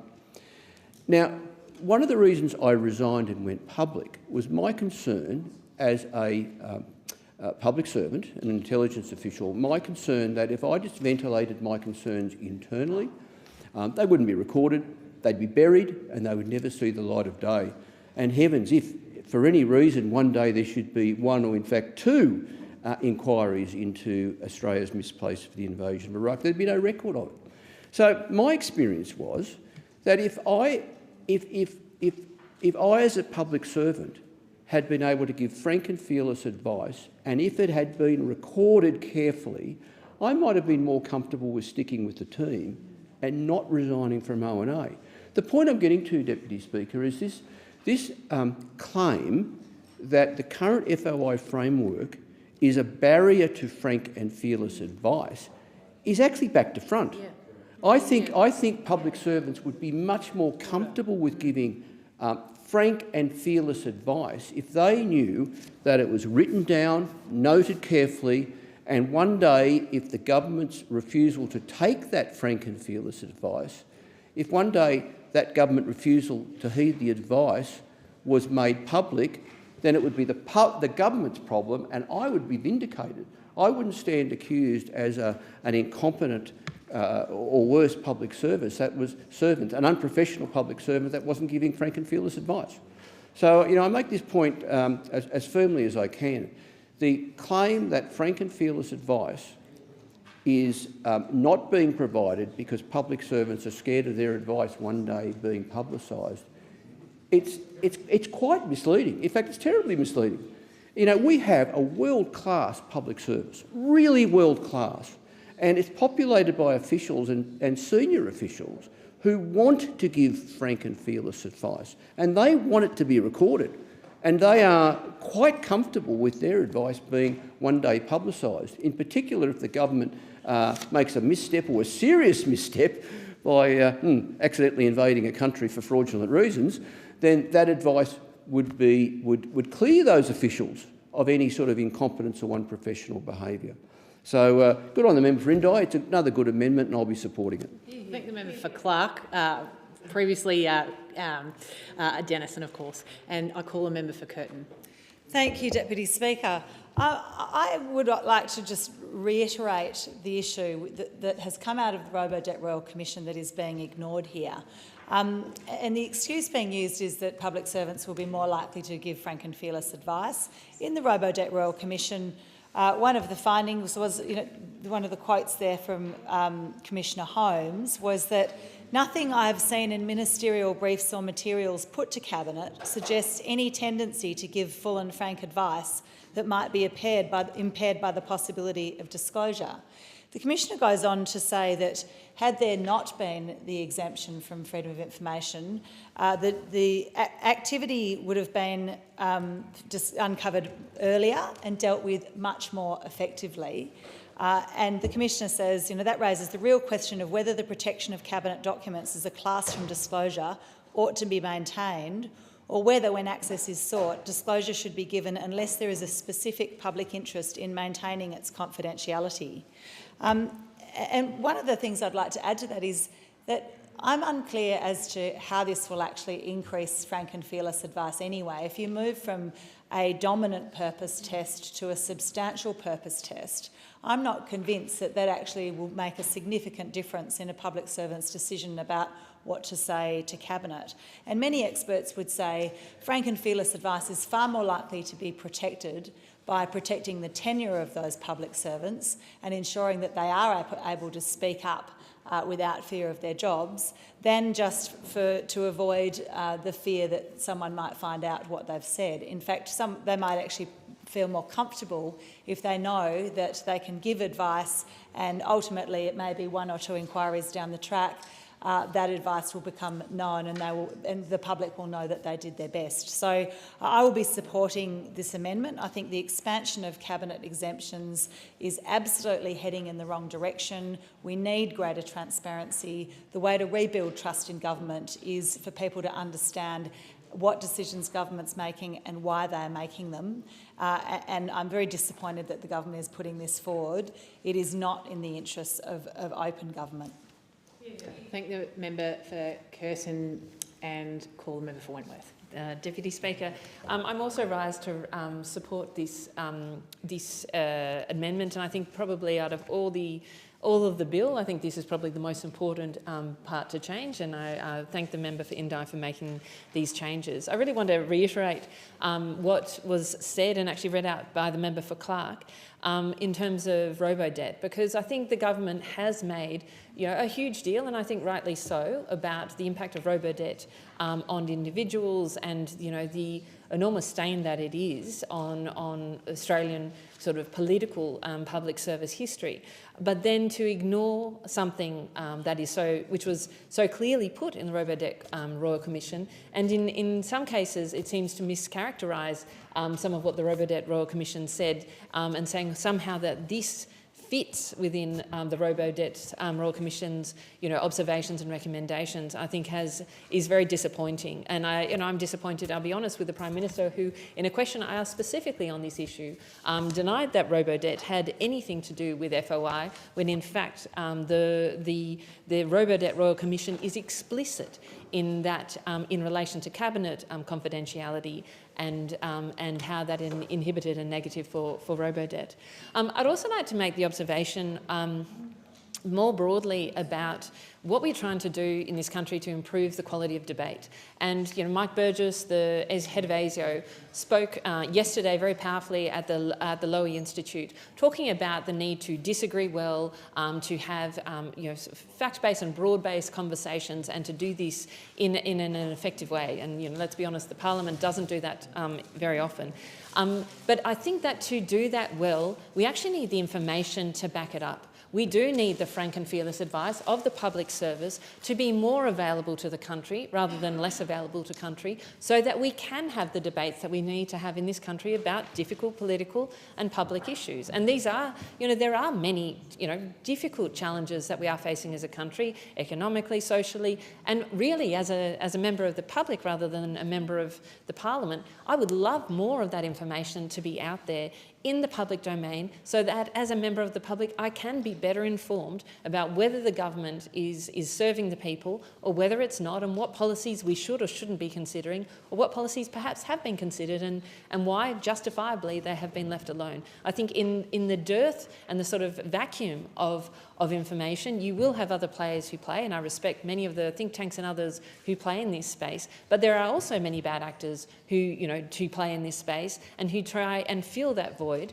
of good public data and good public debate, with sometimes quite misleading information that actually decreases trust. So this is where I wish the government, and I urge the government, to rethink completely its approach on this FOI bill and say, what would it take to increase transparency in this country to give people more confidence actually in government, and actually more information and certainty, and so our community can be more well informed about what are the good policy choices that we should be urging our government to be making, and what are the difficult trade-offs that we urge our government to be making. Because let's be honest, there are very difficult trade-offs here, but most Australians do not have access to the public service advice that helps make those difficult trade-offs clear. And certainly, so I'm very much supporting what the FOI recommendations coming out of the robo-debt. We should be decreasing the restrictions in relation to cabinet documents rather than increasing. So I once again recommend and urge the government to support the member for Indi's amendment here, because I think it goes to the heart of both, I think, building trust in government, but building a better public debate, and I think both of those things are really critical. Thank the member for Wentworth, and the question is that the amendments be agreed to. I call the Attorney-General. Thank you, Madam Acting Deputy Speaker. With respect to Amendment 3, the government opposes the amendment. The government considers that this provision is necessary to achieve efficiencies and allow agencies and ministers to move to more quickly resolve requests of this kind. The government recognises that a similar provision was repealed in the 2010 reforms, and that the ALRC's 1997 Open Government Report recommended the repeal. However, the ALRC also acknowledged that repealing the provision may increase the cost of FOI processing. The government respectfully suggests that in the context of rising FOI costs since the 2010 reforms, the repeal should be reconsidered on that basis. The proposed provision has appropriate safeguards. The provision is only available in certain circumstances. The decision to refuse access is a reviewable decision through internal review and by the Information Commissioner and the Administrative Review Tribunal. When relying on the provision, the agency or minister provides a statement of reasons for the decision, including that the provision was used and what exemptions were relied on to refuse access. With respect to Amendment 4, the government considers the proposed changes to Cabinet exemption are required to appropriately protect information central to the Cabinet process and support the principle of collective ministerial responsibility. The amendments are necessary to more clearly and accurately reflect how the Cabinet process works in practice, and to ensure appropriate protections for the full range of documents prepared to support the Cabinet process and workings of Cabinet government. The amendments would provide appropriate protections for briefings where a matter is presented to Cabinet orally and without papers, and reflect that, for example, a summary of a Cabinet document can be just as revealing of Cabinet deliberations as a verbatim copy or an extract. The change from the reference to dominant purpose to substantial purpose recognises that documents may be created for multiple purposes. However, the Cabinet purpose must still be of substance, real and not insignificant, trivial or nominal, ensuring the exemption still applies to documents with a genuine Cabinet purpose. The government will therefore be opposing both sets of amendments. Thank the Attorney-General, and I call a member for Indo. Thank you, Acting Deputy Speaker, and I thank the Attorney-General for her response. I feel that I need to ask the Attorney-General, though, to respond in particular to the Law Council opinion on Cabinet exemptions and the explicit advice that they've given in regard to the Robo-Debt Royal Commissioner's recommendation. I don't feel that the attorney has addressed that, and I have real concerns about that. So I ask respectfully that the attorney might address that particular concern with this bill. Call the Attorney General. Thank you. As outlined in the Australian Government's response to the report of the Robo-Debt Royal Commission, the Government believes it is critical that the Cabinet, the key decision-making body of government, is comprehensively informed in its deliberations. To achieve this, the Cabinet must have the benefit of frank and fearless advice from Minister and senior public servants in question. The principle of collective responsibility requires that ministers should be able to express their views frankly in Cabinet meetings in the expectation that they can argue freely in private while maintaining a united front in public when decisions have been reached. For these reasons, the Government does not support repeal of Section 34. The bill does, however, respond to the Royal Commissioner's observation that merely describing a document as a Cabinet document is not itself sufficient justification to maintain confidentiality of a document. The bill inserts new subsection 34(7) to make clear that the mere presence or absence of any kind of security marking or other feature is not sufficient to determine whether or not the document is exempt under Section 34. A division has been called for in the House. The proceedings are suspended to enable honourable members to attend the division. The proceedings will resume when the Chair of the Federation Chamber is resumed at the conclusion of the division or subsequent divisions.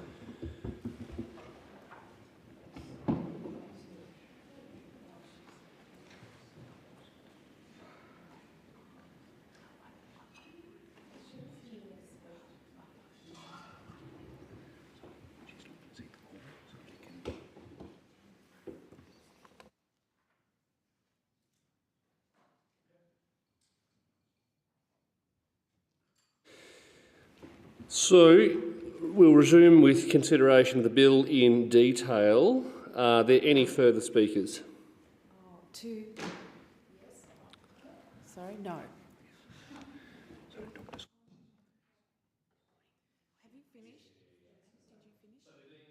No further speakers. The question is that the amendment...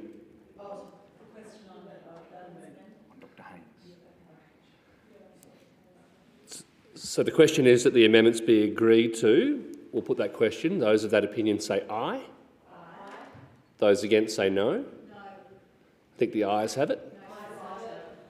As the question is unresolved, in accordance with Standing Order 188, the question will be included in the Federation Chamber's report to the House on the bill. I'll give the call to the member for McKellar. I move the amendment circulated in my name. The question is that that amendment be agreed to. I give the call to the member for McKellar. Thank you, Acting Deputy Chair. The amendment I'm moving today is simple. It removes the changes proposed in this bill to the deliberative documents exemption of the Freedom of Information Act. The bill proposes to expand this exemption by including a new list of factors against giving access, in addition to the current factors favouring access and irrelevant factors. This list of factors against giving access to a document in the public interest is overly broad, and in the words of former Public Service Commissioner Andrew Podger, he says they could be used to refuse access to almost any document. Specifically, the list includes whether giving access to the document would or could reasonably be expected to prejudice the orderly and effective conduct of a government decision-making process. Speaker, this is one of many measures in this bill that would reduce government transparency and take our public service in a more secretive direction. As I outlined in my second reading speech, experts, the broader community and my crossbench colleagues have all raised key concerns with this bill, including the expansion of cabinet document exemption, the reintroduction of application fees for FOI requests, and the removal of the ability for an FOI applicant to remain anonymous or use a synonym. A central argument from the government for the proposed expansion of exemptions is the current provisions that they constrain the delivery of frank and fearless advice. Certainly, we must protect the public service values of impartiality, intellectual rigour and, perhaps most importantly, the willingness of public servants at all levels to offer frank and fearless advice to their superiors and their ministers.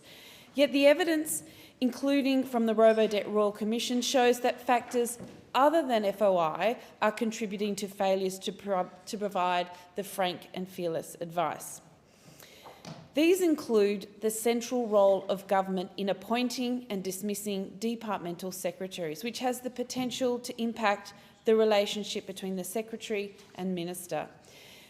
Disappointingly, the government has not taken on key recommendations of the 2019-30 report to reform the appointment and tenure processes of departmental secretaries. Such reforms would structurally strengthen the independence of the public service and improve the ability of public servants to provide frank and fearless advice. Speaker, freedom of information is a key pillar of our democracy. It ensures that Australian people have access to the information they need to understand the decisions and the actions of their government. Australia's FOI system does need repair. But the overwhelming sentiment from the community, experts and in the submissions to the Senate inquiry on this bill is that this bill is not fit for purpose. Given the strong and broad opposition to the bill, I feel it should be withdrawn, and I would urge the government to instead set up an independent, comprehensive review of the FOI system in a way that modernises it to work for, not against, our democracy. However, in place of that, the bill... a division has been called for in the House, so the proceedings are to be suspended to enable honourable members to attend the division.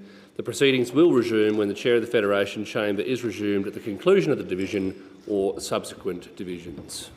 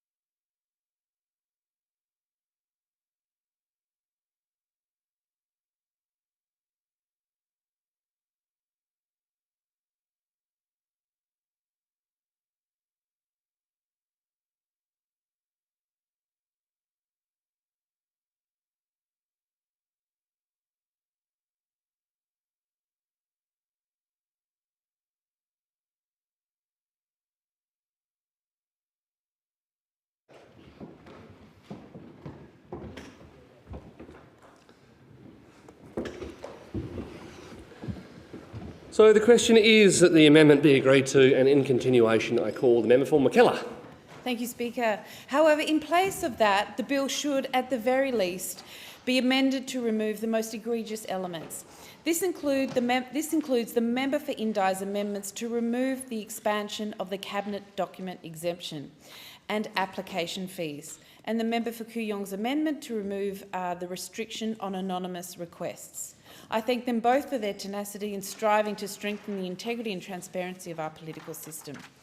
The amendment I'm moving, Speaker, removes the expansion for the deliberative documents exemption, something that would move us away from a culture of disclosure towards a culture of secrecy. Our FOI system is critical to the integrity and strength of our democracy, and we must preserve and protect it at all costs. That's why I ask the government to engage in good faith in the crossbench amendments today. There is no urgency to push these changes through, and I ask the government to seriously consider these amendments. I commend the amendment to the House. Thank you. The question is that the amendment be agreed to, and I call the member for Curtin. I rise to support the member for McKellar's amendment. And FOI is a fundamental tool of accountability in our democracy, and the default option should be disclosure. Adding more factors that count against disclosure is heading in the wrong direction to where the whole framework should be heading.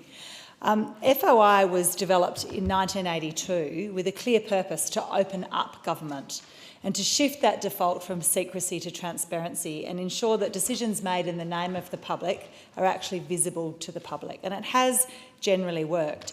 It ensures that the public can find out what the government's doing, it exposes corruption and waste, it allows the public to participate in government decision-making and exercise some power as citizens. And adding more exemptions to what can be disclosed is not in the spirit of the legislation as it was originally intended. It might be painful. It might be painful for government to actually have to be transparent on its decision-making, and I recognise that. But it is a small amount of pain to bear for a system of democracy that actually retains the trust of the people. And the part of the bill that the member for McKellar is seeking to amend was going to introduce new factors to be considered that would say, let's keep this secret. But let's think about that concept of balance and whether balance is an appropriate thing to be looking for in this bill. We're balancing transparency for the benefit of the public versus a bit of inconvenience for public servants. And one of the things that's been put forward by the government in explaining the need for this bill is that there are 500 public servants or 500 equivalent full-time public servants filling FOI requests. Now that sounds like a lot, 500 people. But is this really too many? If we are thinking about balance, do we have that balance? There are 213,000 federal public servants, and 500 of them are focused on making sure that government decisions are transparent. That's 0.2% of the public service that's actually focused on public accountability. I think that this concept of introducing factors that count against greater disclosure is completely the wrong way for the legislation to be heading, and I thank the member for McKellar for her amendment. The question is that the amendment be agreed to. I call the Attorney-General. Thank you, Mr Acting Deputy Speaker. The government opposes the amendment. Part 3 of Schedule 7 inserts 3 public interest considerations that would weigh against the disclosure of information under the deliberative processes exemption. The amendments provide greater statutory guidance in respect of the harms the exemption is designed to protect. The amendments reflect that the effective operation of government, including the development of high quality and robust policy, relies on agencies being able to provide and ministers being able to consider frank and comprehensive advice in confidence. Other like-minded jurisdictions, such as the United Kingdom and New Zealand, recognise such factors as relevant considerations in assessing the public interest in disclosure. Importantly, the deliberative processes exemption remains a conditional exemption, subject to the public interest test, and in applying the exemption, the decision maker will still need to weigh the public interest considerations for and against disclosure. The question is that the amendment be agreed to. Being no further speakers, I put the question. that the amendment moved by the member for McKellar be agreed to? Those of that opinion say aye. Aye. Those of that opinion say no. I think the ayes have it. As the question is unresolved, in accordance with Standing Order 188, the question will be included in the Federation Chamber's report to the House on the bill. I call the member for Kooyong. Thank you, Deputy Speaker. I ask leave of the Federation Chamber to move amendments 1 to 6 as circulated in my name together. Is leave granted? Leave is granted. The member for Kooyong. Thank you, Deputy Speaker. I move amendments 1 to 6 as circulated in my name together. The FOI Act enshrines a right to access... The question is that those amendments be agreed to, and I'll give the call to the member for Kooyong. Thank you so much.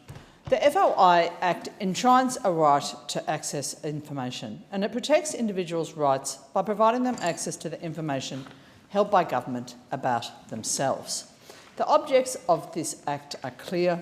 They should not be qualified or restricted. Items 1 and 2 of my amendments omit the government's proposed qualifiers to this fundamental statement of the objects of the Act. What is proposed by the government is introduction of the notion that promoting representative democracy must be balanced with efficiency. Representative democracy is not practiced only when convenient. The objectives of openness and transparency should not be qualified. Similarly, the government has argued that departments risk being overwhelmed by FOI requests which are being generated by bots. It has sought to treat multiple requests for the same information as a single request. But this is irrational. If 2 or more requests for the same document are from different sources, they should clearly not be treated as the same request. For example, a matter of public interest might well be sought by more than one media outlet. The government's solution to this issue is unnecessarily restrictive, and I therefore propose a solution at item 3 to maintain reasonable access, under which requests could be considered and treated as being different requests if different addresses are supplied under the section 15(2)(d) notification. The government has sought to prevent anonymous requests with this bill. To protect the privacy of individuals, it is appropriate that a person seeking their personal records should provide their name and their proof of identity, so that personal material is not wrongfully given to another person. However, in seeking public interest material, there may be a very good reason in some instances, for a requester not to be identified. If release of the material is in the public interest, it doesn't matter who the requester is, only that an address for a response is provided to facilitate the actual provision of the information. And so my amendment at items 4 and 5 makes this distinction, protecting the privacy of individuals and the anonymity of public interest requests. I now come to the more egregious parts of the government's bill.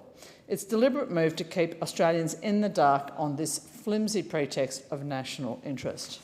We see this pretext in this and in other bills, including the Environmental Protection and Biodiversity Conservation Bill, currently being debated in the House, which references the FOI Act as grounds for the Minister not to publish decisions in the so-called national interest. If the government's decisions are lawful, if they are sound, if they are based on the best advice, and if they are in the public interest, indeed, if they are in the national interest, then they should be shared with the people. We need to stop the rot, because if we let these provisions of secretiveness pass, if we hide who's lobbied the government, if we hide what information is before ministers, and if we hide who is benefiting from government decisions, we are losing our battle for integrity and accountability in this democracy. The amendment in item 6 addresses the right to freedom of information. It changes the requirement for exempting cabinet documents from requiring a dominant purpose to requiring only a substantive purpose of being for cabinet consideration. I support the member for McKellar in her related amendment to section 7 regarding the addition of new considerations for not releasing these documents. Those considerations, as given in this legislation, are too broad, they are too loose, and they are too easy to misapply. Order. Continuation, the member for Kooyong. Thank you. The Freedom of Information Act 1982 is legislated as an act to give to members of the public rights of access to official documents of the Government of the Commonwealth and of its agencies. That is a worthy activity for any government.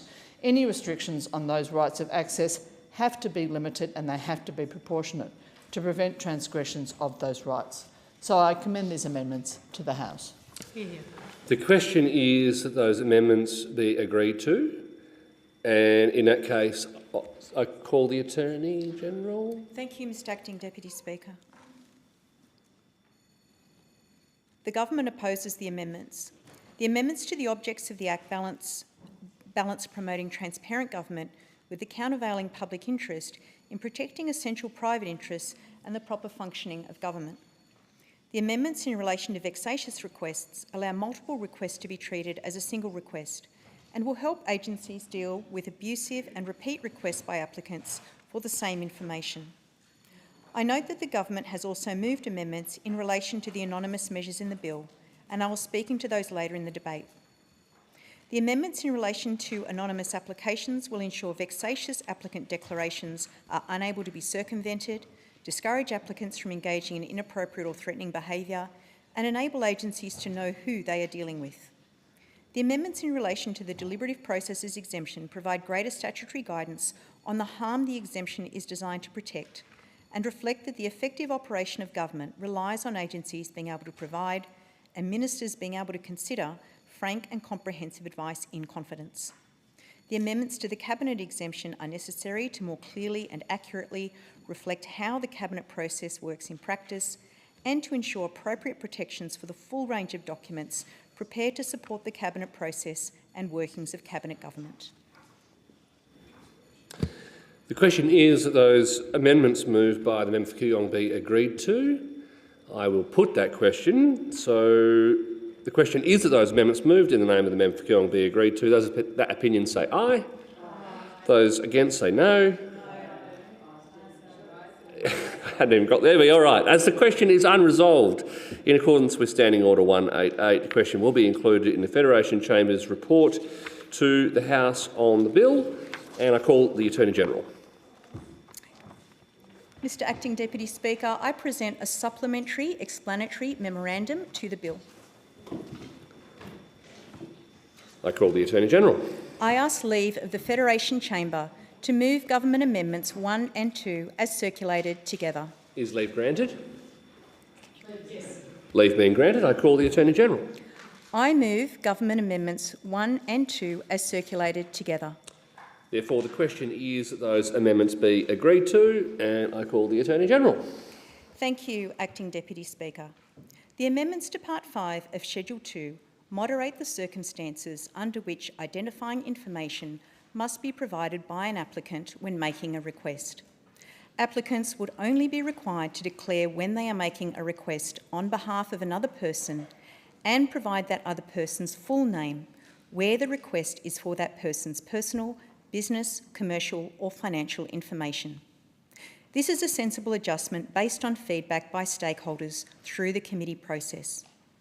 The amendments also provide that proof of identity is not required for another person whom the applicant is acting on behalf of, where the Freedom of Information request does not concern that person's personal, business, commercial or financial information. The changes reflect that there may be situations where an applicant may wish or need to obtain non-personal information anonymously through another applicant. For example, a community group being able to put in a request on behalf of their constituent, an investigative journalist or whistleblowers. Retaining the requirement for the applicant to provide a name supports a number of policy purposes, including to ensure vexatious applicant declarations are effective and unable to be circumvented through use of a pseudonym.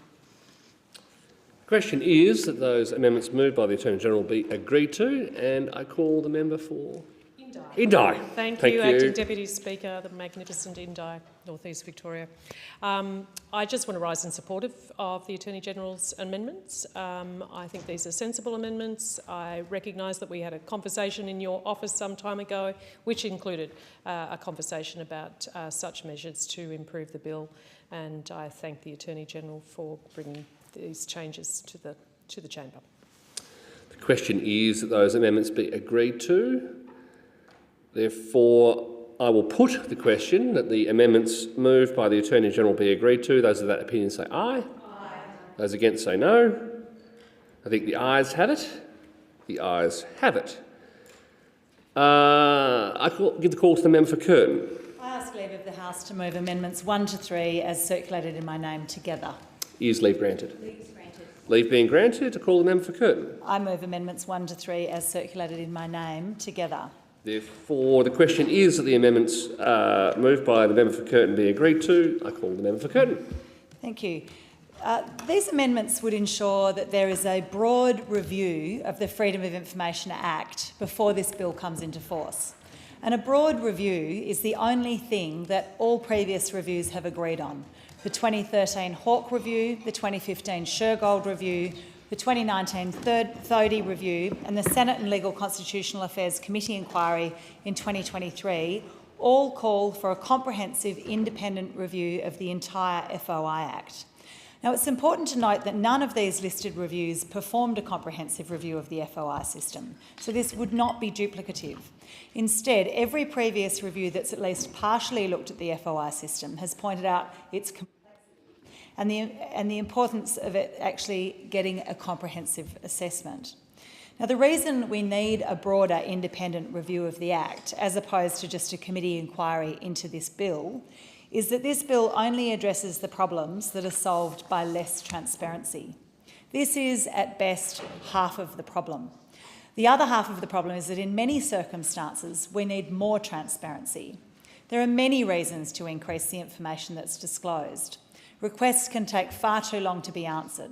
The proportion of FOI requests granted in full has dropped from 59% in 2012 to just 25% in 2024. There have been findings that this system is driving a culture of secrecy, a lack of ministerial engagement and inconsistent exemptions. Journalists and legal advocates report administrative torture with excessive redactions and delays that compromise public interest reporting. Now, these really crucial problems that require greater transparency are not addressed in this bill. A comprehensive independent review should be linked to the fundamental purpose of the FOI system, based on the principle that we need to maximise transparency and efficiency for genuine and lawful FOI requests. Within this context, it should consider how best to encourage greater proactive disclosure of information to the public, and thus reduce the need for formal FOI requests. It should consider how to maximise accessibility, transparency and efficiency for genuine and lawful FOI requests, including through setting an appropriate fee structure, and improve the timeliness of dealings with FOI requests, including review processes, and ensure that exemptions to disclosure requirements do not go further than is required for good government. It should consider how best to create a robust system for resourcing, training, auditing and oversight of authorised officers responsible for those FOI decisions, and how best to manage vexatious and frivolous requests. Also, it should consider how to address the potential impact of artificial intelligence, both to improve FOI processing and to mitigate the impact of its use in generating vexatious and frivolous requests. And largely, it should consider how best to provide structural support for public servants to provide frank, honest, timely and evidence-based advice. Now, this review should be done by independent experts, not by representatives of the government who are focused on reducing the workload and reputational risk for government. It also needs to provide significant opportunities for public feedback. The FOI system is part of the checks and balances that we put on governments to ensure that power is used in the public interest, and we should not be making changes to this system without seeking the views of the public and the media who hold governments to account. The consultation process for this bill was wholly inadequate, consulting only the public servants who can't help finding FOI requests painful to fulfil. Our FOI system is an essential part of our democratic checks and balances, and without looking at both sides of the ledger, the reasons for more transparency as well as the reasons for less transparency, the government is doing the public a disservice in this bill. I commend the amendment to the House. Okay, thank you. And the question is that the amendments be agreed to. I call the member for McKell. Thank you, Acting Deputy Speaker. I rise in support for the member of Curtin's amendment, and just want to add my voice in calling for a broad review of this bill and of our FOI system. And again, not just a committee review, but one that's done independently by experts. And we know all previous reviews, the Hawke, Shergold, Faulkner and Thodey, all recommended comprehensive reviews. There are multiple concerns with this bill to change our FOI laws. And they include the expansion of the Cabinet document exemption, the reintroduction of application fees for FOI requests, something that would shut some people out of their democracy and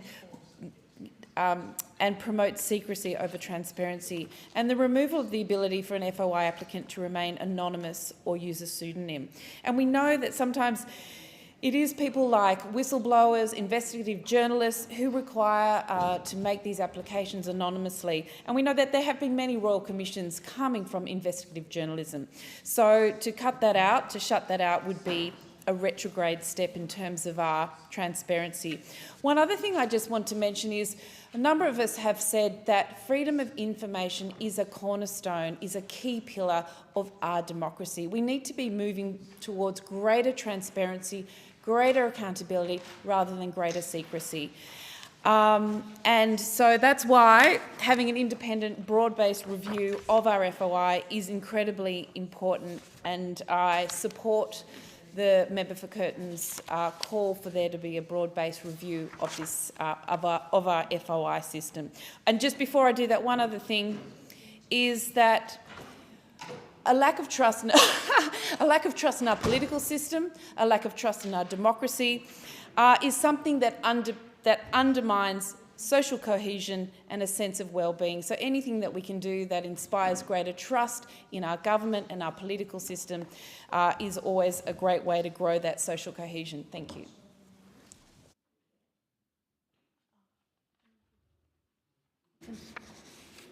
Okay, the question is that the amendments be agreed to. I call the member for Fisher. Yep. Thanks, Madam Deputy Speaker. In relation to this bill, the Coalition is opposed to it lock, stock and smoking barrel. I do acknowledge the amendment that was just introduced or moved by the Minister, by the Attorney, and I thank her for doing so, but it does not remedy all of the many problems that have been raised by my parliamentary colleagues and the many stakeholders. This bill does not have a friend apart from the public service. And when every stakeholder, when the crossbench, when the Coalition are combining to say this bill is extremely problematic, it is incumbent upon the government to have a very, very long, hard look at this bill. Now, as many of my colleagues have mentioned so far, the concept of freedom of information is a fundamental tenet of our democracy. Our democracy can be inconvenient at times. That's the price you pay for living in a democracy. I understand that sometimes requests for freedom of information may be difficult, they may be arduous. But the concept of putting these time limits these 40-hour time limits on requests for information goes against the very basis of the freedom of information. It goes against the very basis of a bulwark of our democracy. I'm sorry to interrupt the member, but I just would ask you that you be relevant to the amendment that is being considered before the House. Madam Deputy Speaker, I'm able to speak on the bill. I put the question that the amendment be agreed to.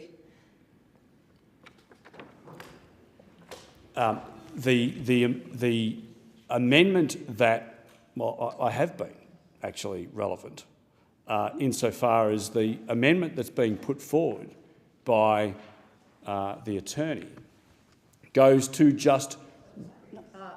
No, it's the amendment from the member for Curtin. Oh, for the member for Curtin? Yeah. Well, I'm sorry. The amendment that's being moved by the member for Curtin is a very sensible amendment, because basically what it is asking the government to do is to go and do an inquiry, an independent inquiry on this bill. And when this bill does not have a friend in the world, when all of the stakeholders are saying that there should in fact be an independent inquiry, not a parliamentary inquiry, which would no doubt be stacked with government members who would no doubt support this bill.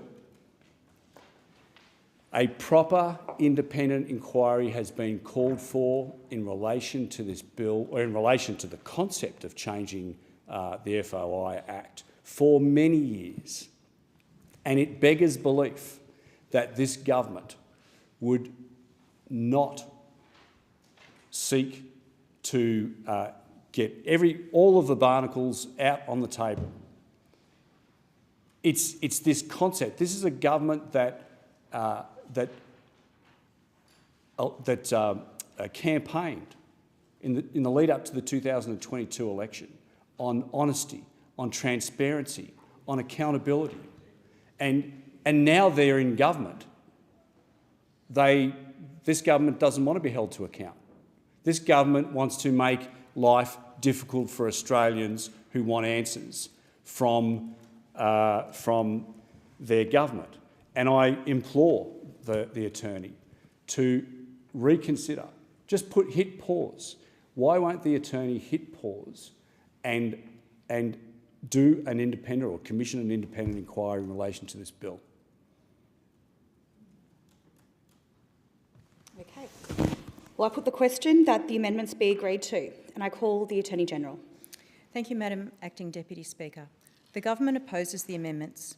The government has a delivery-focused agenda, and while reviews have their place, delivery is important for Australians. More than 6 reviews have considered or reported on the FOI system in the past 13 years, and the bill is the first significant amendment made to the FOI Act in response to these reviews. Recommendations, analysis and stakeholder submissions made to previous reviews and inquiries into the FOI system were considered in the development of the bill.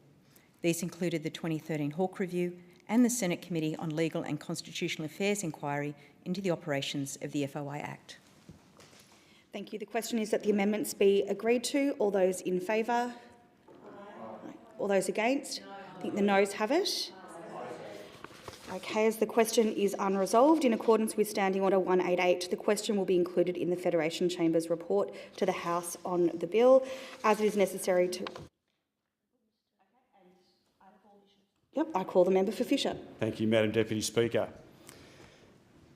Madam Deputy Speaker, I rise today to address some other grave specific concerns that I have with this bill.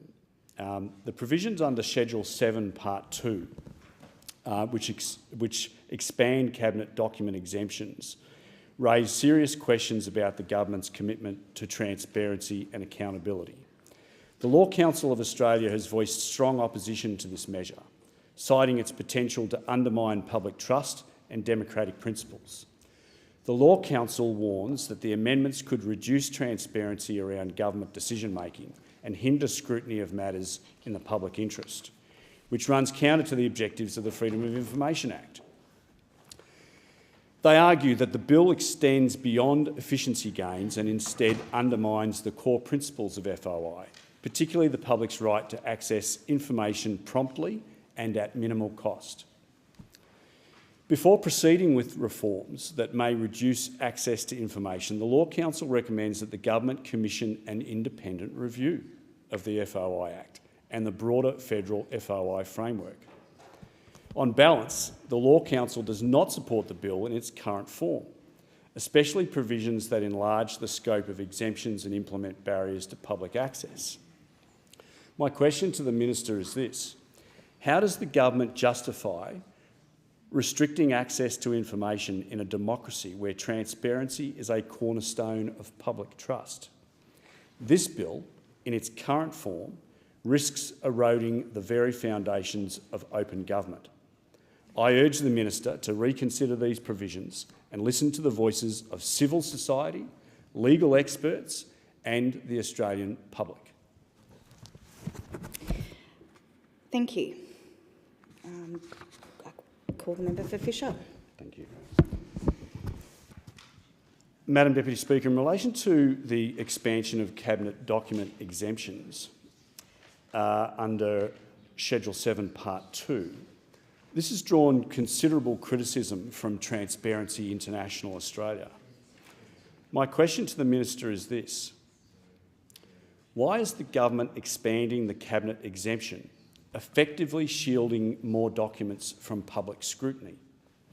This move appears designed to reduce transparency around key decisions. I urge the Minister to reverse this provision and uphold the public's right to know. Thank you. The member for Fisher. Thanks, Madam Deputy Speaker. The discretionary refusal powers in Schedule 7 allow agencies to reject requests deemed frivolous or harassing. The Office of the Australian Information Commissioner has raised concerns about the lack of safeguards. My question to the Minister is this: what safeguards exist to prevent agencies from abusing the new discretionary powers to refuse requests deemed frivolous or intimidating or harassing? Without clear definitions and oversight, this provision risks arbitrary denial of access. I call on the Minister to introduce robust safeguards. Thank you. I call the member for Fisher. Madam Deputy Speaker, in relation to the discretionary refusal powers under Section 11 B(3) of the Act, the Freedom of Information Bill introduces discretionary powers under Schedule 7, Part 3, Division 1, that have been described by the Environmental Defenders Office as a grave integrity failure. The EDO, who I often don't agree with, but in this case I do, in the submissions to the Legal and Constitutional Affairs Committee, argued against the expansion of exemptions, allowing agencies to refuse requests on vague grounds, such as prejudicing frank discussion or orderly and effective government conduct. Madam Deputy Speaker, my question to the Attorney is this: why is the government pursuing reforms that have been described by integrity advocates as a grave integrity failure? This bill risks giving agencies broad powers to reject requests based on vague and subjective criteria, undermining the public's right to know. I urge the Minister to withdraw these provisions and restore faith in our democratic institutions. Thank you. I call the member for Fisher. Madam Deputy Speaker, I refer you to the Freedom of Information Bill 2025, specifically Schedule 7, Part 3, Division 1, and in relation to the amendments to Section 11, B, subsection 3 of the Act. Subsection 3, A, inserts a provision which provides that a document is conditionally exempt if the document would or could reasonably be expected to prejudice the frank or timely discussion of matters or exchange of opinions between participants in deliberative processes of government for the purposes of consultation or deliberation in the course of or for the purposes of those processes. Attorney, what does that provision even mean, and in what circumstances does the minister consider that it could or would be exercised? Thank you. I call the member for Fisher.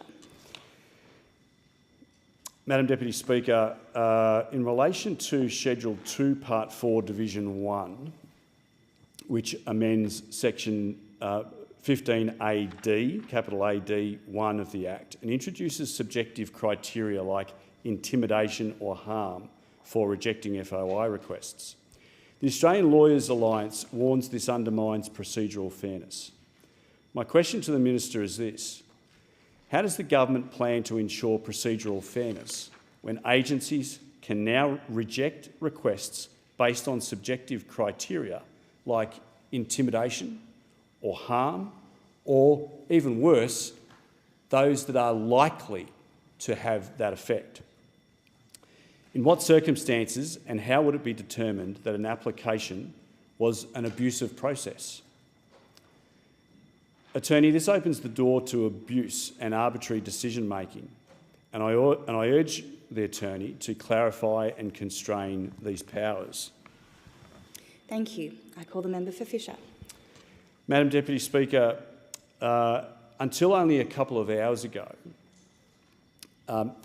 the bill's requirement for verified identity under Schedule 2, Part 5, Division 1, would have effectively banned anonymous FOI requests. The Human Rights Law Centre warned that this will deter whistleblowers and vulnerable individuals from seeking accountability. My question to the Minister is this: why did the Minister believe that banning anonymity was in any way acceptable, and why did it take her until this very, very late stage to see that such a proposal was antithetical to the concepts of the FOI? Does the Minister now accept that banning anonymous FOI requests would have deterred whistleblowers and vulnerable individuals from seeking accountability? This change would have threatened to silence those who rely on anonymity to expose wrongdoing. Why did it take the Attorney so long to acknowledge that all Australians should have the right to seek information without fear of recriminations? And what evidence supported the claim that anonymous or pseudonymous requests are predominantly vexatious or abusive? Call the member for Fisher. Madam Deputy Speaker,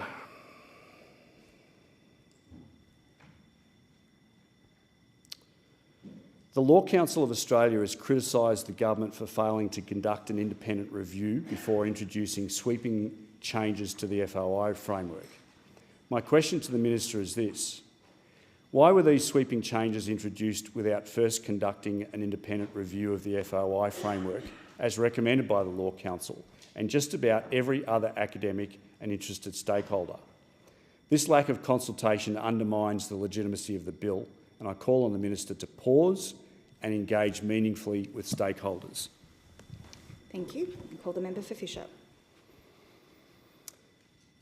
Madam Deputy Speaker, Schedule 3, Part 2, Division 1 of the bill introduces a 40-hour cap on processing FOI requests. The Environmental Defender's Office warned that this could be used to reject complex but legitimate requests. My question to the Minister is this: how will the proposed 40-hour processing cap avoid becoming a blanket excuse for agencies to reject complex but legitimate requests? This arbitrary limit risks undermining access to information on matters of public interest, and I call on the Attorney to reconsider this cap and ensure fairness in FOI processing. Thank you. I call the member for Fisher. Madam Deputy Speaker, Schedule 6 introduces application fees for FOI requests. The Australian Council of Social Service warns that this will disproportionately affect low-income Australians. My question to the Minister is this: how will the introduction of application fees not disproportionately affect low-income Australians seeking information about their rights or entitlements? Attorney, access to information should not depend on one's ability to pay. I call on the Attorney to remove this financial barrier. Call the member for Fisher. Madam Deputy Speaker, the Centre for Public Integrity has warned that the new fee structure under Schedule 6 could deter legitimate public interest inquiries. My question to the Minister is this: what measures are in place to ensure that the new fee structure does not become a barrier to legitimate public interest inquiries? This bill risks pricing out transparency. I call on the Minister to exempt public interest requests from fees. Thank you. I call the member for Fisher. Madam Deputy Speaker, Schedule 5 alters review procedures, placing additional burdens on the Office of the Australian Information Commissioner. My question to the Minister is this: has the government considered the operational burden these changes will place on the Office of the Australian Information Commissioner? This bill risks overwhelming the OAIC and delaying transparency and justice. I call on the Minister to consult with the Commissioner and revise these provisions. Thank you. I call the member for Fisher. Thanks, Madam Deputy Speaker. Some lawyers have warned that the changes to the FOI Act could increase litigation and legal costs. My question to the Minister is this: does the Minister acknowledge that these reforms could lead to increased litigation and legal costs rather than reducing inefficiencies? This bill may create more problems than it solves. Has the government performed a cost-benefit analysis of these reforms? And if not, will she commit to doing so, before proceeding with the bill? Thank you. I call the member for Fisher. Madam Deputy Speaker, the Media, Entertainment and Arts Alliance has criticised the lack of consultation with media organisations. My question to the Minister is this: what consultation was undertaken with media organisations, civil society and legal experts before drafting these amendments? Transparency reforms must be developed transparently. I urge the Minister to engage with stakeholders before legislating. Thank you. And I call the member for Fisher. Almost there, Madam Deputy Speaker, almost there. Madam Deputy Speaker, the Senate Standing Committee for the Scrutiny of Bills is reviewing the Freedom of Information Amendment Bill. My question to the Minister is this: will the Minister commit to amending or withdrawing the bill if the Senate committee finds that it undermines the public's right to know? The government must respect the findings of independent scrutiny. I urge the Minister to act on the committee's recommendations. Madam Deputy Speaker, finally, as I have previously indicated, this bill does not have a friend in the world, apart from the public service. And quite frankly, I would have thought that the public service would have welcomed particularly the changes that the Attorney has finally made today around anonymity. But the amendment that the Attorney has moved today does not, in and of itself, correct a bill with all the many faults and problems that so many of my colleagues have spoken for such a long period of time on. This government is allergic to transparency. It continues, day in, day out, particularly as we get closer to the Christmas break, to be jamming legislation through this place. Every Australian should be very concerned when they hear that their government is looking to create efficiencies in everyday Australians' access to information. Democracy is a very precarious thing, Madam Deputy Speaker, but it is something that it should be cherished, and I think is cherished by mostly by 27 million Australians. But the downslide in democracy can happen very easily. And when this government when this government came to power in the lead-up to the 22 election, it prided itself. It made it a fundamental election principle. Vote for us, they said. We'll restore, they said, integrity to the parliament. We'll restore integrity to government. And what we have seen, particularly over the last 4 to 6 weeks, is this government continuing to ram legislation through this place. And this bill should send a shockwave through the hearts of 27 million Australians. I have just spoken about a few of the stakeholders who have raised concerns about this bill. Just a few. The media, in particular, relies heavily upon access to the freedom of information, and it relies heavily on the ability to be able to access information to hold the government to account. That's their job. Whether they do it particularly well or not is of course up for debate.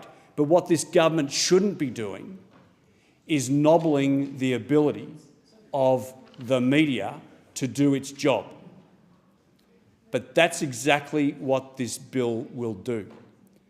And you might say, oh, well, you know, how is it doing that? The reality is that the media is much more than just your News Corps and large media organisations. It also involves small independent newspapers that, like the Glasshouse Country News in my electorate. They should be able to provide or request information from this government on important issues like funding for hospitals, funding for childcare centres. It's vitally important that Australians across our country have the ability to be able to ask questions of their government, who are there to serve them. The bureaucracy is not there to serve themselves. The bureaucracy is to serve the Australian public, and I urge this minister to pause this bill. Thank you. As there are unresolved questions preventing the resolution of this question, in accordance with Standing Order 195, the bill will be returned to the House for further consideration, and I call the clerk.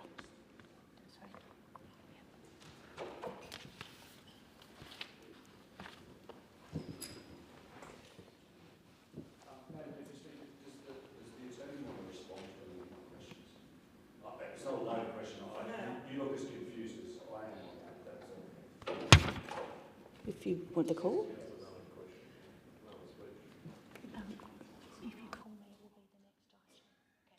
If you would like the call, Attorney. Yep. Thank you. Okay. Thank you, Madam Acting Deputy Speaker. I refer to my comments made in relation to government amendments, and secondly, I refer the honourable member to the answers and comments I have provided to every proposed amendment moved by other honourable members, each of which covers the subject matter he has raised and for which I have already given responses in this chamber. Thank you.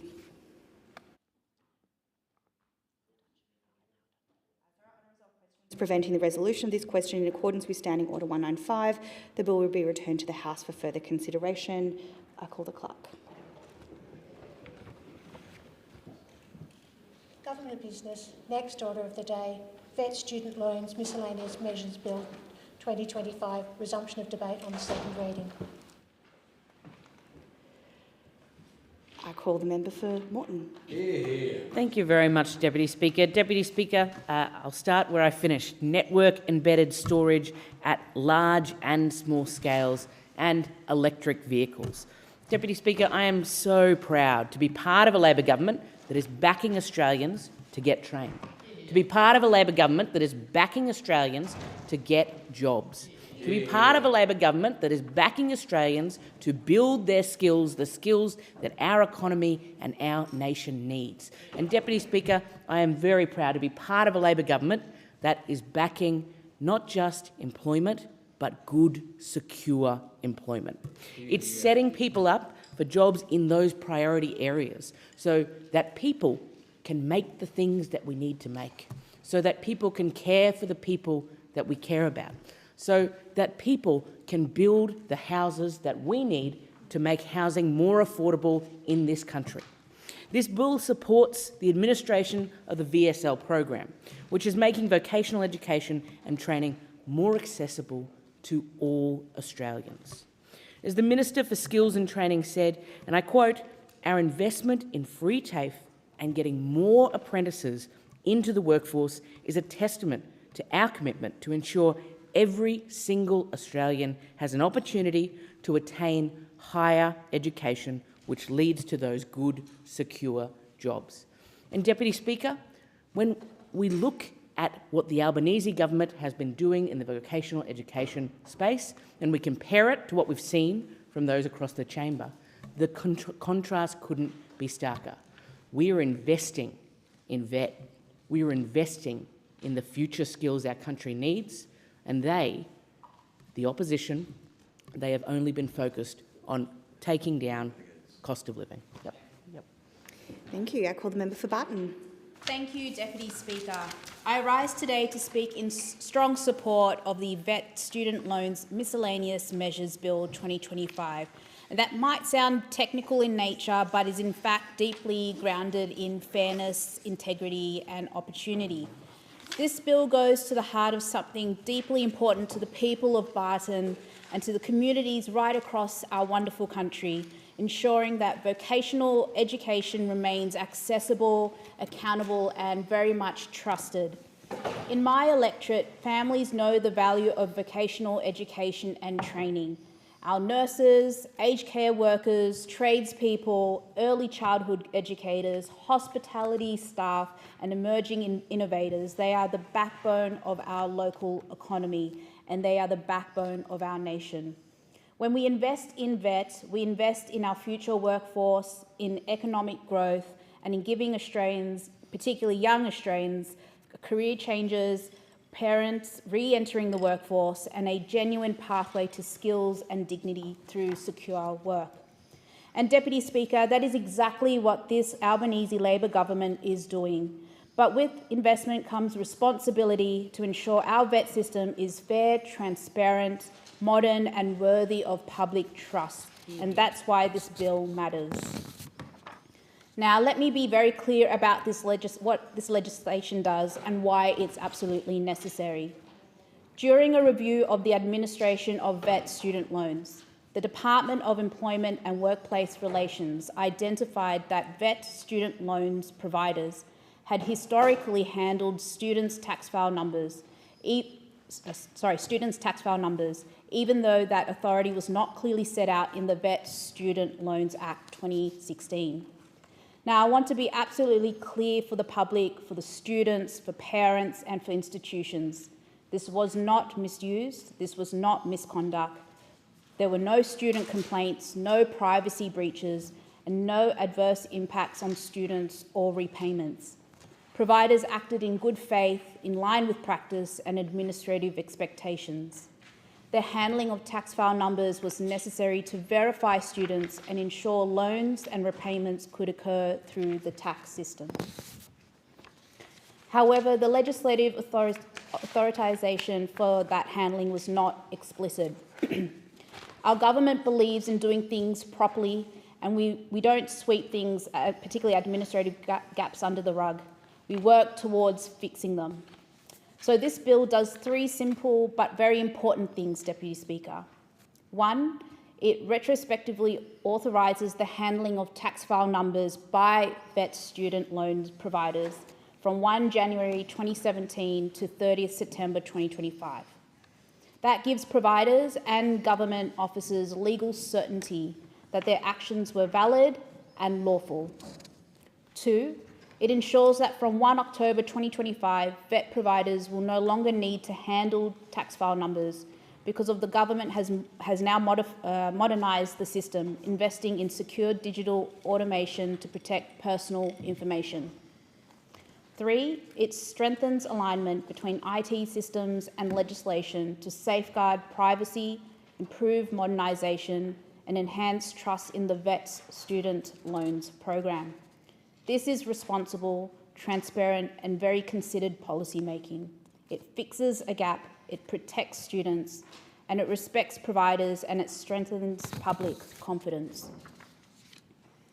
Deputy Speaker, this bill sits within a broader, principled Labor approach to vocational training that is grounded in restoring integrity to a system that was badly damaged by the previous coalition government.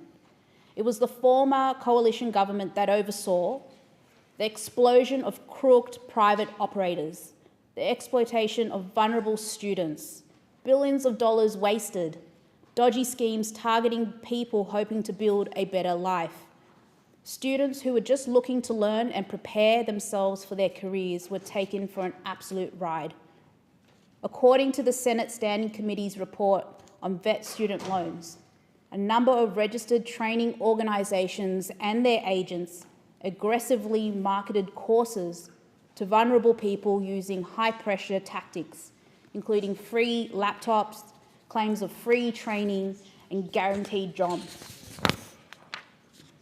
In turn, providers enrolled students into large loans for courses that were either unnecessary for employment, had low completion rates, or were of questionable relevance to the labour market. Not only did this create a huge liability for the Commonwealth, but it damaged the reputation of the vet sector more broadly. And no wonder, it was dodgy, bad policy that hurt the most vulnerable in our community. Labor came in and cleaned it up through the vet student loans program. And we are now continuing that work to make sure that the vet system remains trusted and strong.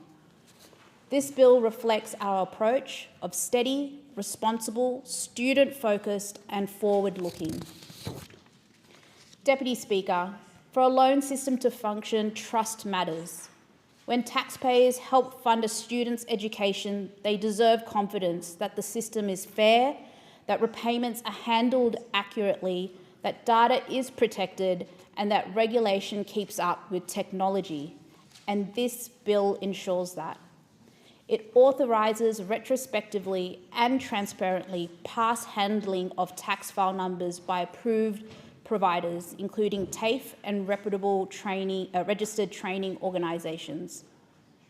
It also ensures that from October this year, automated secure systems, not training providers, will handle tax file number transfers. This strikes the right balance, protecting students, maintaining loan integrity, supporting providers, complying with privacy rules, and ensuring seamless loan administration. This is government doing its job safeguarding integrity and modernising public systems responsibly. The bill applies to current and former vet student loans providers, their staff who handle tax file numbers in good faith, the Department of Employment and Workplace Relations, the Commissioner of Taxation, and relevant Commonwealth officers involved in administration. This does not give blanket immunity for wrongdoing. It validates legitimate administrative actions taken in good faith to support students. Strong privacy protections, security obligations, oversight mechanisms and criminal penalties for unauthorised disclosure remain in place. Deputy Speaker, vet is an economic imperative for our nation. Our workforce is rapidly evolving. We face skill shortages in nursing, aged care, disability support, shortages in construction, electrical trades, cybersecurity and tech, new industries emerging in advanced manufacturing, renewables and clean energy, and the growing need for retaining and upskilling as careers change.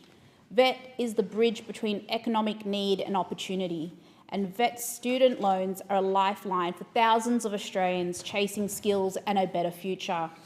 And I know in my electorate, the St George Cogra TAFE campus and the administrative and teaching staff have been doing amazing work to upskill the next generation across various occupations.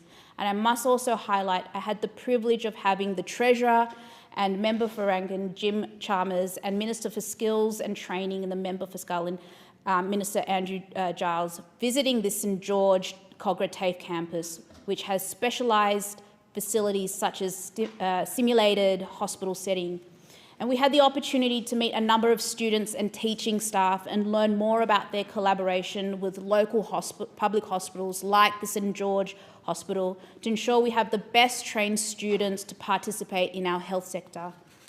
Since July 2023, this government has invested $42.2 million to modernise the VET student loan system. This bill ensures that those investments land on a strong legislative foundation and reminds me that TAFE campuses like the St George TAFE in Kogarah and many more are important assets in all of our communities. It ensures our students, our providers and our economy has stability and certainty. Deputy Speaker, this bill may be technical in nature, like I said earlier, but it has a purpose, a very clear purpose, and it is quite principled. It gives certainty and legal clarity to students, providers and government to safeguard personal information and strengthen privacy, to modernise the VET loan system and to uphold integrity in education, which is one of the great enablers of Australians' prosperity and aspiration. And to every student in Barton and across this nation, we are building an education system worthy of your dreams. And we will always defend your right to learn and to grow and to build a future with dignity and purpose. I commend the bill to the House. Thank you. I call the member for Spence. Well, thank you, Acting Deputy Speaker. I wish to address the House on the VET Student Loans Miscellaneous Measures Bill 2025, a bill that strengthens our vocational education system, ensures the integrity of student loan administration and delivers certainty for students, providers and the Commonwealth alike. This bill is not a headline-grabbing measure, but it is one that matters deeply to those who trust our system to work as it should. It's a technical bill with a very human purpose, to make sure that every student who relied on the VET student loan since the program's commencement in 2017 can do so with confidence in the law and confidence in their privacy. Our government is taking steps to fix a problem identified during a review conducted in the previous term of government, a problem that goes to the heart of how VET student loans were administered and how tax file numbers were handled under the 2016 Act. That review revealed that the VET Student Loans Act 2016 did not explicitly authorise loan providers to handle student tax file numbers for the purpose of administering those loans. While the practice had been long established and no evidence of misuse ever arose, the legislation itself had not kept pace with the system it was designed to govern. And that is why the Albanese Labor government has brought forward this bill, to make sure that alignment between our IT systems and our law is restored, and to provide certainty where uncertainty once stood. This bill retrospectively authorises the handling of students' tax file numbers by VET student loan providers for the purpose of administering the program from 1 January 2017 to 30 September 2025. In doing so, it ensures that providers and Commonwealth officers alike can be confident that their past actions were lawful and necessary in the delivery of a program that has helped hundreds of thousands of Australians gain a qualification and build a career. The Department of Employment and Workplace Relations has, since early 2025, made the technical changes required to modernise the system. The tax file numbers are now masked from providers and transferred automatically between relevant Commonwealth systems. That means from 1 October 2025, providers will no longer need to handle TFNs at all. This is a simple but significant change, one that closes the loop between legislation, technology and practice. It is also a demonstration of what good governance looks like, identifying an administrative gap, consulting with providers, building a solution and enshrining it in law. The tax file number is not a small piece of information. It is the key that connects a student's loan to their future earnings and their repayment through the tax system.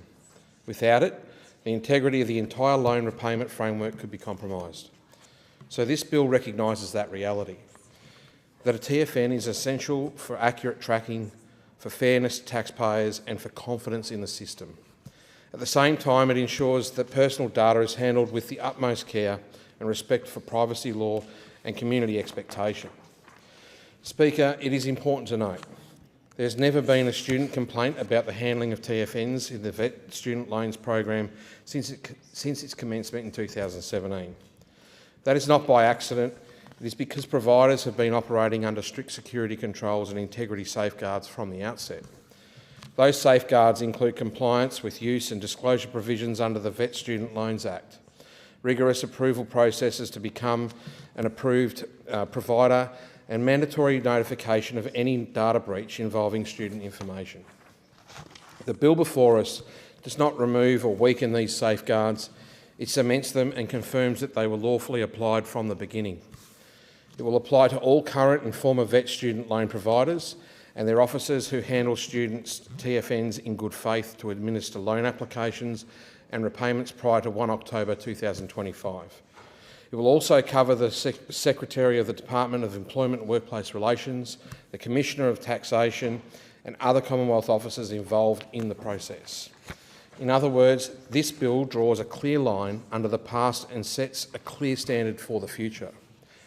The Department has communicated with providers throughout this process, keeping them informed about the IT changes, about the policy intent and about this legislation.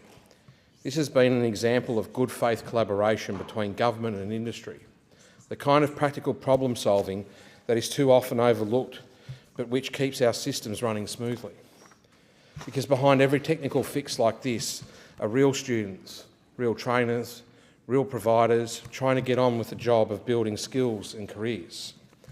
Speaker, for those listening who might not be familiar with a VET student loans provider, what a VET student loans provider is, they are registered training organisations approved by the Australian Government to deliver VSL-approved courses. That includes our TAFEs, the bedrock of Australian skills and training, and also private colleges that meet the standards set by the Commonwealth. Together, they make up the network that trains electricians, nurses, childcare workers, fitters, technicians and hundreds of other skilled Australians who keep this country running.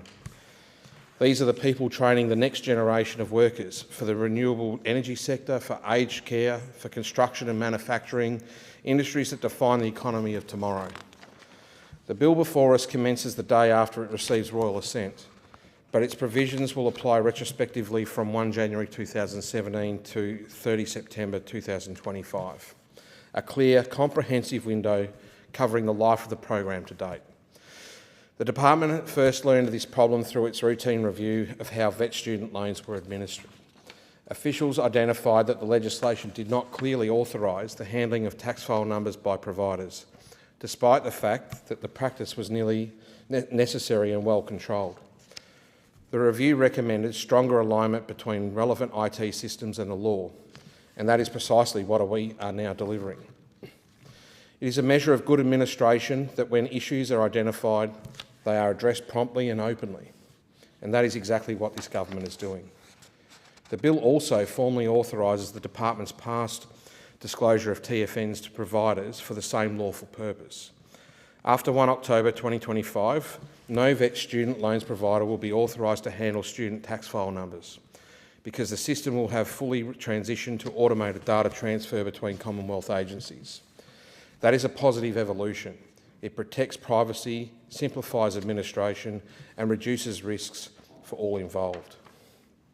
Since early 2025, the department has rolled out these updates to its IT systems, a modern approach to data security that meets the expectations of students today.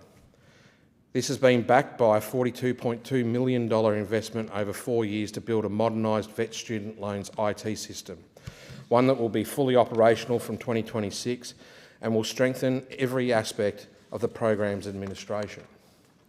That new system will underpin faster assessments, smarter payments and stronger integrity, ensuring that public funds are well spent and students are well served. For students, the impact of this bill is simple: continuity, certainty and confidence. The way students apply for a VET student loan will not change. They will continue to use the Electronic Commonwealth Assistance Form, the ECAF, just as they do now. Their tax file number will continue to be required because it is the link between their loan and their tax record. But they can be assured that it is now protected by modern IT architecture and clear legislative authority. If any student does have a concern about the use of their tax file number, they can contact the Department of Employment and Workplace Relations or the Office of the Australian Information Commissioner. But I reiterate, no such misuse has ever been reported. Speaker, the VET Student Loans Program is a cornerstone of our training system. It enables Australians to undertake vocational education and training without the immediate burden of upfront fees through an income contingent loan that is fair, accessible and sustainable. It means that a student in my electorate can enrol in courses at Elizabeth or TAFE, a Salisbury TAFE course today, gain a qualification, find a secure job and repay their loan through the tax system once they are earning a good income. That is how a fair society builds its skill base, by removing barriers to education and backing people to succeed. The program also supports national priorities, addressing skill shortages in engineering, construction, healthcare and the occupational licensing trades that are vital to our economic growth. It aligns training and supply with industry demand and a practical example of how policy can serve both people and productivity. And it ensures that opportunity is not just for those who can afford it up front, but for everyone willing to work hard to build a career. Without programs like VET Student Loans, tens of thousands of Australians would never have had the chance to study a trade, a technical qualification or a diploma that changed their lives. And without those graduates, Australian businesses would be facing even greater skill shortages than they do today. That is why this bill is so important, because it protects the integrity of a program that is central to our future. Now, it would be fair to ask why VET student loans require such careful handling of tax file numbers when students in higher education sector provide theirs routinely. The answer is that the VET student loans program and the higher education loan program are governed by different legislation. The VSL Act 2016 and the Higher Education Support Act 2003. Each framework has its own data handling arrangements, and this bill ensures that the VSL framework is now as clear and comprehensive as its counterpart in higher education. It brings consistency and certainty, both vital to the confidence of students and providers alike. In a broader sense, it also reflects the values of this government, that integrity in public administration is non-negotiable, and that every student has a right to know that their personal information is safe and their loan is secure. Speaker, there is nothing more fundamental to good government than accountability and trust. When people hand over their personal information, especially something as sensitive as a tax file number, they are placing their trust in a system that serves them. They trust that their data will be handled lawfully, used only for the purpose for which it was given, and protected against misuse. And they trust that if something goes wrong, their government will not hide from it, but will act to put it right. That is precisely what this bill does. It acknowledges an administrative gap that should never have existed and closes it transparently, decisively and permanently. It ensures that neither providers nor students are left exposed because of a technical oversight in the original Act. It sends a clear message. When issues arise, the Albanese Labor government deals with them head-on, with honesty, integrity and action. And importantly, it does so without disruption to students, without cost to providers, and without undermining the stability of the system. It restores confidence. Confidence that when you apply for a VET student loan, your data is protected and your loan is administered under clear lawful authority. It also restores confidence to providers who can continue to focus on what they do best, delivering quality education and training to the Australian workforce. Speaker, vocational education and training is at the heart of the Future Made in Australia agenda. It is how we equip our people with the skills to fill the jobs of the future in clean energy, advanced manufacturing, defence industry and care sectors. Programs like VET student loans make that possible by ensuring that the cost is not a barrier to opportunity. This is particularly true for communities like those in Adelaide's north. In the electorate of Spence, where access to affordable training means access to local jobs and lifelong security. It means that a young person studying welding at TAFE SA in Elizabeth can take up work in one of the growing defence and manufacturing facilities across northern Adelaide. It means that mature age workers can reskill into emerging industries like renewable technologies, or advanced manufacturing without being deterred by upfront fees. And it means that our regional training providers can continue to deliver high-quality, industry-relevant courses, knowing that the student loan framework supporting them is sound. Speaker, I commend the Vet Student Loans Miscellaneous Measures Bill 2025 to the House as a bill that strengthens our education system, protects our students and upholds the integrity of public administration in Australia.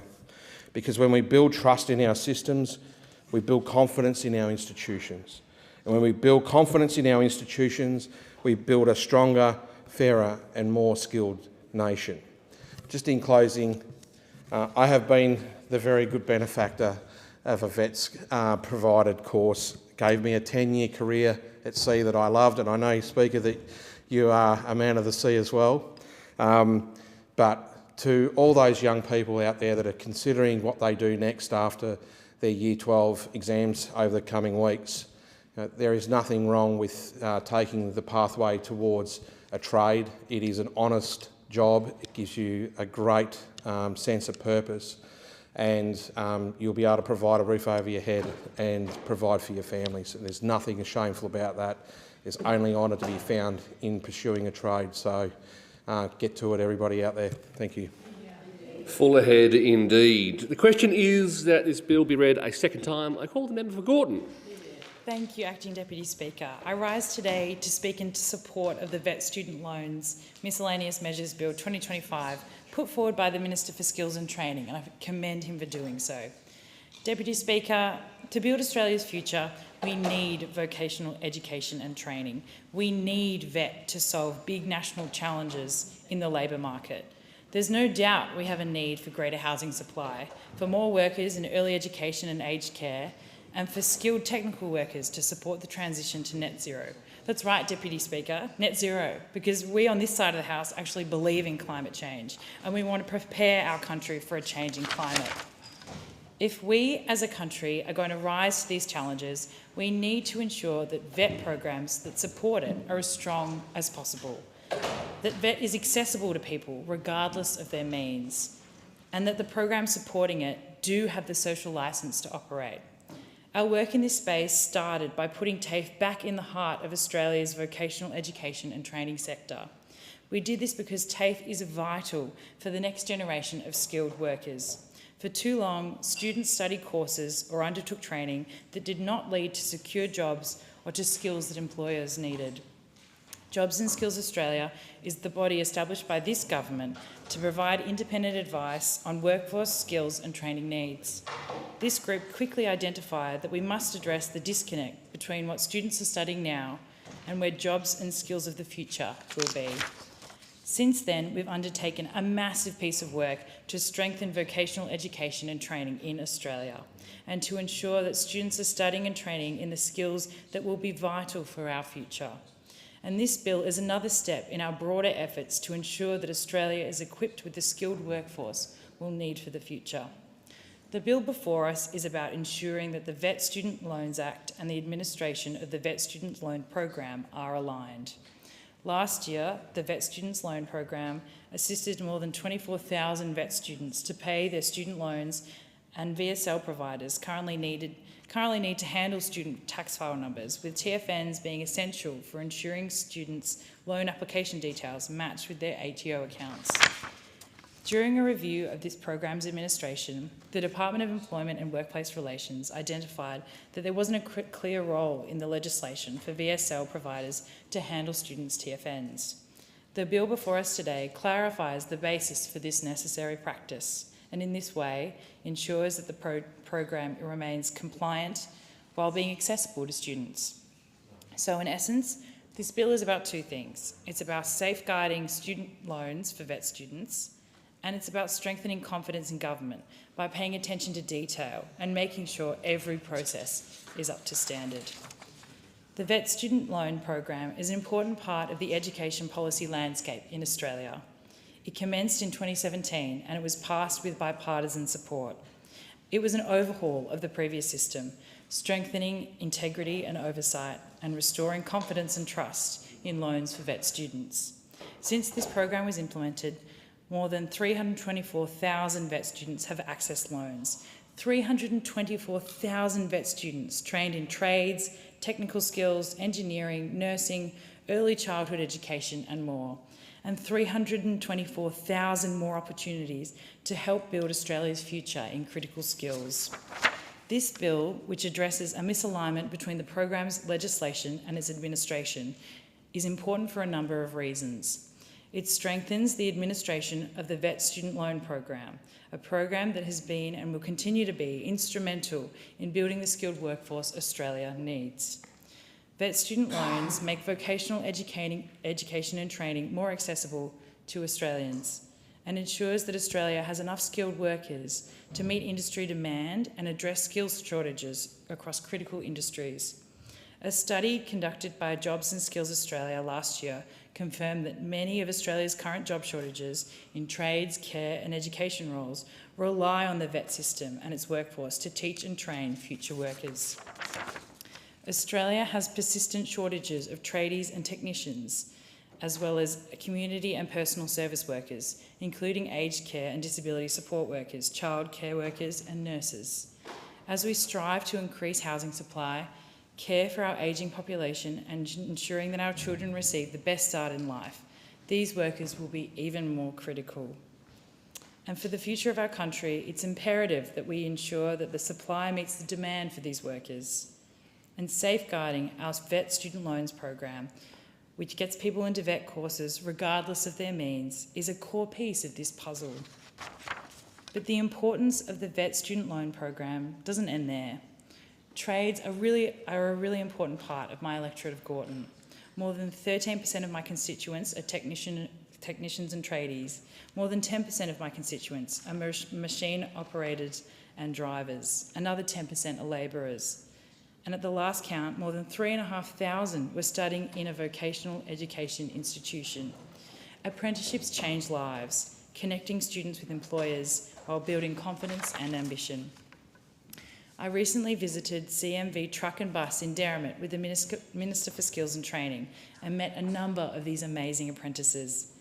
CMV Truck and Bus have a fantastic program supporting 103 diesel mechanic apprentices across their operation, including 34 in my electorate in Derrimut. They're training the next generation of vehicle technicians. Free TAFE and good employers like CMV Truck and Bus make dreams like this a reality for so many young people in my community. Deputy Speaker, I previously worked in education policy in Victoria. We reformed the Victorian Certificate of Applied Learning to become the VCE vocational major, providing students with practical skills, hands-on experience and a pathway for further education. Bringing this pathway into the VCE was much more than a name change or a rebrand. It reformed the curriculum to ensure that there was an option within VCE that focuses on vocational and applied learning. We have some incredible school-based VET programs as well, where students are taking up hands-on subjects like automotive, engineering studies, building and construction, hair and beauty, and so much more. I recently visited Catholic Regional College in Sydenham, a fantastic local school in my electorate that has a VET hospitality and a VET food processing program. Their teachers and kitchen facilities at the school are incredible. They're able to provide commercial catering and local events through these student programs. They're learning the hands-on skills while they're still completing school, so they can go on to do TAFE or straight into work. CRC Sydenham also has a great VET salon assistant program and has offered me a haircut one of these days, which I'm very much looking forward to. CRC is just one example, but there are so many schools in the western suburbs of Melbourne that have embedded the need for hands-on learning in everything they do, which sets our students up for whatever success and whatever they choose to do. This piece, which ensures confidence in our VET student loans program, is part of Labor's larger commitment to education. Labor is the party of quality, accessible education. And in our commitment to education, we're leaving no stone unturned. We've locked in 100,000 free TAFE places each year from 2027. We've cut 20% of all student debts and will raise the minimum repayment thresholds so that repayments are lower and only kick in when you earn more. Our 20% reduction to student debts will benefit VET students in particular, applying to more than 280,000 VET student and Australian apprenticeship support loan accounts. It'll cut more than $500 million from vet student and Australian apprenticeship support loan balances, giving vet students a leg up when they enter the workforce. And we're working on all levels of education, committing $16.5 billion to fully fund all public schools over the next 10 years, tied to real and practical reforms, legislating paid prac for teaching students to help with the cost of placements, giving early education and care workers a 15% pay rise, subsidising additional hours of care for the 100,000 families under the 3-day childcare guarantee, and putting TAFE back at the centre of Australia's vocational education and training sector. We passed the free TAFE bill, which has seen more than 685,000 enrolments in free TAFE. The leader of the opposition famously said, "When you don't pay for something, you don't value it." Tell that to the 685,000 people taking up free TAFE around Australia. Tell that to the 1,420 apprentices in my electorate who are in training right now thanks to free TAFE. This includes my husband Chris, who was able to make a career change later in life as a result of Labor's free TAFE.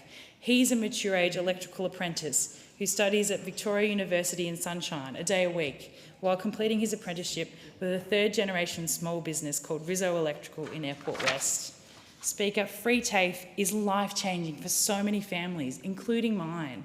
And frankly, it shows how out of touch those opposite really are. They voted against training more tradies to build the houses we need for our growing communities. They voted against the cost of living relief that free TAFE provides for so many Australians, particularly in the outer suburbs. They are out of touch with the needs and interests of suburban families. While we on this side of the House are doing everything we can to help Australians get better jobs with higher wages and giving educational opportunities to Australians that would otherwise miss out. Labor is the party of education, and we're building on our commitment to education with this bill. This bill is important because it works towards ensuring that the administration of crucial programs like the Vet Student Loans program are compliant and administered with integrity. We know that trust in government isn't where it should be. It's been eroded over the last decade when those opposite were in government, those opposite who presided over Robodebt, those opposite whose former leader swore himself into 5 additional ministries during his term without informing his own cabinet, much less the public, who voted against things that are making a real difference to Australians: energy bill relief, cheaper childcare, cheaper medicines and cheaper healthcare. When the Albanese Labor government came to power in 2022, we promised Australians that we would make government work for them, not the other way around. No more secrecy, no more scandal. And we've delivered key pieces of legislation to give Australians confidence that government does work for them, that our democracy is by the people, for the people, as it was intended. We've created the National Anti-Corruption Commission, the first of its nature in Australia's history. We've strengthened protections for public sector whistleblowers. We've committed to releasing an annual report on trust in the public service, to increase transparency and trust in public servants. And we're delivering on the things that Australians care about: cost of living, housing, education, Medicare, delivering and putting real outcomes for Australians first. And with this bill, we're ensuring that the programs and processes that bring out real outcomes for Australians are compliant and administered with integrity down to the very last detail. The bill before us today speaks to who we are as a Labor government. We're a government that pays attention to detail, that acts on advice from the public service, that knows the importance of integrity and transparency in everything we do, that wants to build confidence and improve trust in government, and wants to earn that trust by doing right by Australians. We're a government that invests in Australians, our people. Unlike the opposition, who believe if you don't pay for something, you don't value it. We know that when we invest in our people, our society, our economy and our future, we all benefit many times over. We're a government that cares about what makes a real difference to the lives of Australians: cost of living measures, Medicare, affordable housing, and a government that knows the transformative quality of access to education, not just for individuals, but for all of Australia. Deputy Speaker, I commend this bill to the House. The question is that this bill be read a second time. I call the member for Macquarie. Thank you, Deputy Speaker. The vet student loans bill that we're considering is really important because vocational education training plays a huge role in building the skilled workforce that Australia needs now and in the future. So we're taking steps to fix a problem that was identified during a review of how these vet student loans are administered. We've taken action to ensure that an issue that emerged is resolved and that there's certainty for students and providers. This bill is a fix for an issue where the vet student loan providers were handling tax file numbers and it wasn't actually authorised in the legislation for that to happen. The tax file numbers are really an essential piece of information for administering the loans program of this kind. So this is why the Albanese government is bringing forward the Vet Student Loans Miscellaneous Measures Bill 2025 to fix the problem. The bill will retrospectively authorise the student loan providers who are handling the tax file numbers to do that. The bill will also provide certainty to providers and government officers that their past handling of students' tax file numbers for the loan scheme was lawful. And there's absolutely no change to the way students apply for vet student loans using the electronic Commonwealth assistance form. Now, this might seem like a pretty minor piece of legislation, but it achieves a number of things and it underpins the vet student loans program, which makes vocational education and training more accessible to Australians by providing opportunities for students to do a vet course at either a diploma level and above and defer the payment of tuition fees through an income contingent loan. So this program really helps to address skills shortages across industries involving science, technology, engineering or maths and occupational licensing trades, among many others. The Albanese Labor government is building Australia's future and we're boosting the workforce that we need to deliver it. We're investing in priority occupations and creating a modern, adaptable apprenticeship system, which is critical to the nation's future prosperity and productivity. Without programs such as the vet student loans, many students wouldn't have the opportunity to undertake tertiary studies. Australian businesses and the economy would miss out on those skills that vet students and alumni bring to all our industries. It's worth thinking about the number of people who are doing apprentices, and if I look at my own electorate of Macquarie, there's nearly 1,800 students currently undertaking training in the vet scheme. And I think it's also worth looking, I should point out my neighbours have pretty good levels too. In Lindsay, there's 2,365 people. These are the most recent figures for the last year doing training. My neighbour to the north, the Hunter, 3,500 people. And Calare to my west, nearly 3,000 people. So significant numbers. The top 20 list of TAFE enrolments also tells a story. The second highest on that list is the Certificate 3 in Early Childhood Education and Care, and this is the data for New South Wales. And of course, Wentworth Falls in my electorate offers that course, and it is terrific to see how many people are taking it up. Also on that list is the Diploma of Early Childhood Education and Care, also taught at Wentworth Falls. And both of those are vital for providing the staff we need for our early education centres, because kids need to have really qualified educators to take them through those very formative years.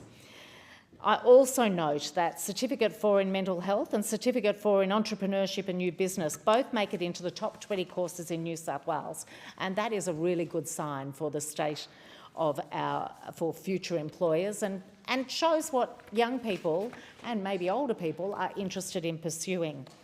I also note that when I look at the key sectors, the top 2 courses in the agricultural sector Certificate 2 in Animal Care and Certificate 3 in Horticulture. And both of these, of course, are courses offered by the wonderful Richmond TAFE.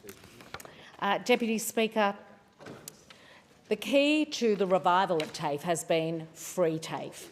Only Labor is the party that believes in free TAFE. Those opposite do not.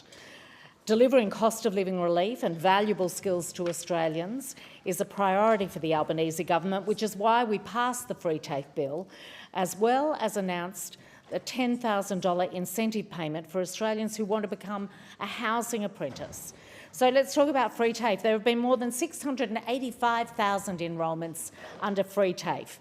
That's 685,000 opportunities to help build Australia's future in critical skills like the care and disability courses, which have seen more than 186,000 enrolments. In technology and digital, there's been more than 65,000 enrolments. The total figure for early childhood education and care sector has been more than 53,000 enrolments, and that shows where people are picking up. I should point out that under free TAFE, a student training in Cert 3 in early childhood education and care in New South Wales can save up to an estimated $1,930 in their training. That is absolutely cost of living relief. There are also more than 52,000 apprentices in construction courses, with that number set to grow thanks to the investment in more places in such an important sector. And I note that, that in the Hawkesbury and the Blue Mountains, the construction sector will be feeling the benefit of this. The construction industry has the largest number of total registered businesses in the Hawkesbury part of my electorate, comprising nearly 30% of the total. The construction industry in the Blue Mountains is nearly 20% of all registered businesses. And Emu Plains, of course, has its fair share of construction businesses like Powell Homes, who I visited early this year. So workers for this sector are essential, and cost shouldn't be a barrier.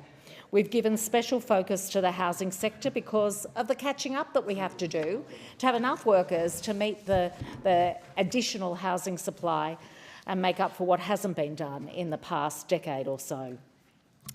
Of course, cutting 20% of student debt also applies to those who have incurred fees as vocational education training students.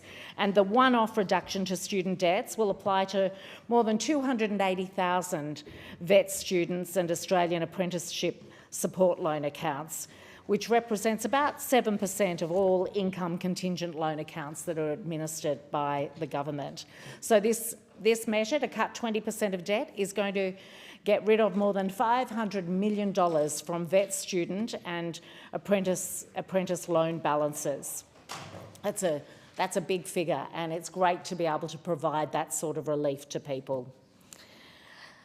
Deputy Speaker, there are a couple of ways we've really incentivised apprentices to work in the housing sector, and the additional $10,000 in financial incentives that kicked in from the 1st of July is one of those.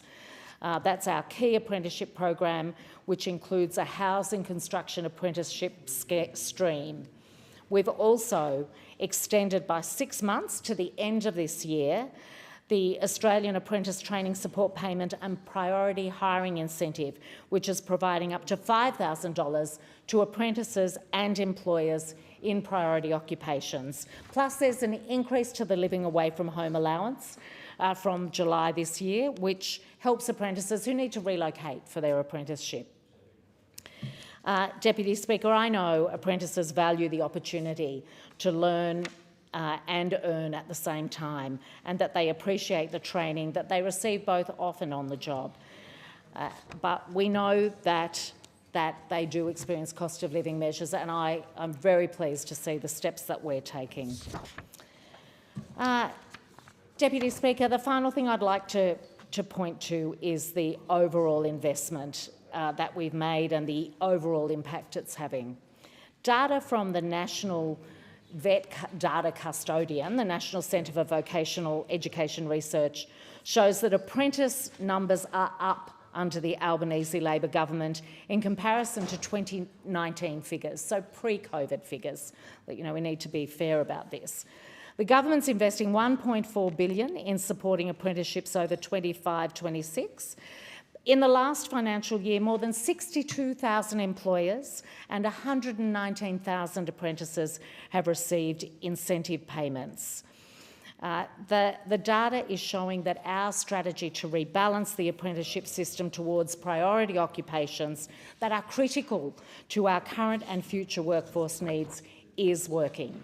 I commend the bill to the House. I call the member for Solomon. Thanks very much, Deputy Speaker.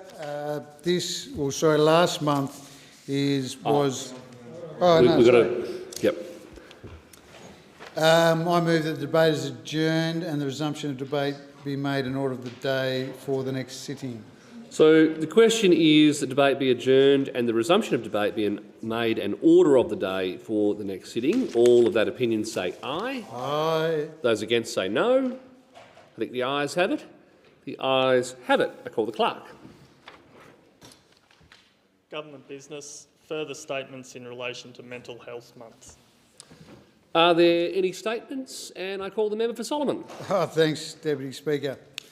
Last month was National Mental Health Month, and the theme of the month was building resilience, communities and connections. And I've got a fair bit to reflect on in this area for my own electorate of Darwin and Palmerston, and the privilege I have to serve Territorians and also across the Territory with my colleague, the member for Lingiari, Marion Scrimgeour, and the Minister, Malandiri McCarthy, and all the important work that they're doing in this area as well. So I want to acknowledge their work up front. And we have the aim in the Territory, working federally with all stakeholders, to improve mental health for all Territorians. I want to particularly thank some of my colleagues, the member for the Hunter, Dan Rapicoli, the Special Envoy for Men's Health, who made the trek up to Solomon. We had great meetings with a range of stakeholders that are focused on men's health and male health, including, of course, young men and boys as well. Dan's appointment as the Special Envoy for Men's Health underlines how our government is giving it the attention that it needs, and he's doing a sterling job. Many would have seen him shave his voluptuous beard off to raise money for charity for men's health related works, and I congratulate him for everything that he's doing in that Special Envoy role. And his message, as is the message of all of us, including the fantastic member for Spence, who does great work in Adelaide, north of Adelaide, and in South Australia generally in men's health as well. But we do need to break down unhealthy masculine stereotypes of stoicism and bravado to encourage young men to access services and to seek help when required. This is particularly important for mental health, and it's often that we see great examples of men reaching out for help, for mental health support, showing that that is actually strength, getting that assistance. In Darwin, we joined a men's health roundtable, which really highlighted all the fantastic things that a whole range of stakeholders are doing in the Territory, talking about healthy masculinity, progressive concepts of manhood, and engaging young men in particular. But we're also putting our money where our mouth is in terms of programs in my electorate that are working with teenage boys in particular, and I'll touch on those briefly. But at the other end of the spectrum, not that men's sheds are only for senior men, they're for a whole age range of men, but there was the Men's Shedders at Shedfest NT, which is hosted by Australian Men's Sheds Association. So getting together all the men's sheds from around the Territory up in Darwin was great to go along with Special Envoy Rapicoli to that.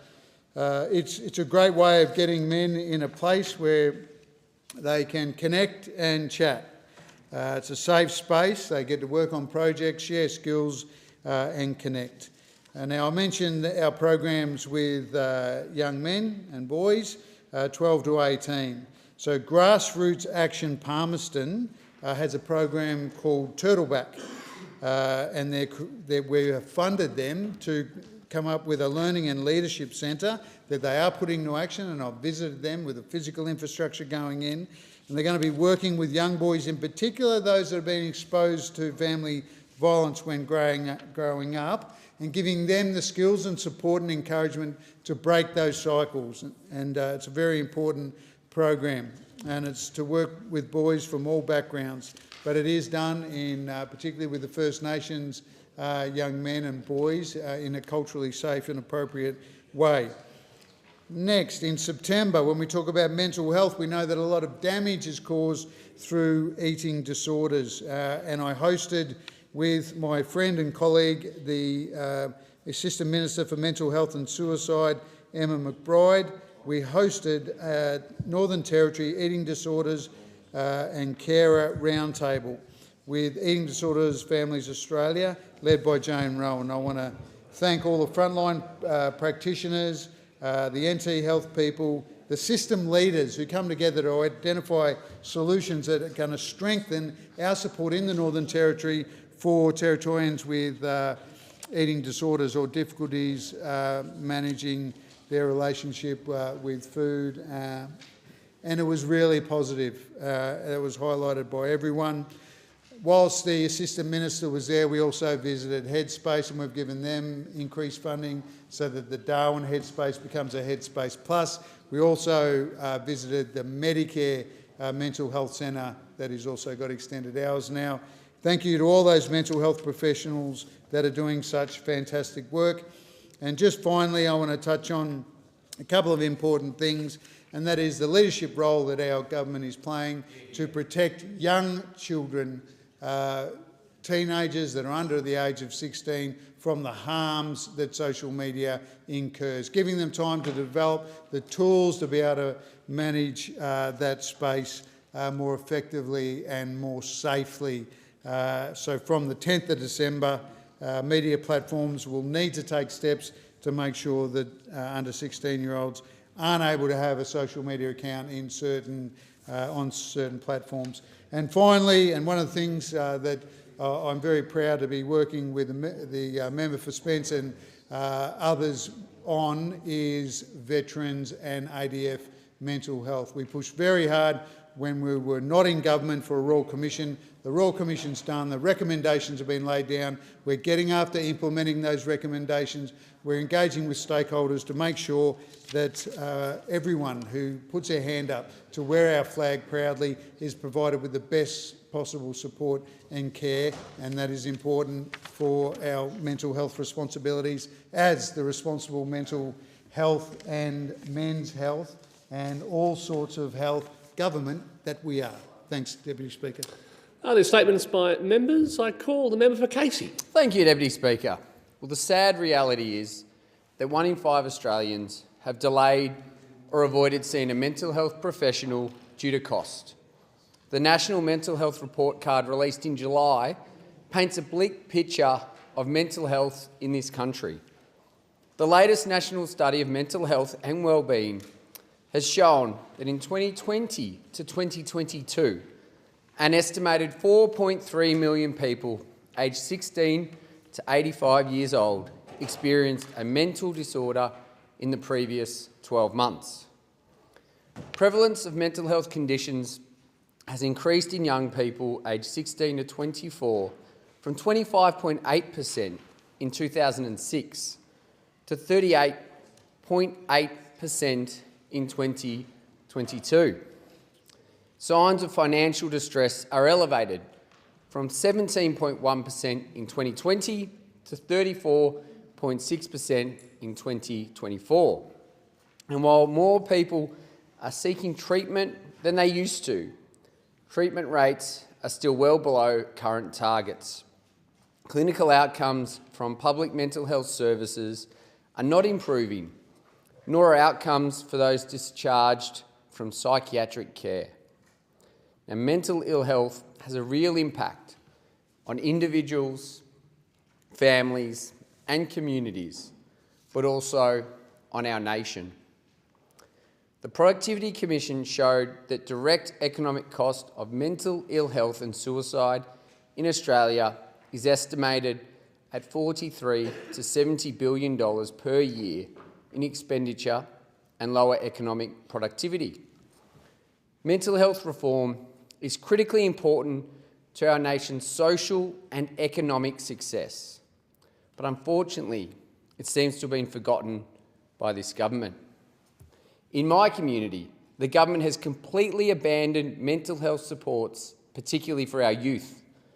The former Liberal government funded the Lilydale Youth Hub, a local service that provided mental health and social support for young people right across Casey. Upon coming to government, Labor failed to fund the hub, causing it to close down. Now, this is a gap in service that has not been filled in my community.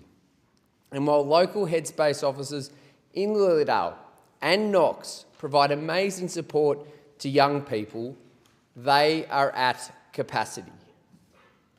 On top of this, the government cut the number of Medicare subsidised mental health sessions Australians can access from 20 sessions to just 10. They halved supports when Australians needed them the most. And you will hear this government talk a lot about Medicare, but they don't talk about the mental health supports that they cut under their watch. And they cut this funding for mental health support, despite a report by the University of Melbourne that found the 20 sessions should stay. On page 328 of the University of Melbourne's main report of the evaluation of the Better Access Initiative, it says, and I quote, "On balance, the evidence from the evaluation suggests that the additional 10 sessions should continue to be made available." Should continue to be made available. And 10 to 20 is significant. 10 gives you roughly an appointment every 5 to 6 weeks. 20 gives you that every 2 to 3 weeks as you need that support. What this government is saying is that your credit card and your bank balance will determine the mental health support you get in Australia.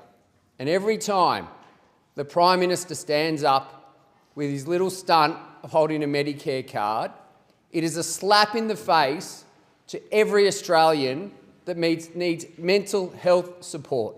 It is a slap in the face because they halved those sessions. If you were going to stand up as the Prime Minister and claim credit with your card, which isn't even true, because everyone knows you need more than your Medicare card, you need your credit card as well. He'll claim credit for that while he cuts sessions for mental health support. What hypocrisy. At a time as I've gone through, when so many Australians are struggling, coming out of COVID, coming out of lockdowns, under financial stress, the Prime Minister says no one left behind. Well, he's left behind every Australian that doesn't have the bank balance to afford the mental health support that they need. It is rank hypocrisy from this Prime Minister, happy to stand up and take credit, won't take responsibility when he cuts such a needed service for the Australian people. Those opposite don't like to talk about that, but they are the facts. This Prime Minister cut it when the Australian people needed it. And I recently had a young man who walked into my electorate office and he wanted advice on where he could find support. And he was in his mid-20s, too old to be seen by the local Headspace services, but unable to access support elsewhere. Local services are at capacity and wait lists to see a psychologist are lengthy. Unfortunately, mental ill health is often exacerbated because locals can't find support, but this would be a similar story across the nation. Last week, I received an email from Emily from Hillsville, and she said, "Wait times to see psychologists are too long and people need to be able to see a professional whenever it is needed to support their journey. Many people can't afford to pay their bills and meet their mortgage repayments, let alone find $200 for a psychology appointment. Mental health appointments are the first cost savings in many budgets. But ironically, good mental health is what people need in order to deal with these difficult times. The Labor government, as I've said, have cut the number of Medicare-funded mental health sessions Australians can access from 20 to 10. And it's no wonder Australians are doing it tough and mental illnesses are soaring. We're seeing statistics increase, but nothing changes.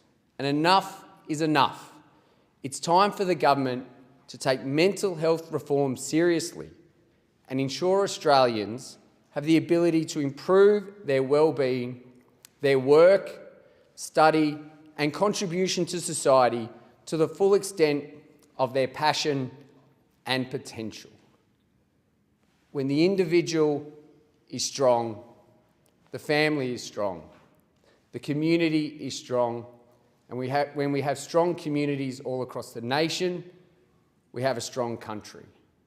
But when it comes to mental health support in this country, the facts are the facts and they can't be denied. This Prime Minister has let down the Australian people. Are there statements by members? And I call the member for Spence. Well, thank you, Acting Deputy Speaker. October was Mental Health Month, and it is an opportunity for every one of us to reflect on the importance of mental health care, access, dignity and hope in every Australian community. In the electorate of Spence, these words carry real meaning because we are delivering the services that our community has asked for, supporting families and reaching people earlier before crisis sets in. This government, this parliament and this community understands that mental health care is not a luxury. It is a core part of our health system and a foundation of fair and caring society. That is why the Albanese Labor government is delivering more mental health care in the heart of the community, where people live, work, study and raise their families. We made a historic commitment of $1.1 billion at the last election to deliver free walk-in mental health services across the country and to build mental health systems that meets people where they are, no matter their postcode, their age or their income. This funding supports newer and expanded services across the full lifespan from early childhood through adolescence into parenthood and beyond. It is a vision backed by action, and nowhere is that clearer than in my electorate. In the northern suburbs, we have delivered the Northern Adelaide Medicare Mental Health Centre, located in the heart of Elizabeth. This service offers free walk-in mental health support 7 days a week with extended hours, no appointment, no referral and no gap fees. It brings together a multidisciplinary team, psychologists, social workers, mental health nurses and peer workers, all working together to provide wraparound care. People in crisis can walk through the door and know they'll be treated with dignity, compassion and professionalism. People like Ruth, who said, "I'm 55 and I cannot thank Northern Adelaide Medicare Mental Health Centre enough. I was listened to and supported. No judgment and talking with a peer worker with lived experience. I finally found a place for me. They get me, they understand me." That is what community-based care looks like, and that is what our government is delivering. But we didn't stop there. Mental Health Month is also Youth Mental Health Month, and I'm proud to confirm in this place that Gawler will soon have its own Headspace service. The Gawler Headspace Centre will officially open its doors in coming weeks, so stay tuned closely for that announcement. This is a major win for young people across the Gawler region and something the community has fought for many, many years. Young people aged 12 to 25 will now be able to access support for their mental health and wellbeing free of charge close to home. They won't need to travel to the city or wait in long queues or pay out of pocket for basic support. And most importantly, they'll be able to walk into a service that understands them, listens to them and provides tailored help. Speaker, we also continue to support Headspace Edinburgh North, another vital part of our youth mental health system. On Headspace Day, October 9th, we announced an additional $272,000 in funding for the Edinburgh North site to upgrade facilities, improve accessibility and enhance IT capacity. That investment ensures the service remains modern, fit for purpose and able to respond to increasing demand. And it sends a clear message that we don't just open centres and walk away, we continue to support and strengthen them over time. Supporting the next generation means supporting new and expectant parents too, because the mental health journey begins well before birth. That's why I'm proud that Elizabeth will be home to one of Australia's new perinatal mental health centres. These centres are purpose-built to support new and expectant mums and dads during what can be a beautiful but vulnerable time. Many parents experience anxiety, depression or emotional distress during the perinatal period, and they often feel isolated, guilty or unsure where to turn. Our perinatal mental health centre in Elizabeth will provide that support in a welcoming, non-judgmental way. Speaker, all of this reflects a broader commitment to mental health system that is free, local, accessible and compassionate. Across the country we are delivering 91 Medicare mental health centres for walk-in multidisciplinary care, 20 perinatal mental health centres including Elizabeth, 17 mental health kids hubs providing emotional and behavioural support for children, and 203 Headspace services supporting the mental wellbeing of young people aged 12 to 25. But we know the future of mental health also lies in early intervention. That's why from early next year we will launch a new National Early Intervention Service.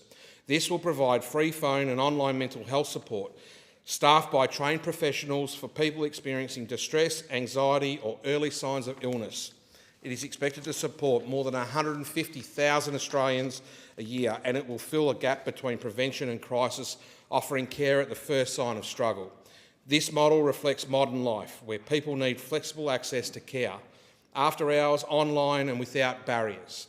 It's about meeting Australians where they are and making it as easy as possible to get help. We also know that more access requires more people. That's why we're investing in the mental health workforce across every level of the system. That includes over 4,000 scholarships, internships and training places for psychology students to build the next generation of clinicians. It includes investing in social workers, occupational therapists, peer workers and GPs to make sure every professional has the tools and training they need. And it includes valuing lived experience, not as an afterthought, but as a vital part of recovery and care. Next year, we will establish a peer workforce association to recognise, professionalise and support the peer workforce across Australia. We'll also conduct the first ever census of peer workforce to better understand how to support and expand this vital group. Because someone who's been through the system, who knows what it feels like to struggle, can offer something powerful: empathy, trust and hope. And Speaker, that word, hope, is at the heart of everything we're doing. Hope for young people who feel like the walls are closing in. Hope for parents who don't know how to support their child. Hope for workers managing stress, burnout or trauma. Hope for men who feel they have no one to talk to, and for women who carry too much too silently. Hope that if you reach out, there will be someone there to listen to you. This month, many Australians will grow a moustache from November to raise awareness for men's mental health, suicide prevention and early intervention. It's a reminder that behind every face is a story, a struggle and a community. Initiatives like Beyond Blue, Lifeline, Kids Helpline and 13 Yarn also play a vital role in helping people stay connected and supported. But our job as a parliament is to ensure that government does its part too, that we invest in services before crisis strikes, that we reduce wait times, eliminate gap fees and make help easier to access, that we build a system that is community-based, culturally safe and evidence-informed, that we support First Nations-led mental health services because the journey to healing must be grounded in voice, culture and self-determination, that we continue to listen to young people, to parents, to clinicians and to those with lived experience, that we don't treat mental health like a line item in a budget, but as a fundamental component of Australia's social fabric, and that we embed care into our health system in the same way we do for our physical injuries or chronic disease, because mental health is health, and because no Australian should ever feel alone, ashamed or unsupported when they're doing it tough. In the North, we're showing what it means to put these words into action. We've opened new doors in Elizabeth, Gawler and Edinburgh North. We're creating new pathways for young people, for parents and for those who just need someone to talk to. And we're investing in new futures, where care is accessible, recovery is possible and support is never out of reach. That's the difference good government makes. That's what it means to strengthen Medicare and restore integrity to our mental health system. And that's what we will continue to deliver, not just in Mental Health Month, but every day. I commend our government's work and reaffirm our shared commitment to the mental health of every Australian in every corner of the country. Don't forget to check in on your friends and family, but most importantly, don't forget to check in on yourself and give yourself the care you might need to feel okay. Thank you. Are there statements by honourable members? I call the member for McPherson. Thank you, Deputy Speaker. I rise today to speak on this important motion because mental health is one of the defining challenges of our time. It reaches into every home, every school, every workplace, and it's something that government simply cannot afford to get wrong. We all know someone who has or is struggling. It's the young person who can't get the right support at school, the parent quietly carrying a heavy burden, the colleague who suffers in silence. Deputy Speaker, our country is facing a mental health epidemic. According to the ABS, around 1 in 5 Australians experience a mental or behavioural condition each year. Rates of psychological distress have never been higher, and yet access to help has never been harder. Despite billions in federal investment, outcomes are going backwards. Children are waiting months for appointments, families are being pushed to breaking point. Communities are crying out for help, and under this Labor government, the system is going in reverse. Deputy Speaker, the system under Labor is completely backwards. We saw it when Labor cut Medicare subsidised psychology sessions in half, a lifeline that thousands of Australians relied upon. They took away something that was working, leaving vulnerable families to fend for themselves. In my own electorate of McPherson, the need is undeniable. Nearly 8% of locals live with a long-term mental health condition, and more than 1 in 5 report a mental or behavioural disorder. Behind each statistic is a person, a family, or a community trying to hold it together. Deputy Speaker, as you will well and truly know, in this role we have the opportunity to meet with people from across our community, to hear their stories, to understand their experiences, and then ultimately to represent them here in this place. Soon after I was elected as the federal member for McPherson, I met with a local family from Palm Beach who spoke to me about the fact that they will never forget the day that their world fell apart. A father who had been battling depression attempted to take his own life. He survived, but the impact on his wife and his children was immense and remains to be the case. When he was released from hospital, he wanted to rebuild, he wanted routine, he wanted connection, and he wanted a sense of purpose. He tried to find a part-time job, something small, to get him back on track. But under Labor's welfare system, the moment he earned a few dollars, his support was cut off entirely. Deputy Speaker, this is what I mean when we say Labor's policies are backwards. We know that work, routine and social connection are some of the best ways to support recovery and mental well-being. Yet Labor's system punishes people who try to do the right thing. It traps them into dependence rather than helping them move forward. Why would this Labor government design a system that disincentivises Australians from beginning their journey to ease back into working, contributing and reconnecting? Why don't they trust Australians to make their own choices about gradually transitioning back into work and community life? If they had their own way, no one who had been disadvantaged would ever get a fair go at getting back on their feet.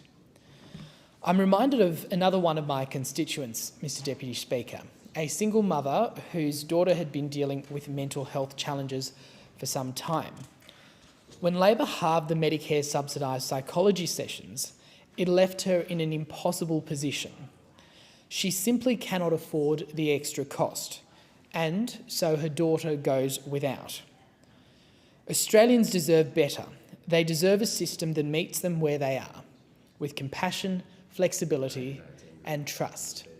And it would be remiss of me not to mention the fact that this mother spoke to me about the difficulties that her daughter has in accessing mental health support services because of the unique situation they were in, where her father attempted to commit suicide and thankfully was unsuccessful in doing so. Because of that, this person was unable to access support that was needed. Australians, as I said, deserve better. But under Labor, their services are cut, support is scarce, and those who are struggling are left out to dry.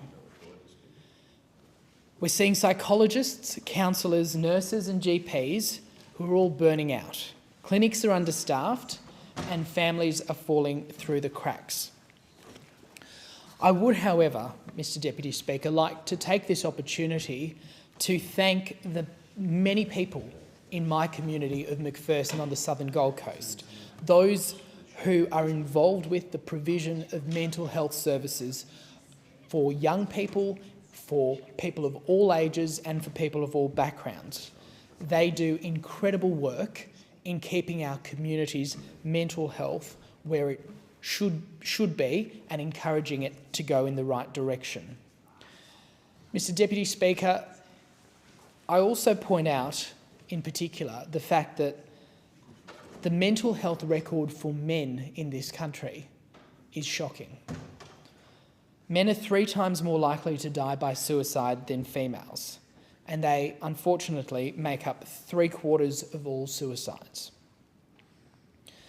The previous speaker that spoke on this subject mentioned everything that government should do, all the responsibilities of government in relation to mental health, in relation to health more broadly as well. And what I would say is to that member forms part of the government.